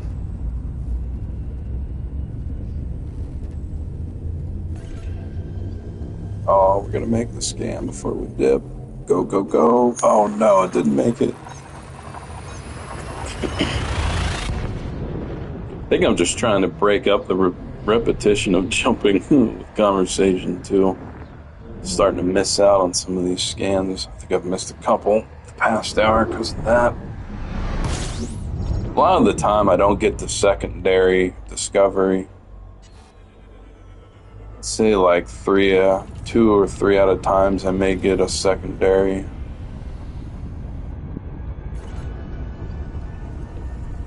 Really not. I don't really quite understand how that mechanic works. I guess if your D scanner has enough range, it'll pick up other planetary bodies if there are any.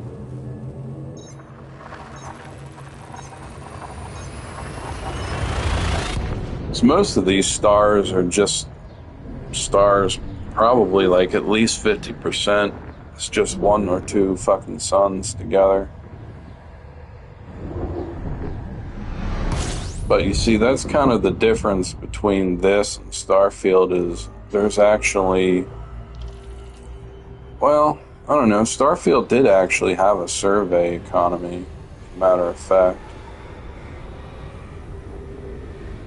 But this game's focus on ships and modules, I think, it's almost to the point where it's modded, really. There's quite a high degree of different things you could do with equipment and ships in here. And I'm only 3 or 4 days in, you know. I probably haven't seen all that much.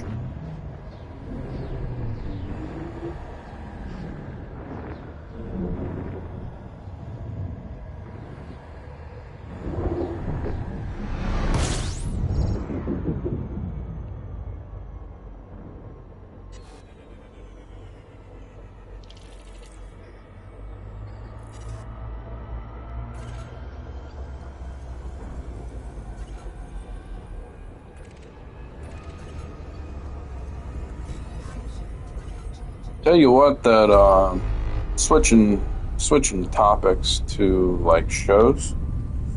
The Welcome to Derry It series, it's pretty good so far. Like the overall story is not bad on that. The episodes are a little lengthy, and they're trying to compete with Stranger Things, with like some of the overall themes of, you know, younger children fighting off terrors. I mean, I guess that's kind of what the movie series has always been about. I've been with it since the original with Tim Curry. I always think of the one picture they had of him fucking smoking a cigarette in the costume. I mean, he looked fucking miserable.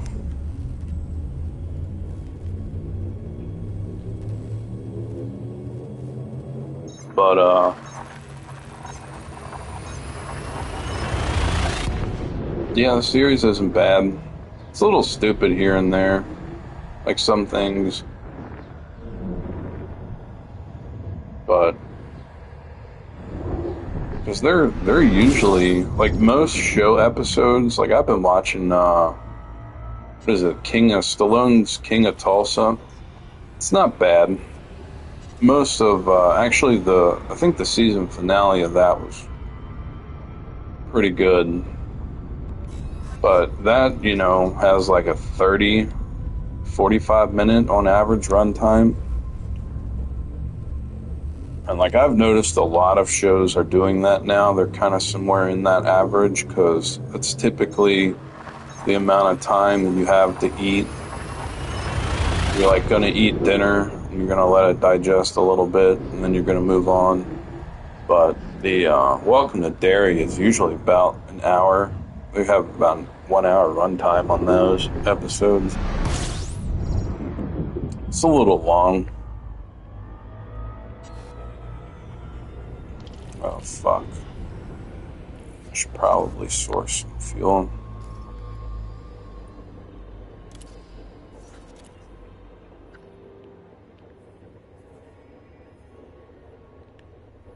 Oh, fuck, yeah, I should definitely source some fuel. There's a couple spots down the line, but why risk it?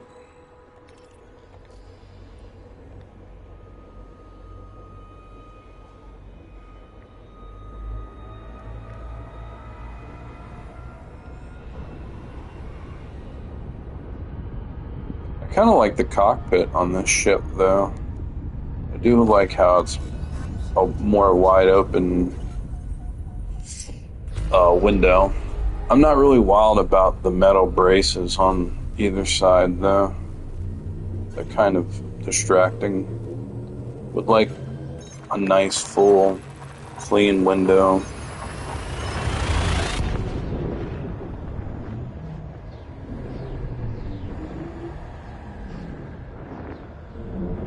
I like the refueling in this game, too.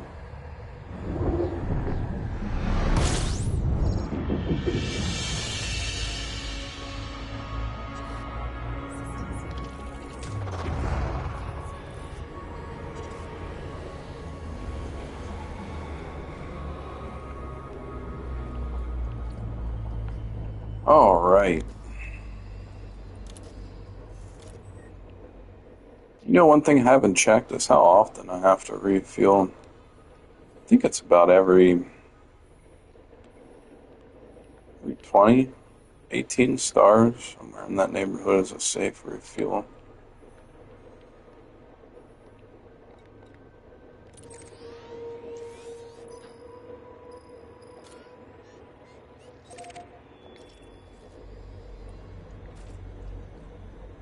Old Bud Neves never made it.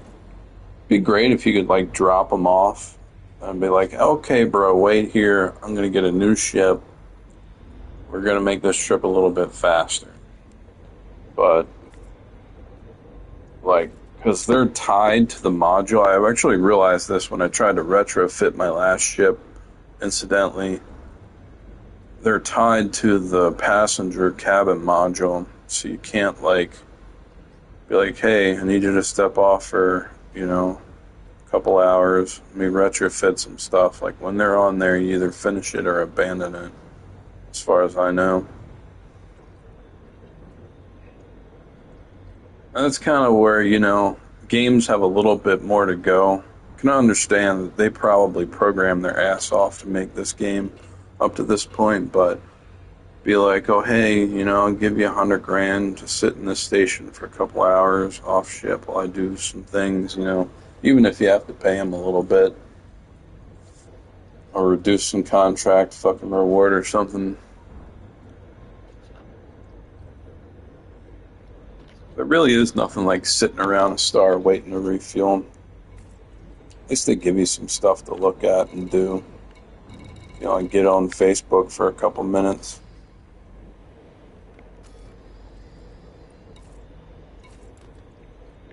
Definitely don't like how my modules are dipping in health. I'm only down to 9. See, I think there's different... I think that 97 is actually the armor health, but I think there's another set of healths being registered. But that may just be an average of these, because most of them are getting actually into the mid-90s.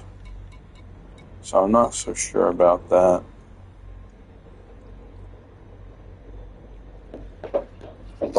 Damn, I didn't even fucking get ammo for my shit. I really did not plan this out very well. I kind of hurried out the door on it, figuring I might get this done in a couple days. I was like, no, we need to turn around. This is not gonna work.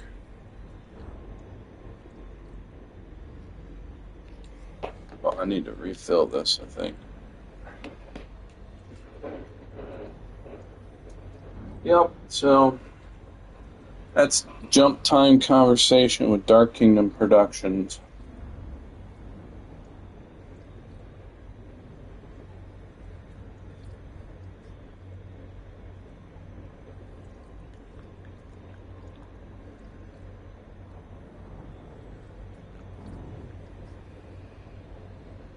Fuck. I don't know if any of you guys or girls or whatever, whoever you are into anime at all. But I really haven't seen or been watching anything that's interested me very much lately. A lot of it's like fucking very repetitory, but started watching. I didn't know if I would. I had a feeling I might not like it, but I started this fucking show called Kingdom, and it's like kind of a fictional Chinese, Japanese, like, era, like, Bushido era, fucking samurai era show. It's a little bit off the wall, but the first season was actually like 40 episodes or something. And it was a little bit slow, but usually that's a good indication that it's going to be good. I think they're into the 5th season now. Been kind of watching a few episodes every night before bed, and it's actually turned into a hell of a fucking strategy, light drama. But it's a little stupid. It's not really, because, well, I mean, it's like moderately gory. I'm typically like, if any of you know Hellsing, I'm like really a Hellsing guy. That's where I started my shit with. And you know, like, that's some of the goriest anime I've ever, or really even content in general that I've ever seen. But it's not, you know, they talk about beheading generals and stuff in Kingdom, and like you never really see it though. There is some blood and there's a lot of fighting, but most of it's kind of like PG-13. And I mean, that doesn't really have to be a big part of the show to make the content great. It is a nice little touch when you can pull it off correctly though. Because, like, in my opinion, the difference between anime and cartoons is like the level of maturity behind the content. And you know, a lot of people that have talked about, oh, you're an adult watching, you know, cartoons and shit, and it's like, well, for one thing, cartoons don't have the script depth that is actually deeper than most live action adult shows. Dancing with the Stars, like, really, you know, if you like it, sure, but I'm here to tell you there's a lot of shit out there that's animated that, you know, it's like got much better content than really, you know, if I ever watched Grey's Anatomy, not really. I'm not into hospitals. I'm not really into crying. So that's one reason I don't like anime though. There's too much crying in it. Man, I fucking hate crying. I find it so fucking annoying. I used to do it a lot too. Then I found reasons why it was fucking annoying. So I don't do it anymore. I don't have to. But that's another point for another day. But yeah, for my taste, in most anime, there's way too much fucking crying. In fact, that usually is what ruins it for me. And there's a little bit of that in Kingdom, but overall, I like it because it's based on, like, they do a good little bit on, like, warfare tactics.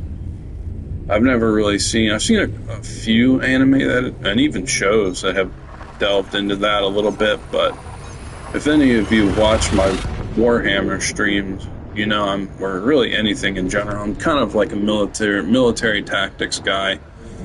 That's like a good bit of my interest in gaming.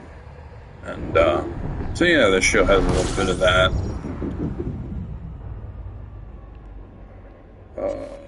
Let's see, let me not forget. I haven't been scanning shit. I don't know. Just talking about shows now. What else have I been watching?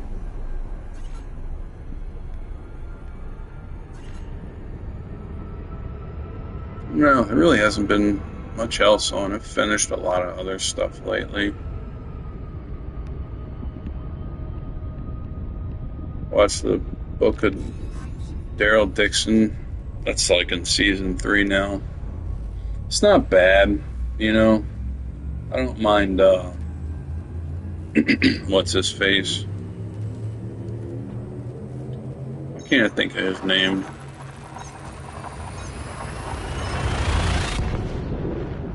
Anyway, also watched I guess the new season of Witcher had its finale. Like, you know, of all the negativity that people have had over Liam Neeson, like, what I found most awkward about, like, I think he actually half decently fits the role better than Cavill in some aspects. You know, I went on my rant about actors earlier, but again, I still enjoy fucking getting entertained watching a well written show. You know, they do serve their purpose, these fucking actors. At any rate, the show just kind of, it fell off weird. I don't know if it's done like a half-season intermission but it'd be kind of weird because it ran like 8 episodes. It's not usually like 8 to 10 or 12. But I really did like the last one. I liked the last episode, and are you fucking kidding me? I'm gonna spoil this one a little bit for you. Fucking Lawrence Fishburne's in there. All the shit they talked about fucking Liam, they never said anything about Lawrence being in there. I mean, really? And especially who he plays. It was pretty good. I don't mind Fishburne. I think he's probably the least of the useless fucking actors. There's something about him, I don't know. But he's pretty good. I liked him through a lot of the John Wick movies.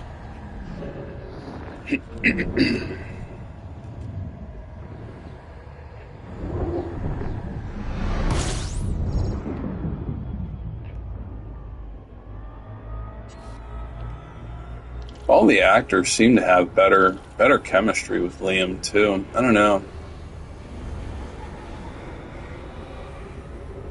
It just seems to be overall, like, the script was not so good this season, but like the actors' chemistry with each other was slightly better.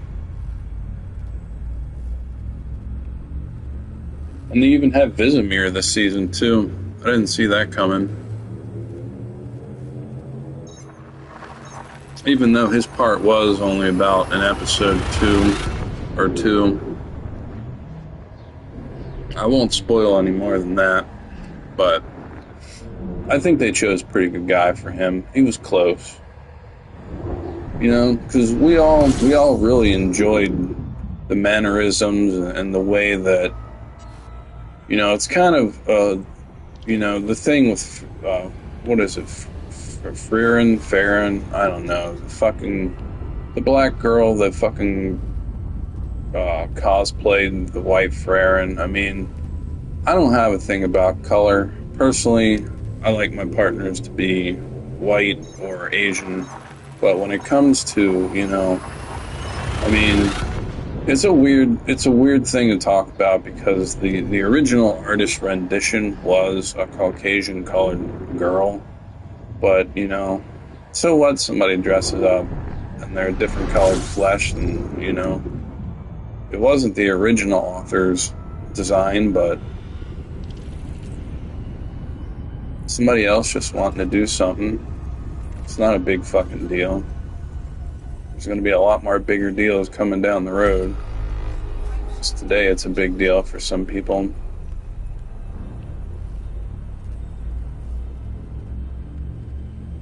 She kind of pulled it off. I mean,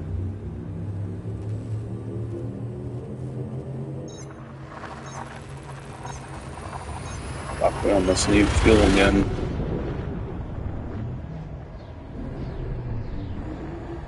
At any rate,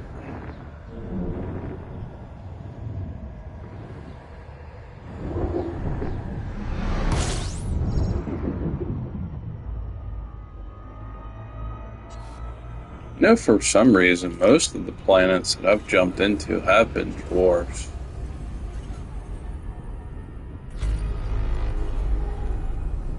I mean, I don't know if they did that on purpose so that you would have to look more for fuel. Like, sometimes you get a row of, 6 fuel stars. Because I don't think there's any way to change the type of stars you jump to in your plotted route.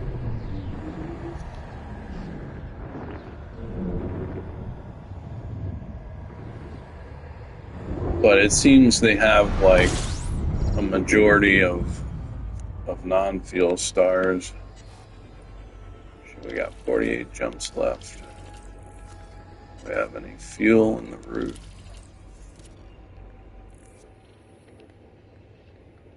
We do not.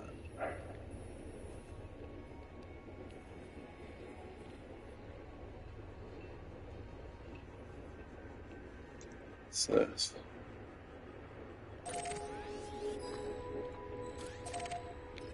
All right, that's our fuel star.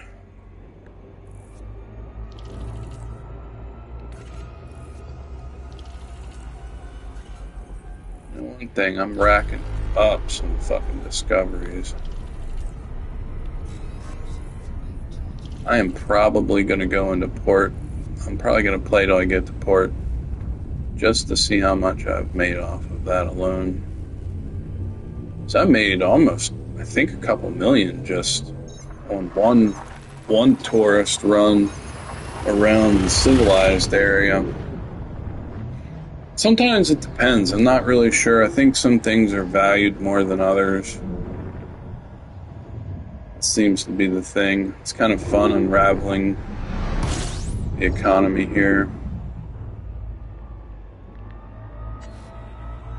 Some discovery charts are worth more.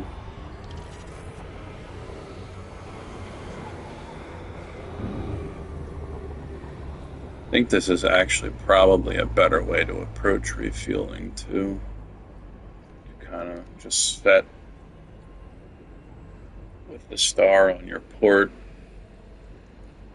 or fucking starboard side.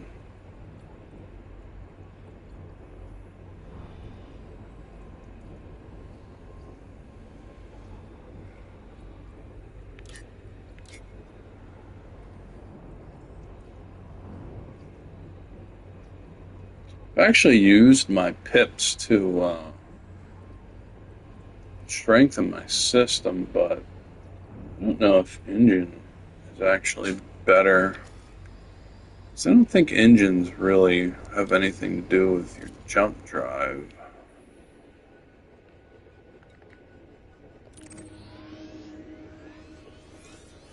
Fuck, still seems so far away. 47 jumps. That minutes. Just about one more hour. Fucking 3:40.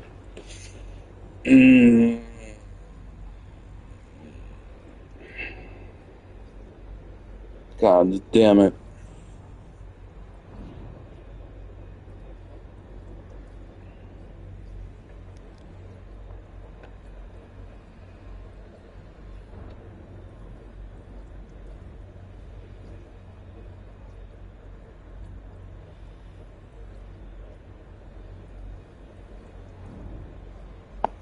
Probably gonna do it. Come on, Fuel, hurry up.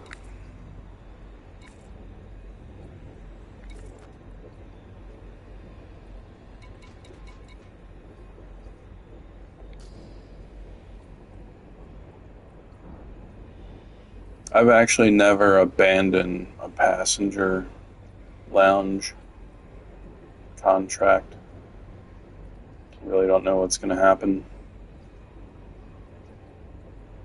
I mean, if I could, like, do like I said earlier, just set them aside, but you can't take the fucking module out of the ship. So, I mean, for as far as everything I've done so far, that's the one thing I feel like they should have done. Even if you had to pay like a delay fee or something, especially with the fucking size of this fucking galaxy, you know. But I guess they figure you're just not gonna take it. Hopefully it doesn't lead to reduced influence of the faction. But if it does, we'll just turn in a few 3+ influences. It's not a terrible deal.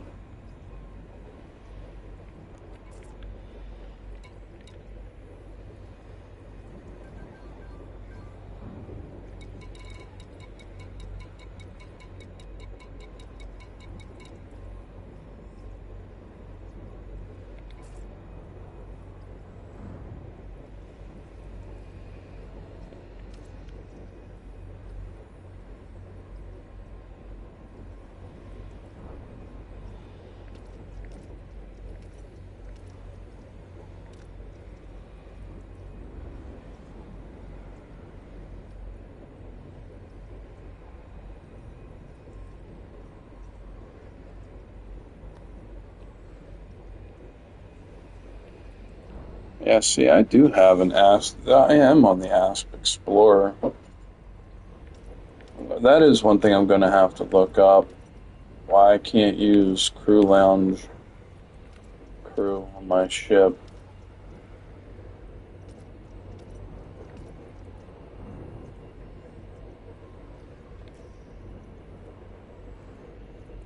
Alright, let's get the fuck out of here.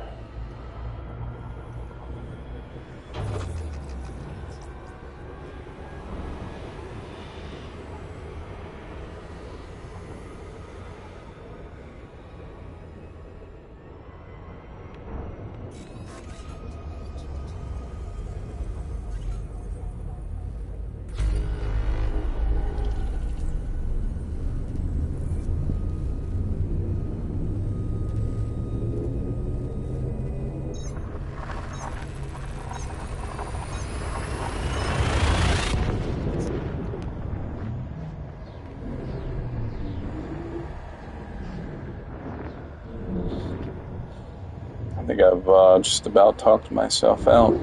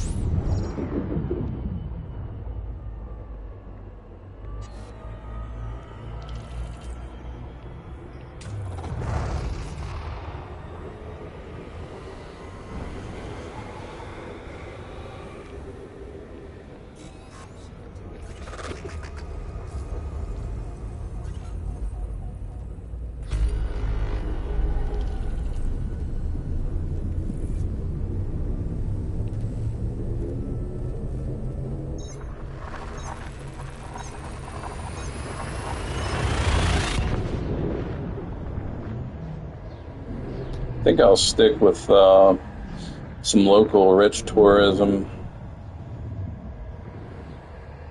honestly, for a while.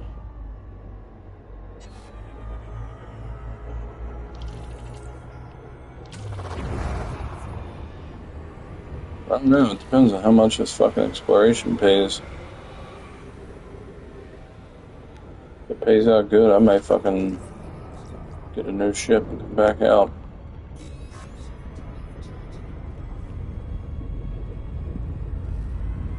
It is kind of lonely out here. There's no NPCs, no interaction. Kind of would like to find the center starport. If I can't get a ship that can jump into the center of the galaxy in like under 500 fucking jumps, I'll probably look up where that is so I don't waste time out there.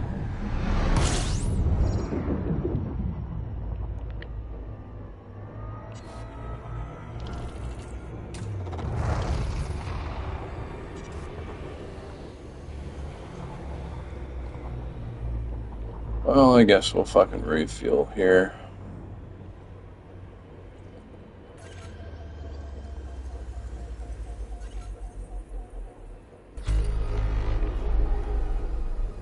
Still 42 jumps. Are we there yet? Are we there yet?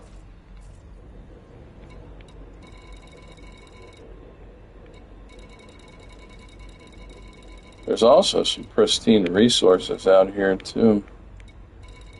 I was looking at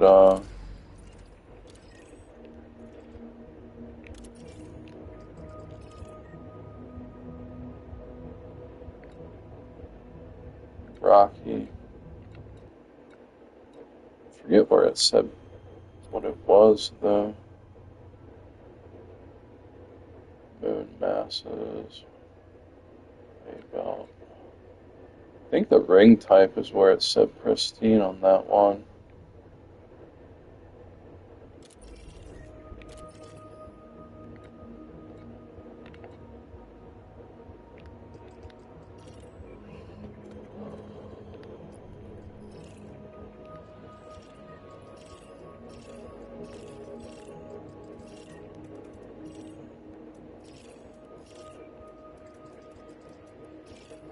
Wow, this is actually a pretty large system.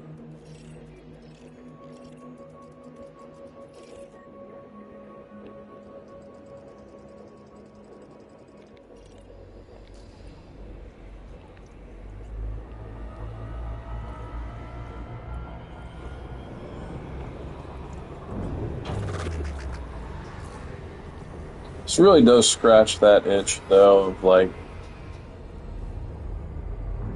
pure fucking exploration. You know, I say it's lonely, but it really does give that kind of nice bit of immersion that makes you feel that way.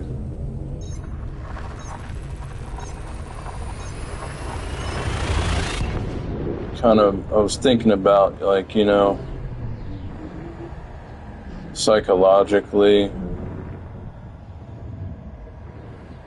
you'd be talking to your fucking tourist, like, hey bro, we could be out here for a while, you know?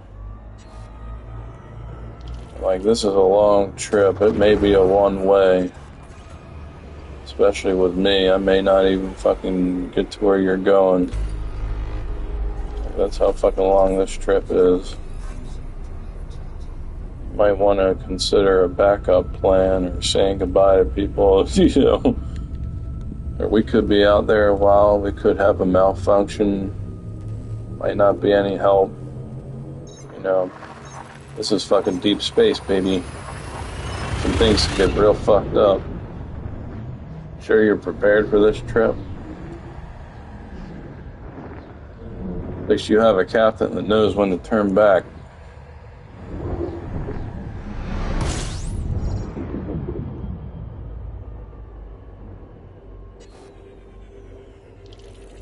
Some motherfuckers may not, you know. I probably could have made this trip all the way out there, but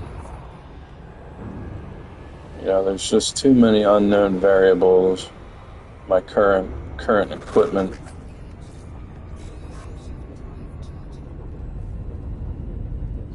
I'm definitely wanting something that could jump a little bit further. Fuel is not my real big concern. It's my fucking jump distance.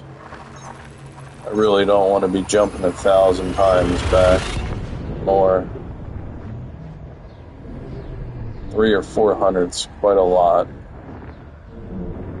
Without at least having some kind of idea of where these fucking populated areas are, where I can find port, where I can upgrade a ship.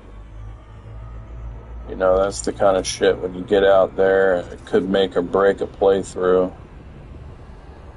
You know, I just like consider flying yourself into a just fucking committing ship captain suicide just to get back.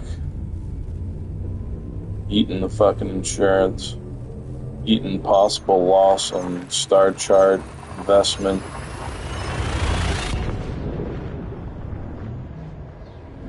I considered all of that before I turned around. It's probably just a little too early in my gameplay to be making a trip that long. Just didn't realize how long it was.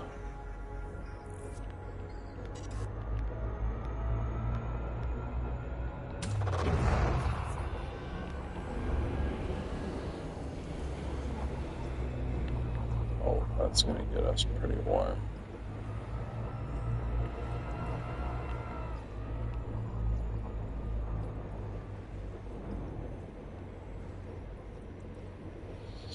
I'll sustain 120 until we're full.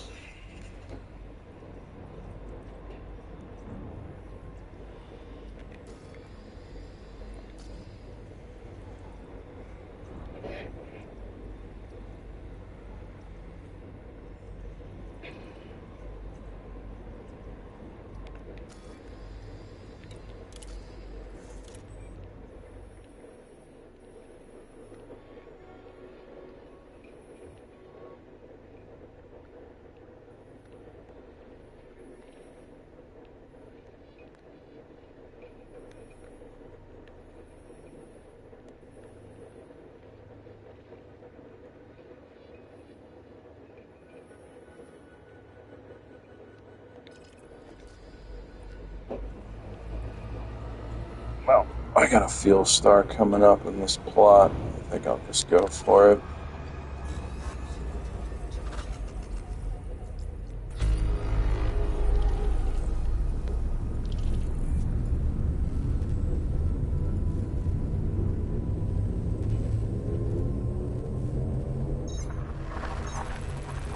Probably break to have my snack then. Guess I will just finish this out.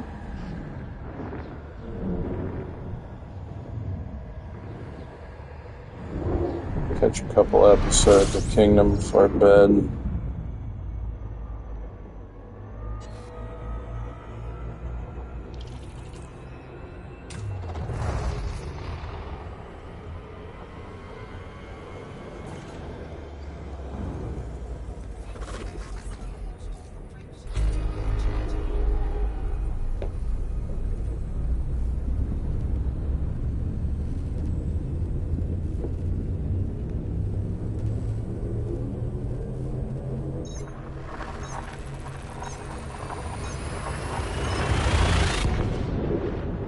Ideally, I'm looking for like 40 to 50 million for my star chart collections.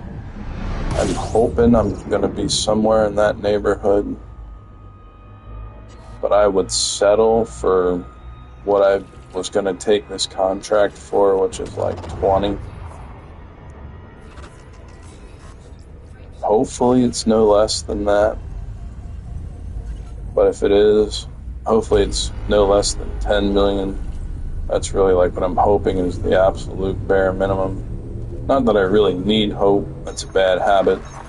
I would certainly like it to be more than that. I'd be really happy with 50 or more million. I mean, we've gotten some, probably gotten at least one for each star. We've probably been to 400 stars. And that's not counting the extras we pulled. So, thinking positively, we've gotten like in the neighborhood of maybe 550 to 600 star charts to turn in. If each one of those was worth 10,000, that would be maybe 60 million. I think, isn't it? It's 4 zeros. Added on another 4 zeros. It's 8, 3, and 3, 6. Yeah. I don't know. I'm trying to do all this math tonight, but that one got me.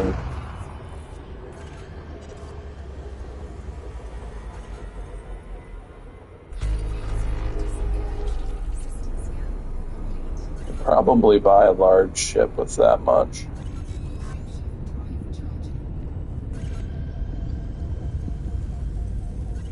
I'd like to get a nice fighter bay upgrade. Sweet ass fucking luxury cabin.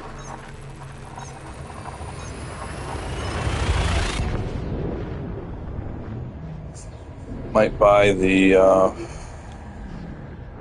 because I think instead of getting a tier 5 scoop or a 5-slot scoop on this one, I went with the 5-slot fuel tank, maybe, or that might have been the cabin I went with. So I only got a 3-slot scoop on this one,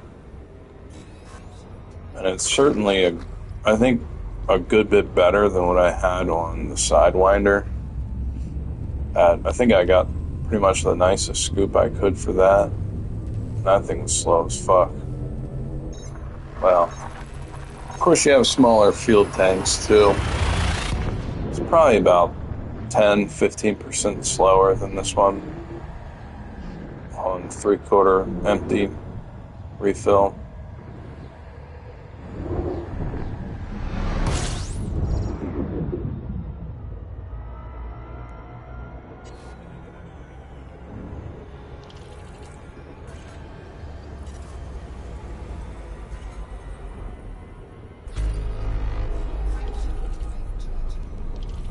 Sometimes you pick up more than one. I think I picked up 3 or 4 or 5 in some of these. Got 2 extra there.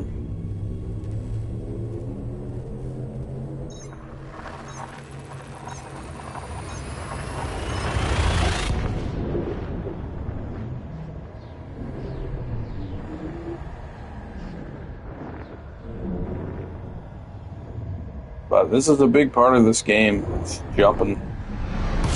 Thinking you probably, especially if you want to play an explorer-like occupation, that's, just the majority of what you do. But even if you don't, you're still jumping a lot to go to sectors to fight. There's rescue missions. There really are a lot of things to do in here. Yeah, they rinse and repeat too, but that's the cool thing about storing modules and shit. You can just fit a ship out. Certain ships fit better for other things.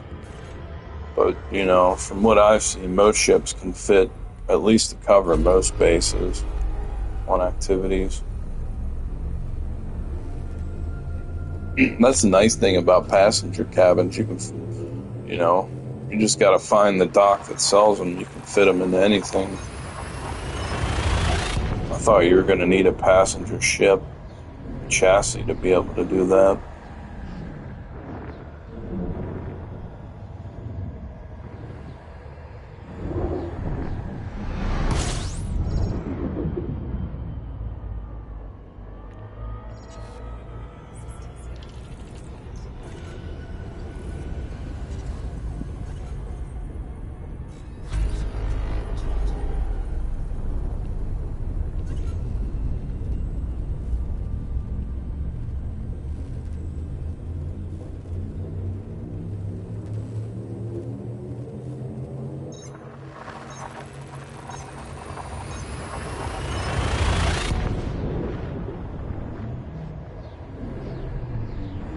Hmm.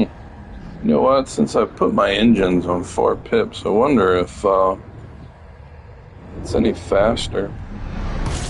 I'm gonna have to time this next one.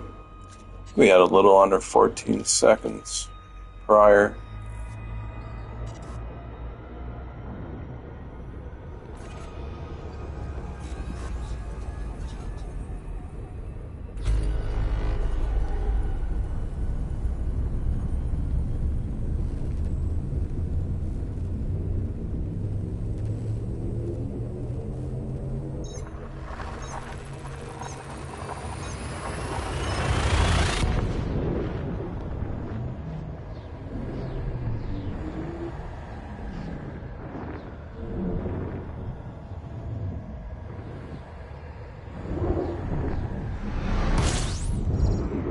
Nope. Same amount of time. It does not make a single bit of difference.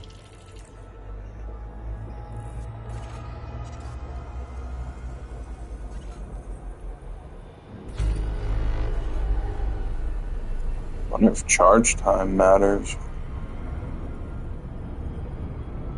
Alright, so we're gonna go back to 4 engine. Alright, let's do charge time on jump.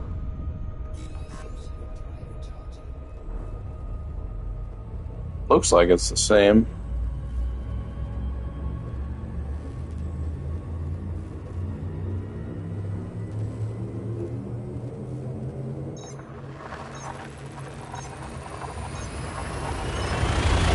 That takes about 15 seconds.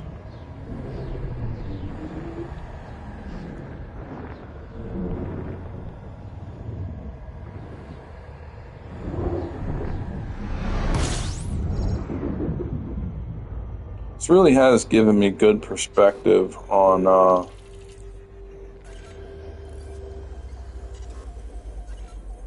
equipment. Jump distance, rate. Learned quite a good bit about a few things on this little pilgrimage we've had here. Alright, so we got all the system pips over. Let's see if there's a difference here.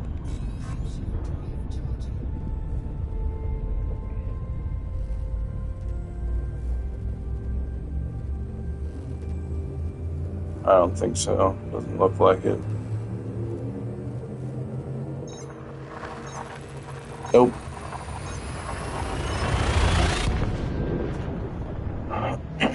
So that's probably mostly shields.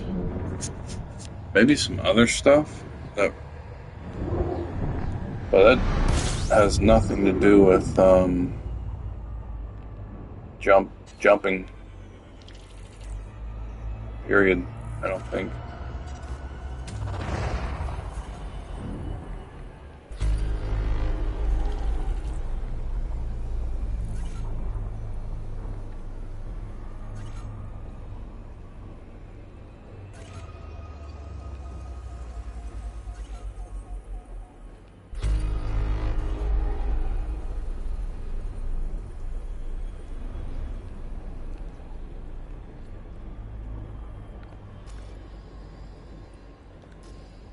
All right.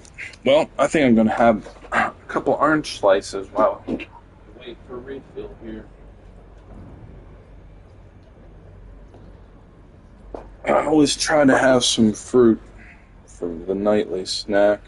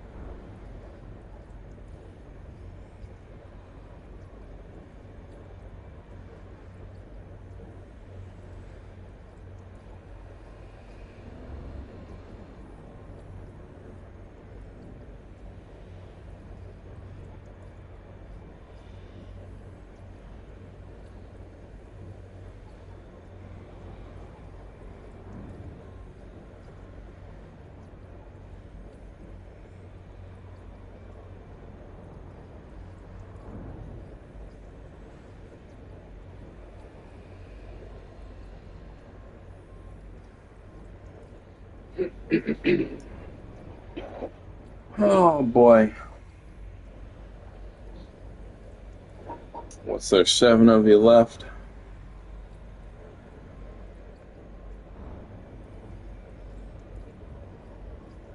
You guys must really just like space exploration, or must enjoy my company.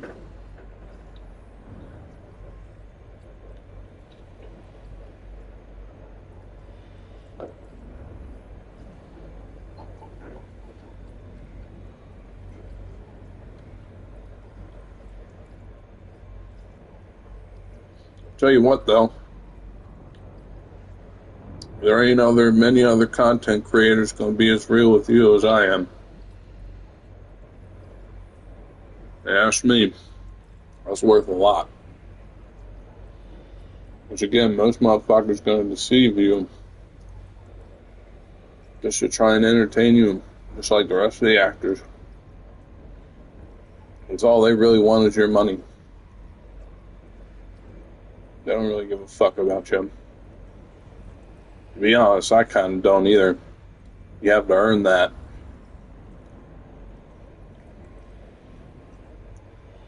To have earned my respect after all I fucking have done and seen and suffered to get where I am today.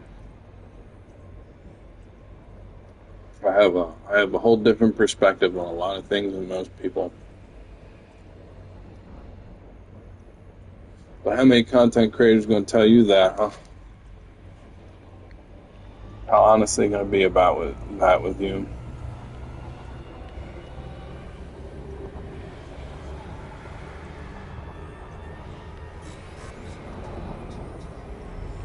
Fuck, I'm going to overheat doing that.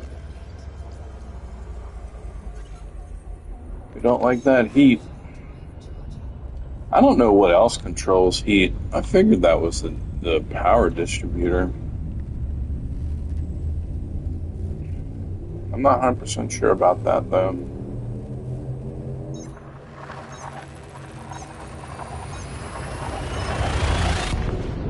I figured they'd have like radiator modules or something, or I guess that's what heat sinks might be. As a matter of fact, that does make sense. I bet that is how heat sinks work. Those are like your ejectable fucking radiators. As soon as you get too hot, probably shoot those clips out, and you lose an intense amount of heat.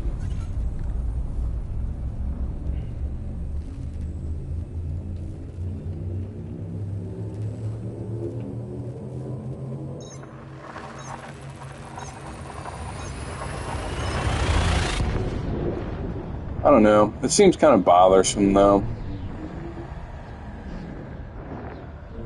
I mean, especially for PlayStation. I guess if you can get in there and come up with some different keybinds, but you know, you're so fucking limited on it. That's kind of the downside. It feels really good flying on a controller. Like in most games, it does. I'm a big Ace Combat fan.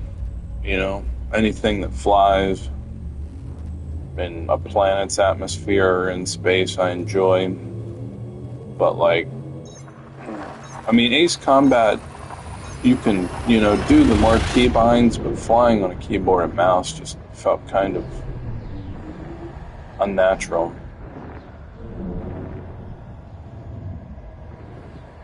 A little disorienting. Kind of like you had to work a little too hard for it. Lack of control. But in a game like this, where you've got, you know, multiple fucking fire slots you need, I mean, that's why they do open up the keybinds for this game. I mentioned the other night, I've never seen another game on console that does that. I guess they might exist, but I really don't remember them.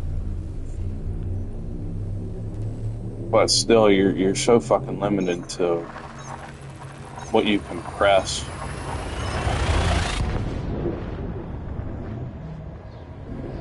You need most of the ship, if not all of it.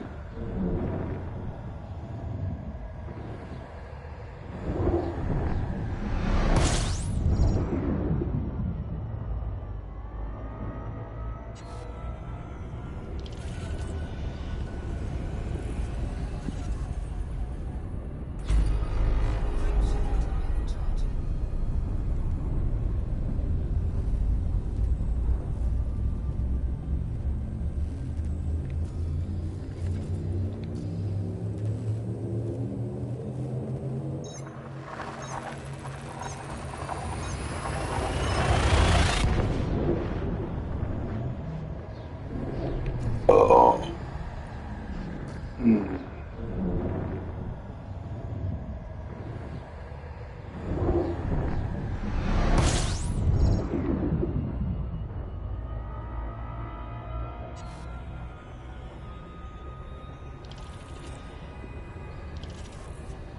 Fuck. This is a terrible approach. I've been doing this sometimes.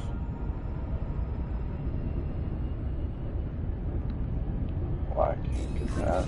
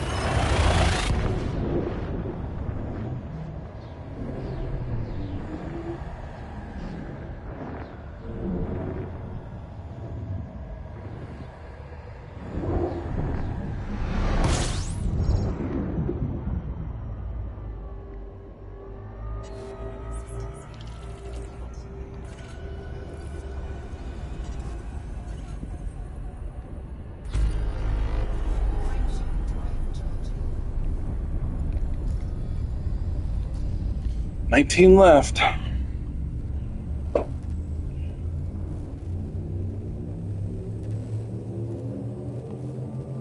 Definitely gonna need to refuel at least once more.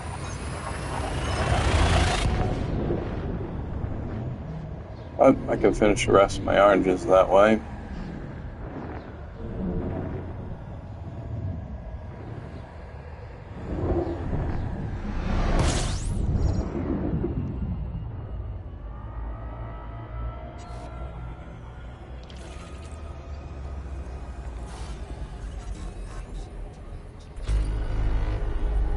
Fuck, we haven't gotten any extra discovery lately.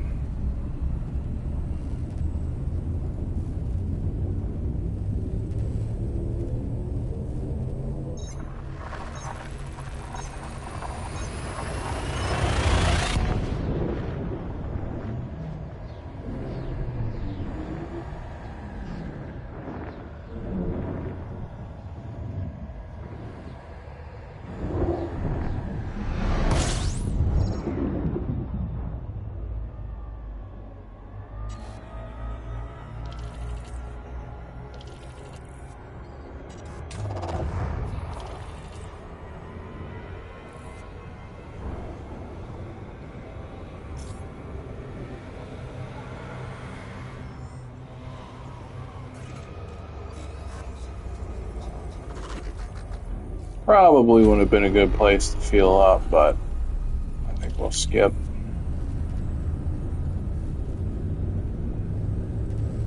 Should have checked about another fuel star.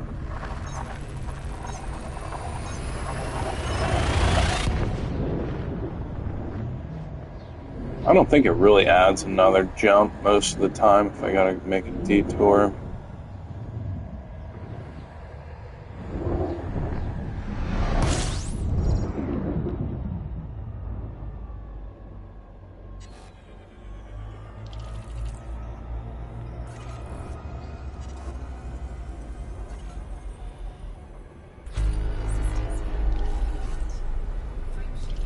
Nice, got 2 extra there.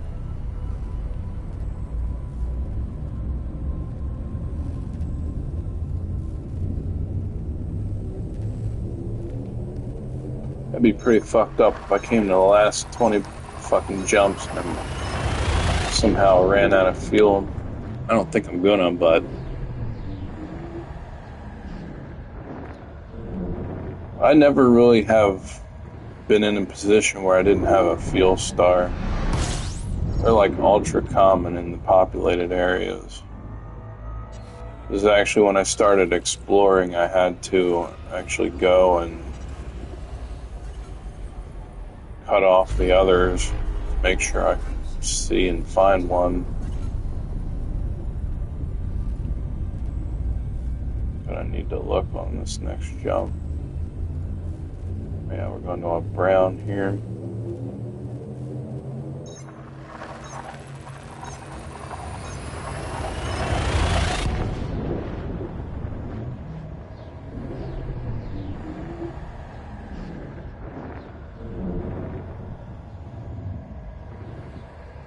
You can almost see the star color coming up on it.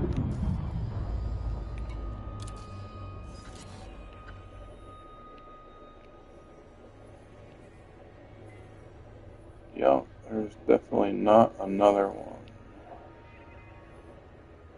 What is this? White, yellow. Really not 100% sure about that one.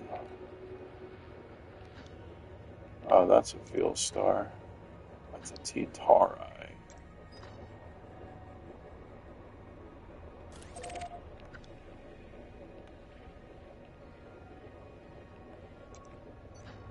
Well, you know what? I know for a fact that star is gonna be a field star, so let's not fuck around here.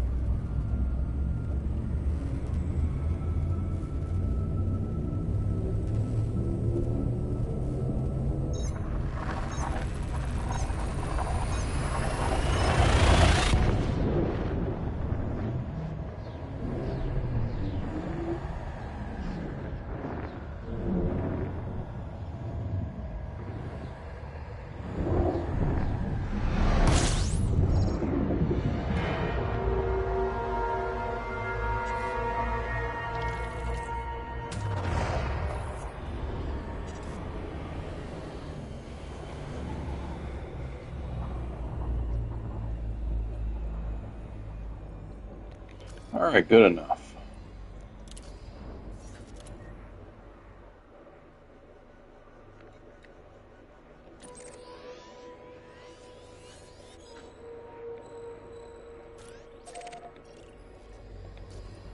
"12 jumps. Not too bad. I don't think we'll need to refuel. This is the last fuel stop.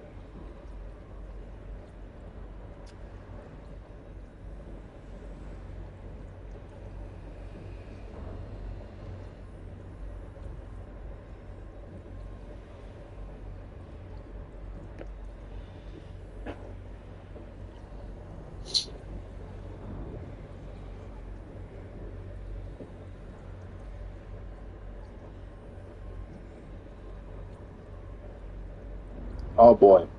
But I gotta say, so far, this is definitely one of my funnest space exploration type games.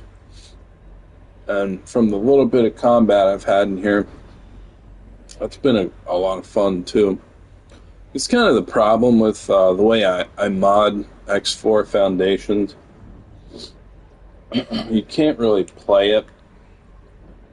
So there's a lot of fucking units I put in there. And a lot of the big ones really take up a lot of processing power, both through the video card and the CPU. So I'm curious to see what kind of what some of the largest skirmishes can be in this game.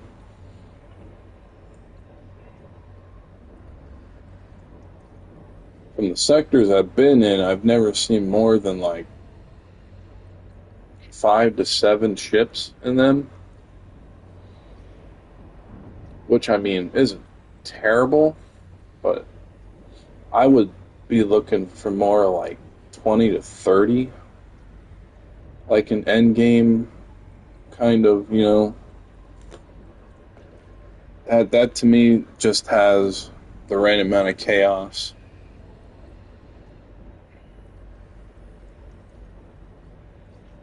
That could make for a lot of unpredictable, risky situations.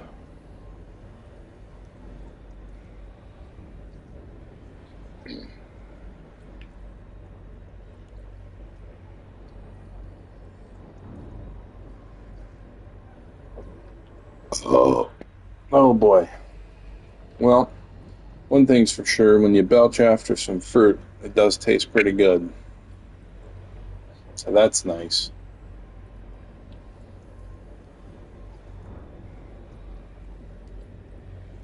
As much as I love my spicy hots, belching after a fucking spicy hot.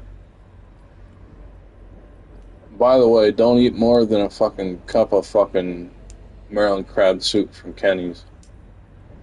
That shit'll make you bleed out your ass, like literally. It'll have you concerned. Motherfuckers.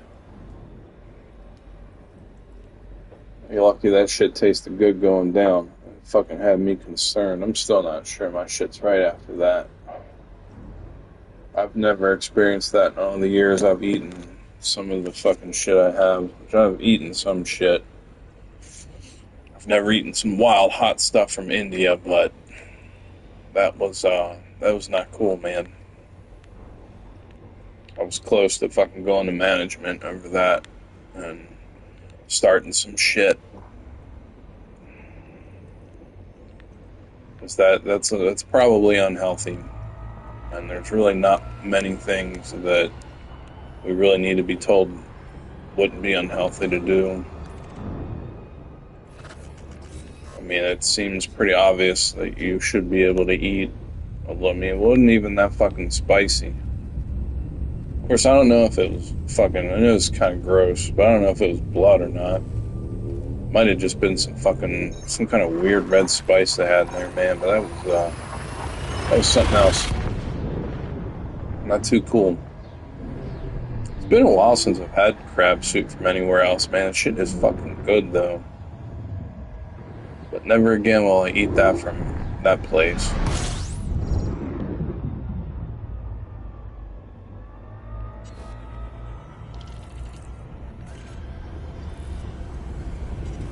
I don't even know how much it was.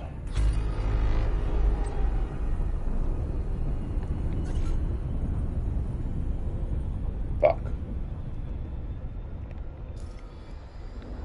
Fuck shit all up.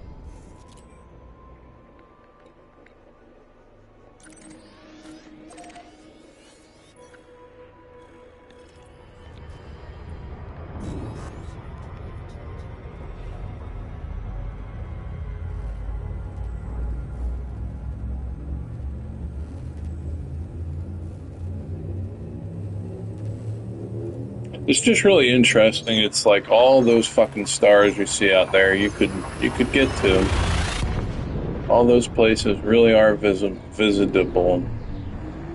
Is that even a word? Visitable? I think it is. Feels right. Feels valid. Probably be used better by mixing the sentence up a little bit differently.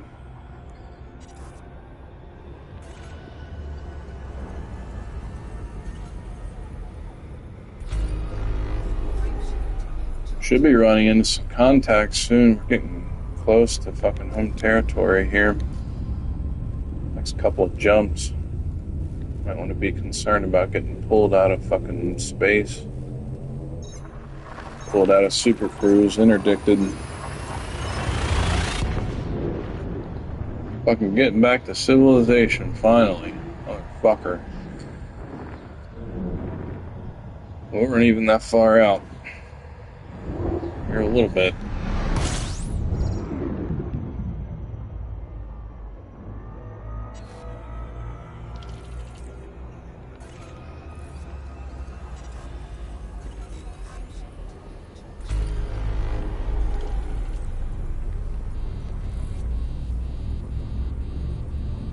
Got some heat on that one.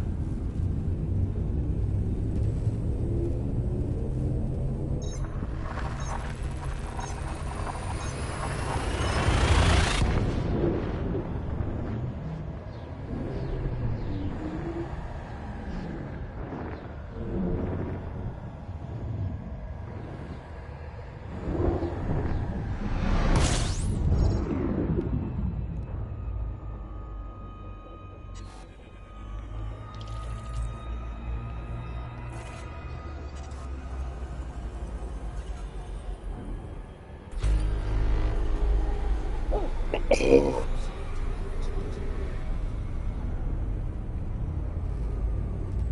Although oranges really aren't my preference, I really do like peaches more. They're a lot more expensive. Motherfuckers.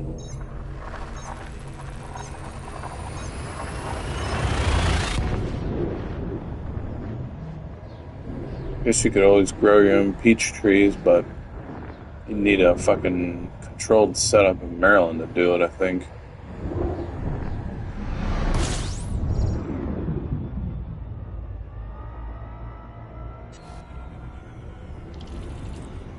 I would like to come a little bit further off planet, so I'm dropping too. It is a bit close.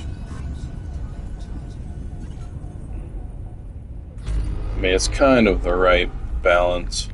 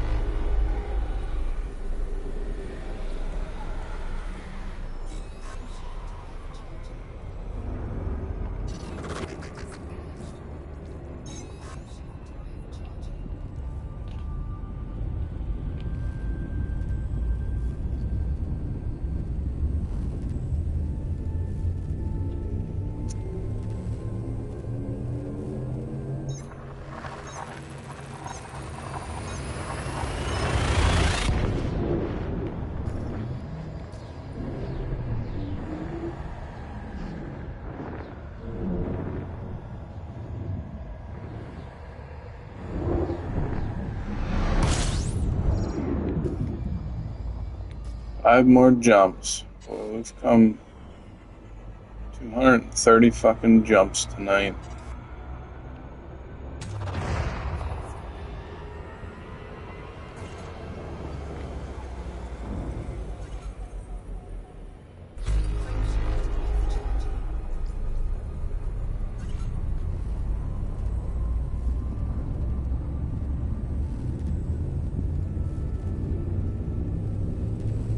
It's a long fucking way.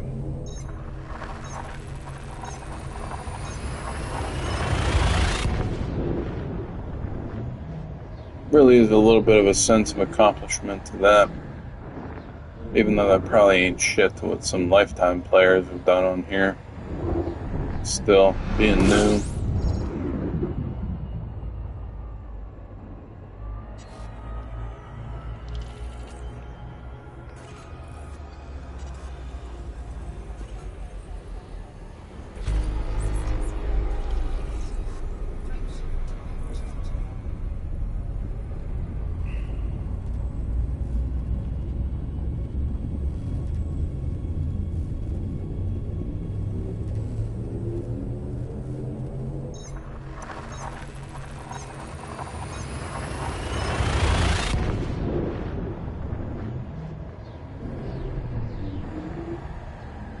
Yep, just about 340, as I predicted it.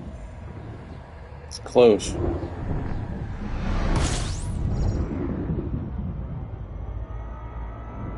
We'll be fucking hauling ass, man.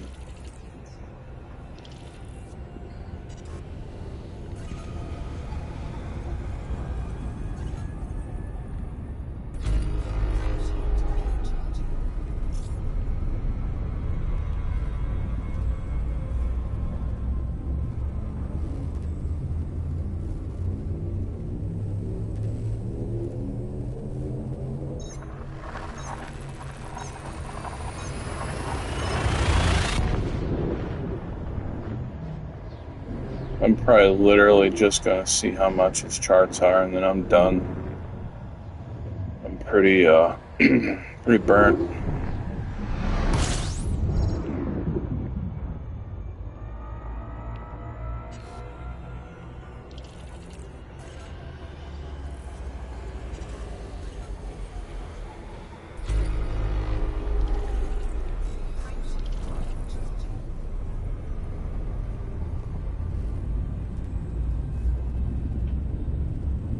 Oh shit, there's another ship.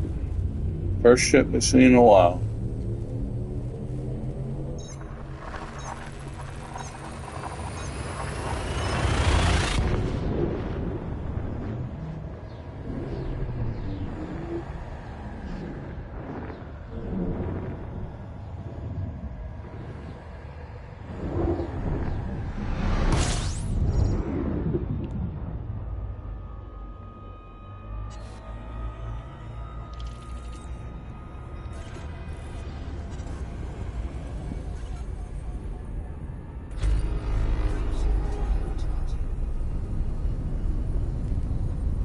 There it is. The port sector.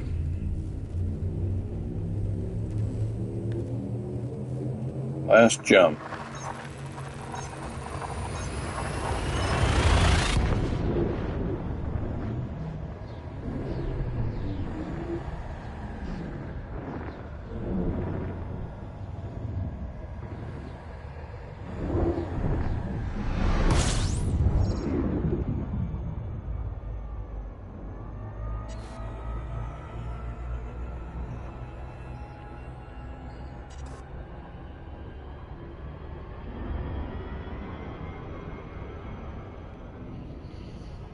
Hmm.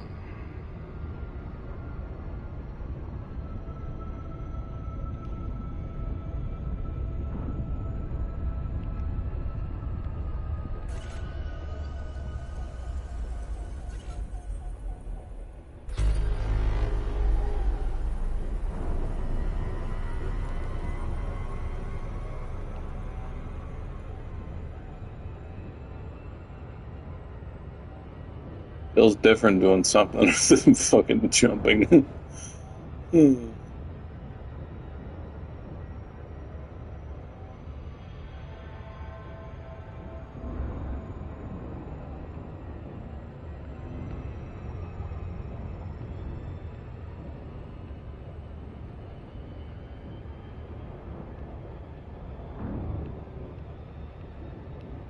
Come on, baby, put me in the $60 to $80 million range. Dark Kingdom Productions wants a better ship. Bigger, further jumping ship.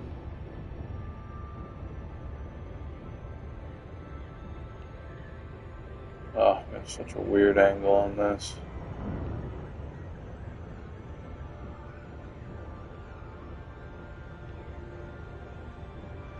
Oh, this looks different approaching the sector now.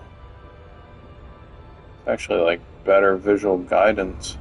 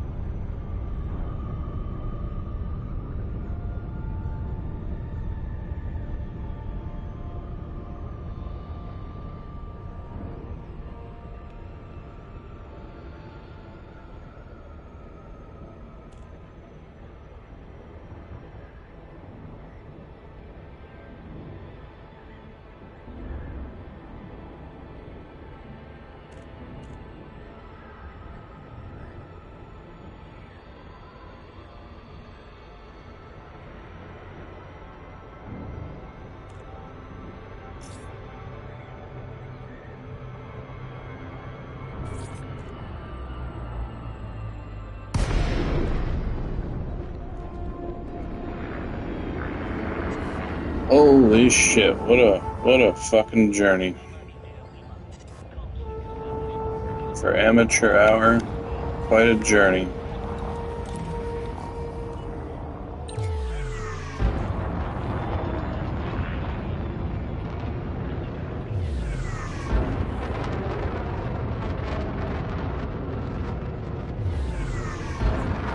Yeah, fucking take over scripted AI.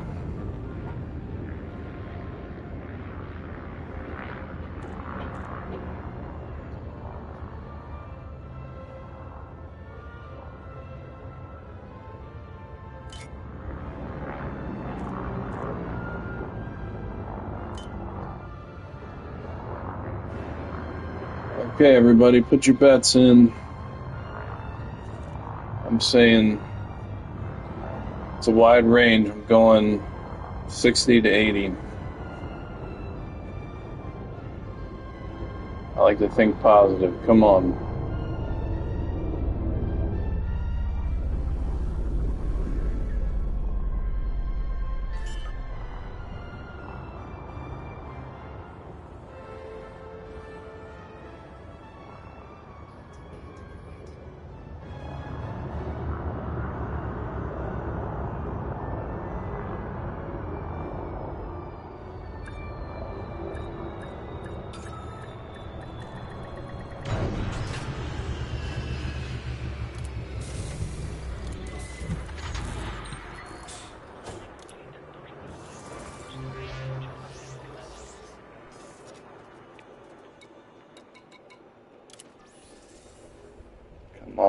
Come on, be good to me. It's a lot of data being fucking compiled here. Oh my gods, dude, only 2.1 million? Oh, you gotta be shitting me. Really, bro? Oh my gods.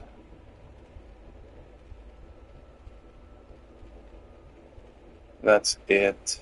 Ugh. Not the news I wanted. What the fuck? That doesn't... Oh, here's another page. Oh, do we have a couple pages? Alright, so that's 5.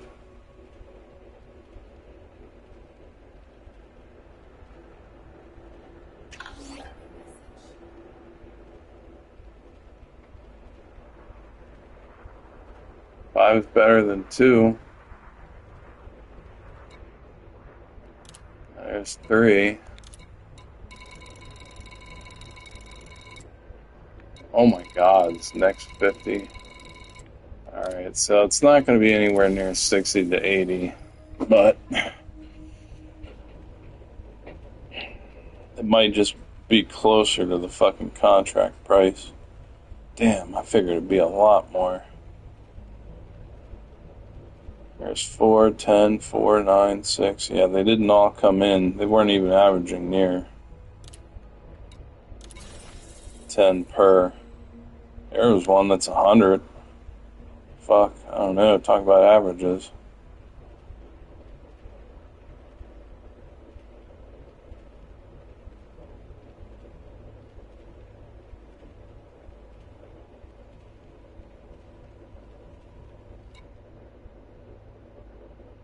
$500,000. Oh.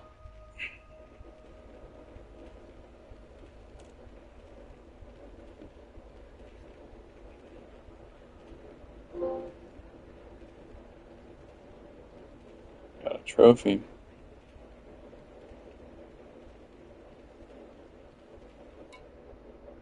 260.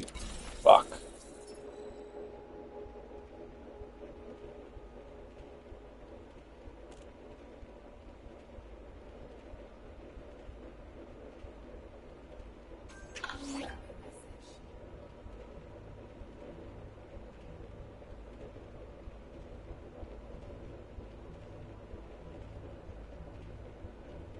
It's getting to be less and less. 300. I think we started this out with 3, though. Come on, bump me up to the millions. I'm not gambling here. It's my hard work. Oh my God, that's it. Oh. Oh, it did get first to discover.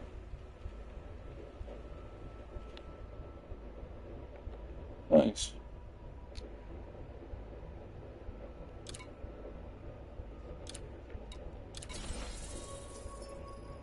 See, we did discover something first.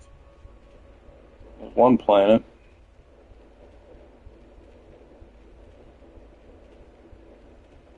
Fuck, we ain't gonna buy a nice new fucking ship off on this, though.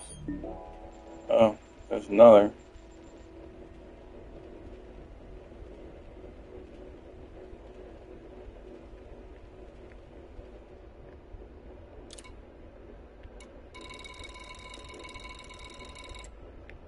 Oh, we're still going. I think it's doing 50 at a time. So out of 400 stars, that should be 16 pages.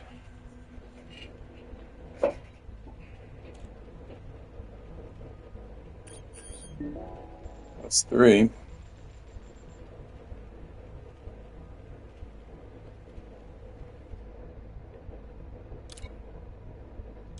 Oh, 145. It's not so good. It's the smallest amount yet. Fuck, that's it.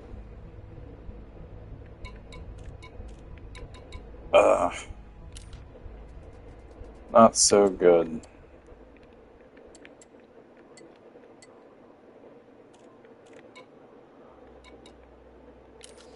Well, that's definitely not going to do very good for us. Alright, bro, get the fuck off the ship.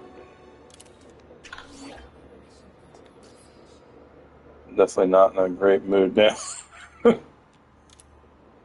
Well, I guess we can window shop for a minute.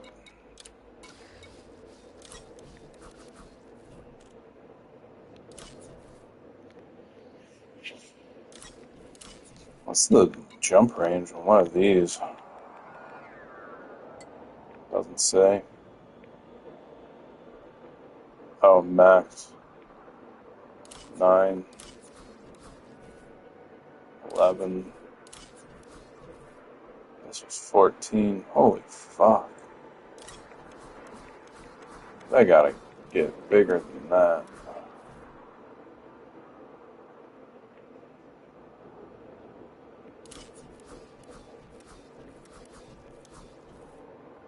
Yeah, they only have 3 larges. Well, we're gonna be a hot minute until we get that. Still 80 million off that motherfucker.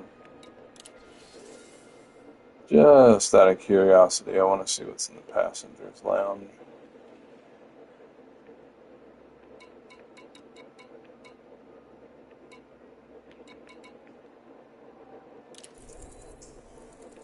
See where this guy wants to go for 40 million.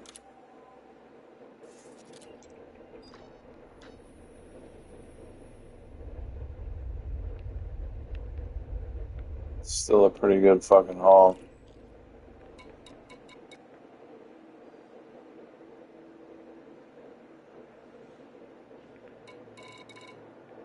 $3 million is not bad. Yeah, to be honest, I did not make the kind of money I thought I was going to off those star charts. Not even close.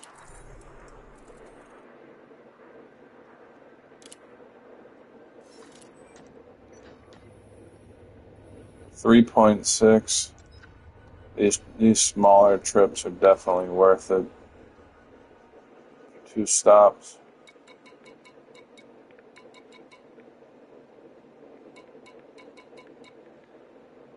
$3.6 and $3.1.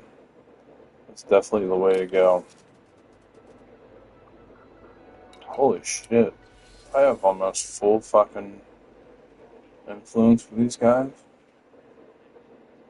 I'm fucking allied with the Barons now. I guess that's because I turned in all those star charts. There's 50.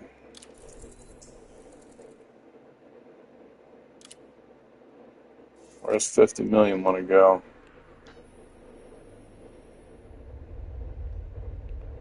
Whole other side of the fucking map. It's disgusting. It ain't worth it, man.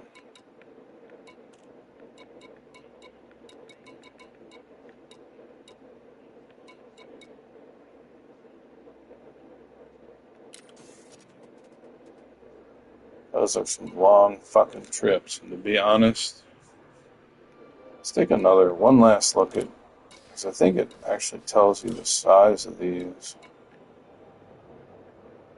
Yeah, I mean, you only get bumped up to the six size mount.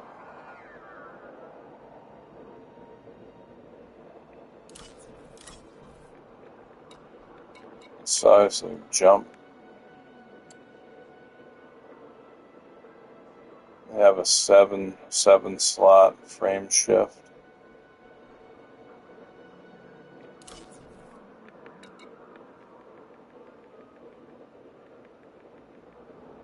This has a 6 slot frame. This is a nice ship, but it just doesn't, it's not going to go as far, probably.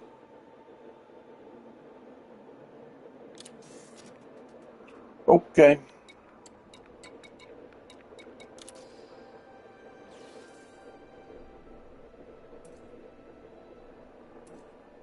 Wow.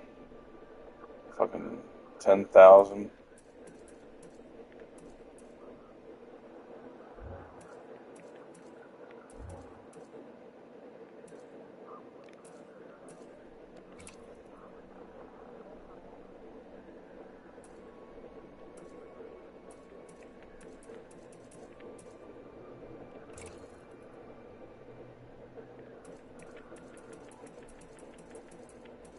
About changing the color of your fucking HUD, man.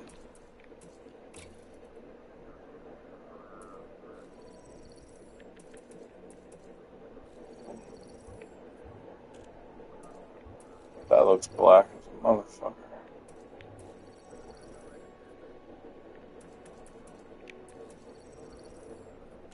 That's actually a good one.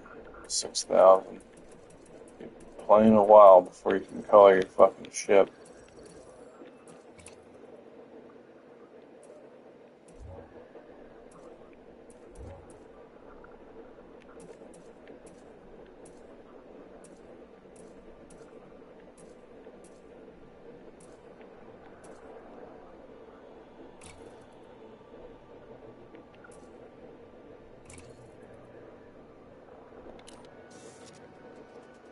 Okay.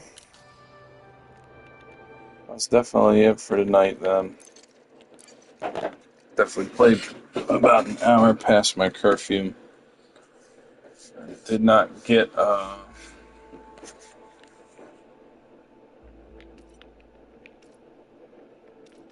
I thought I was gonna there.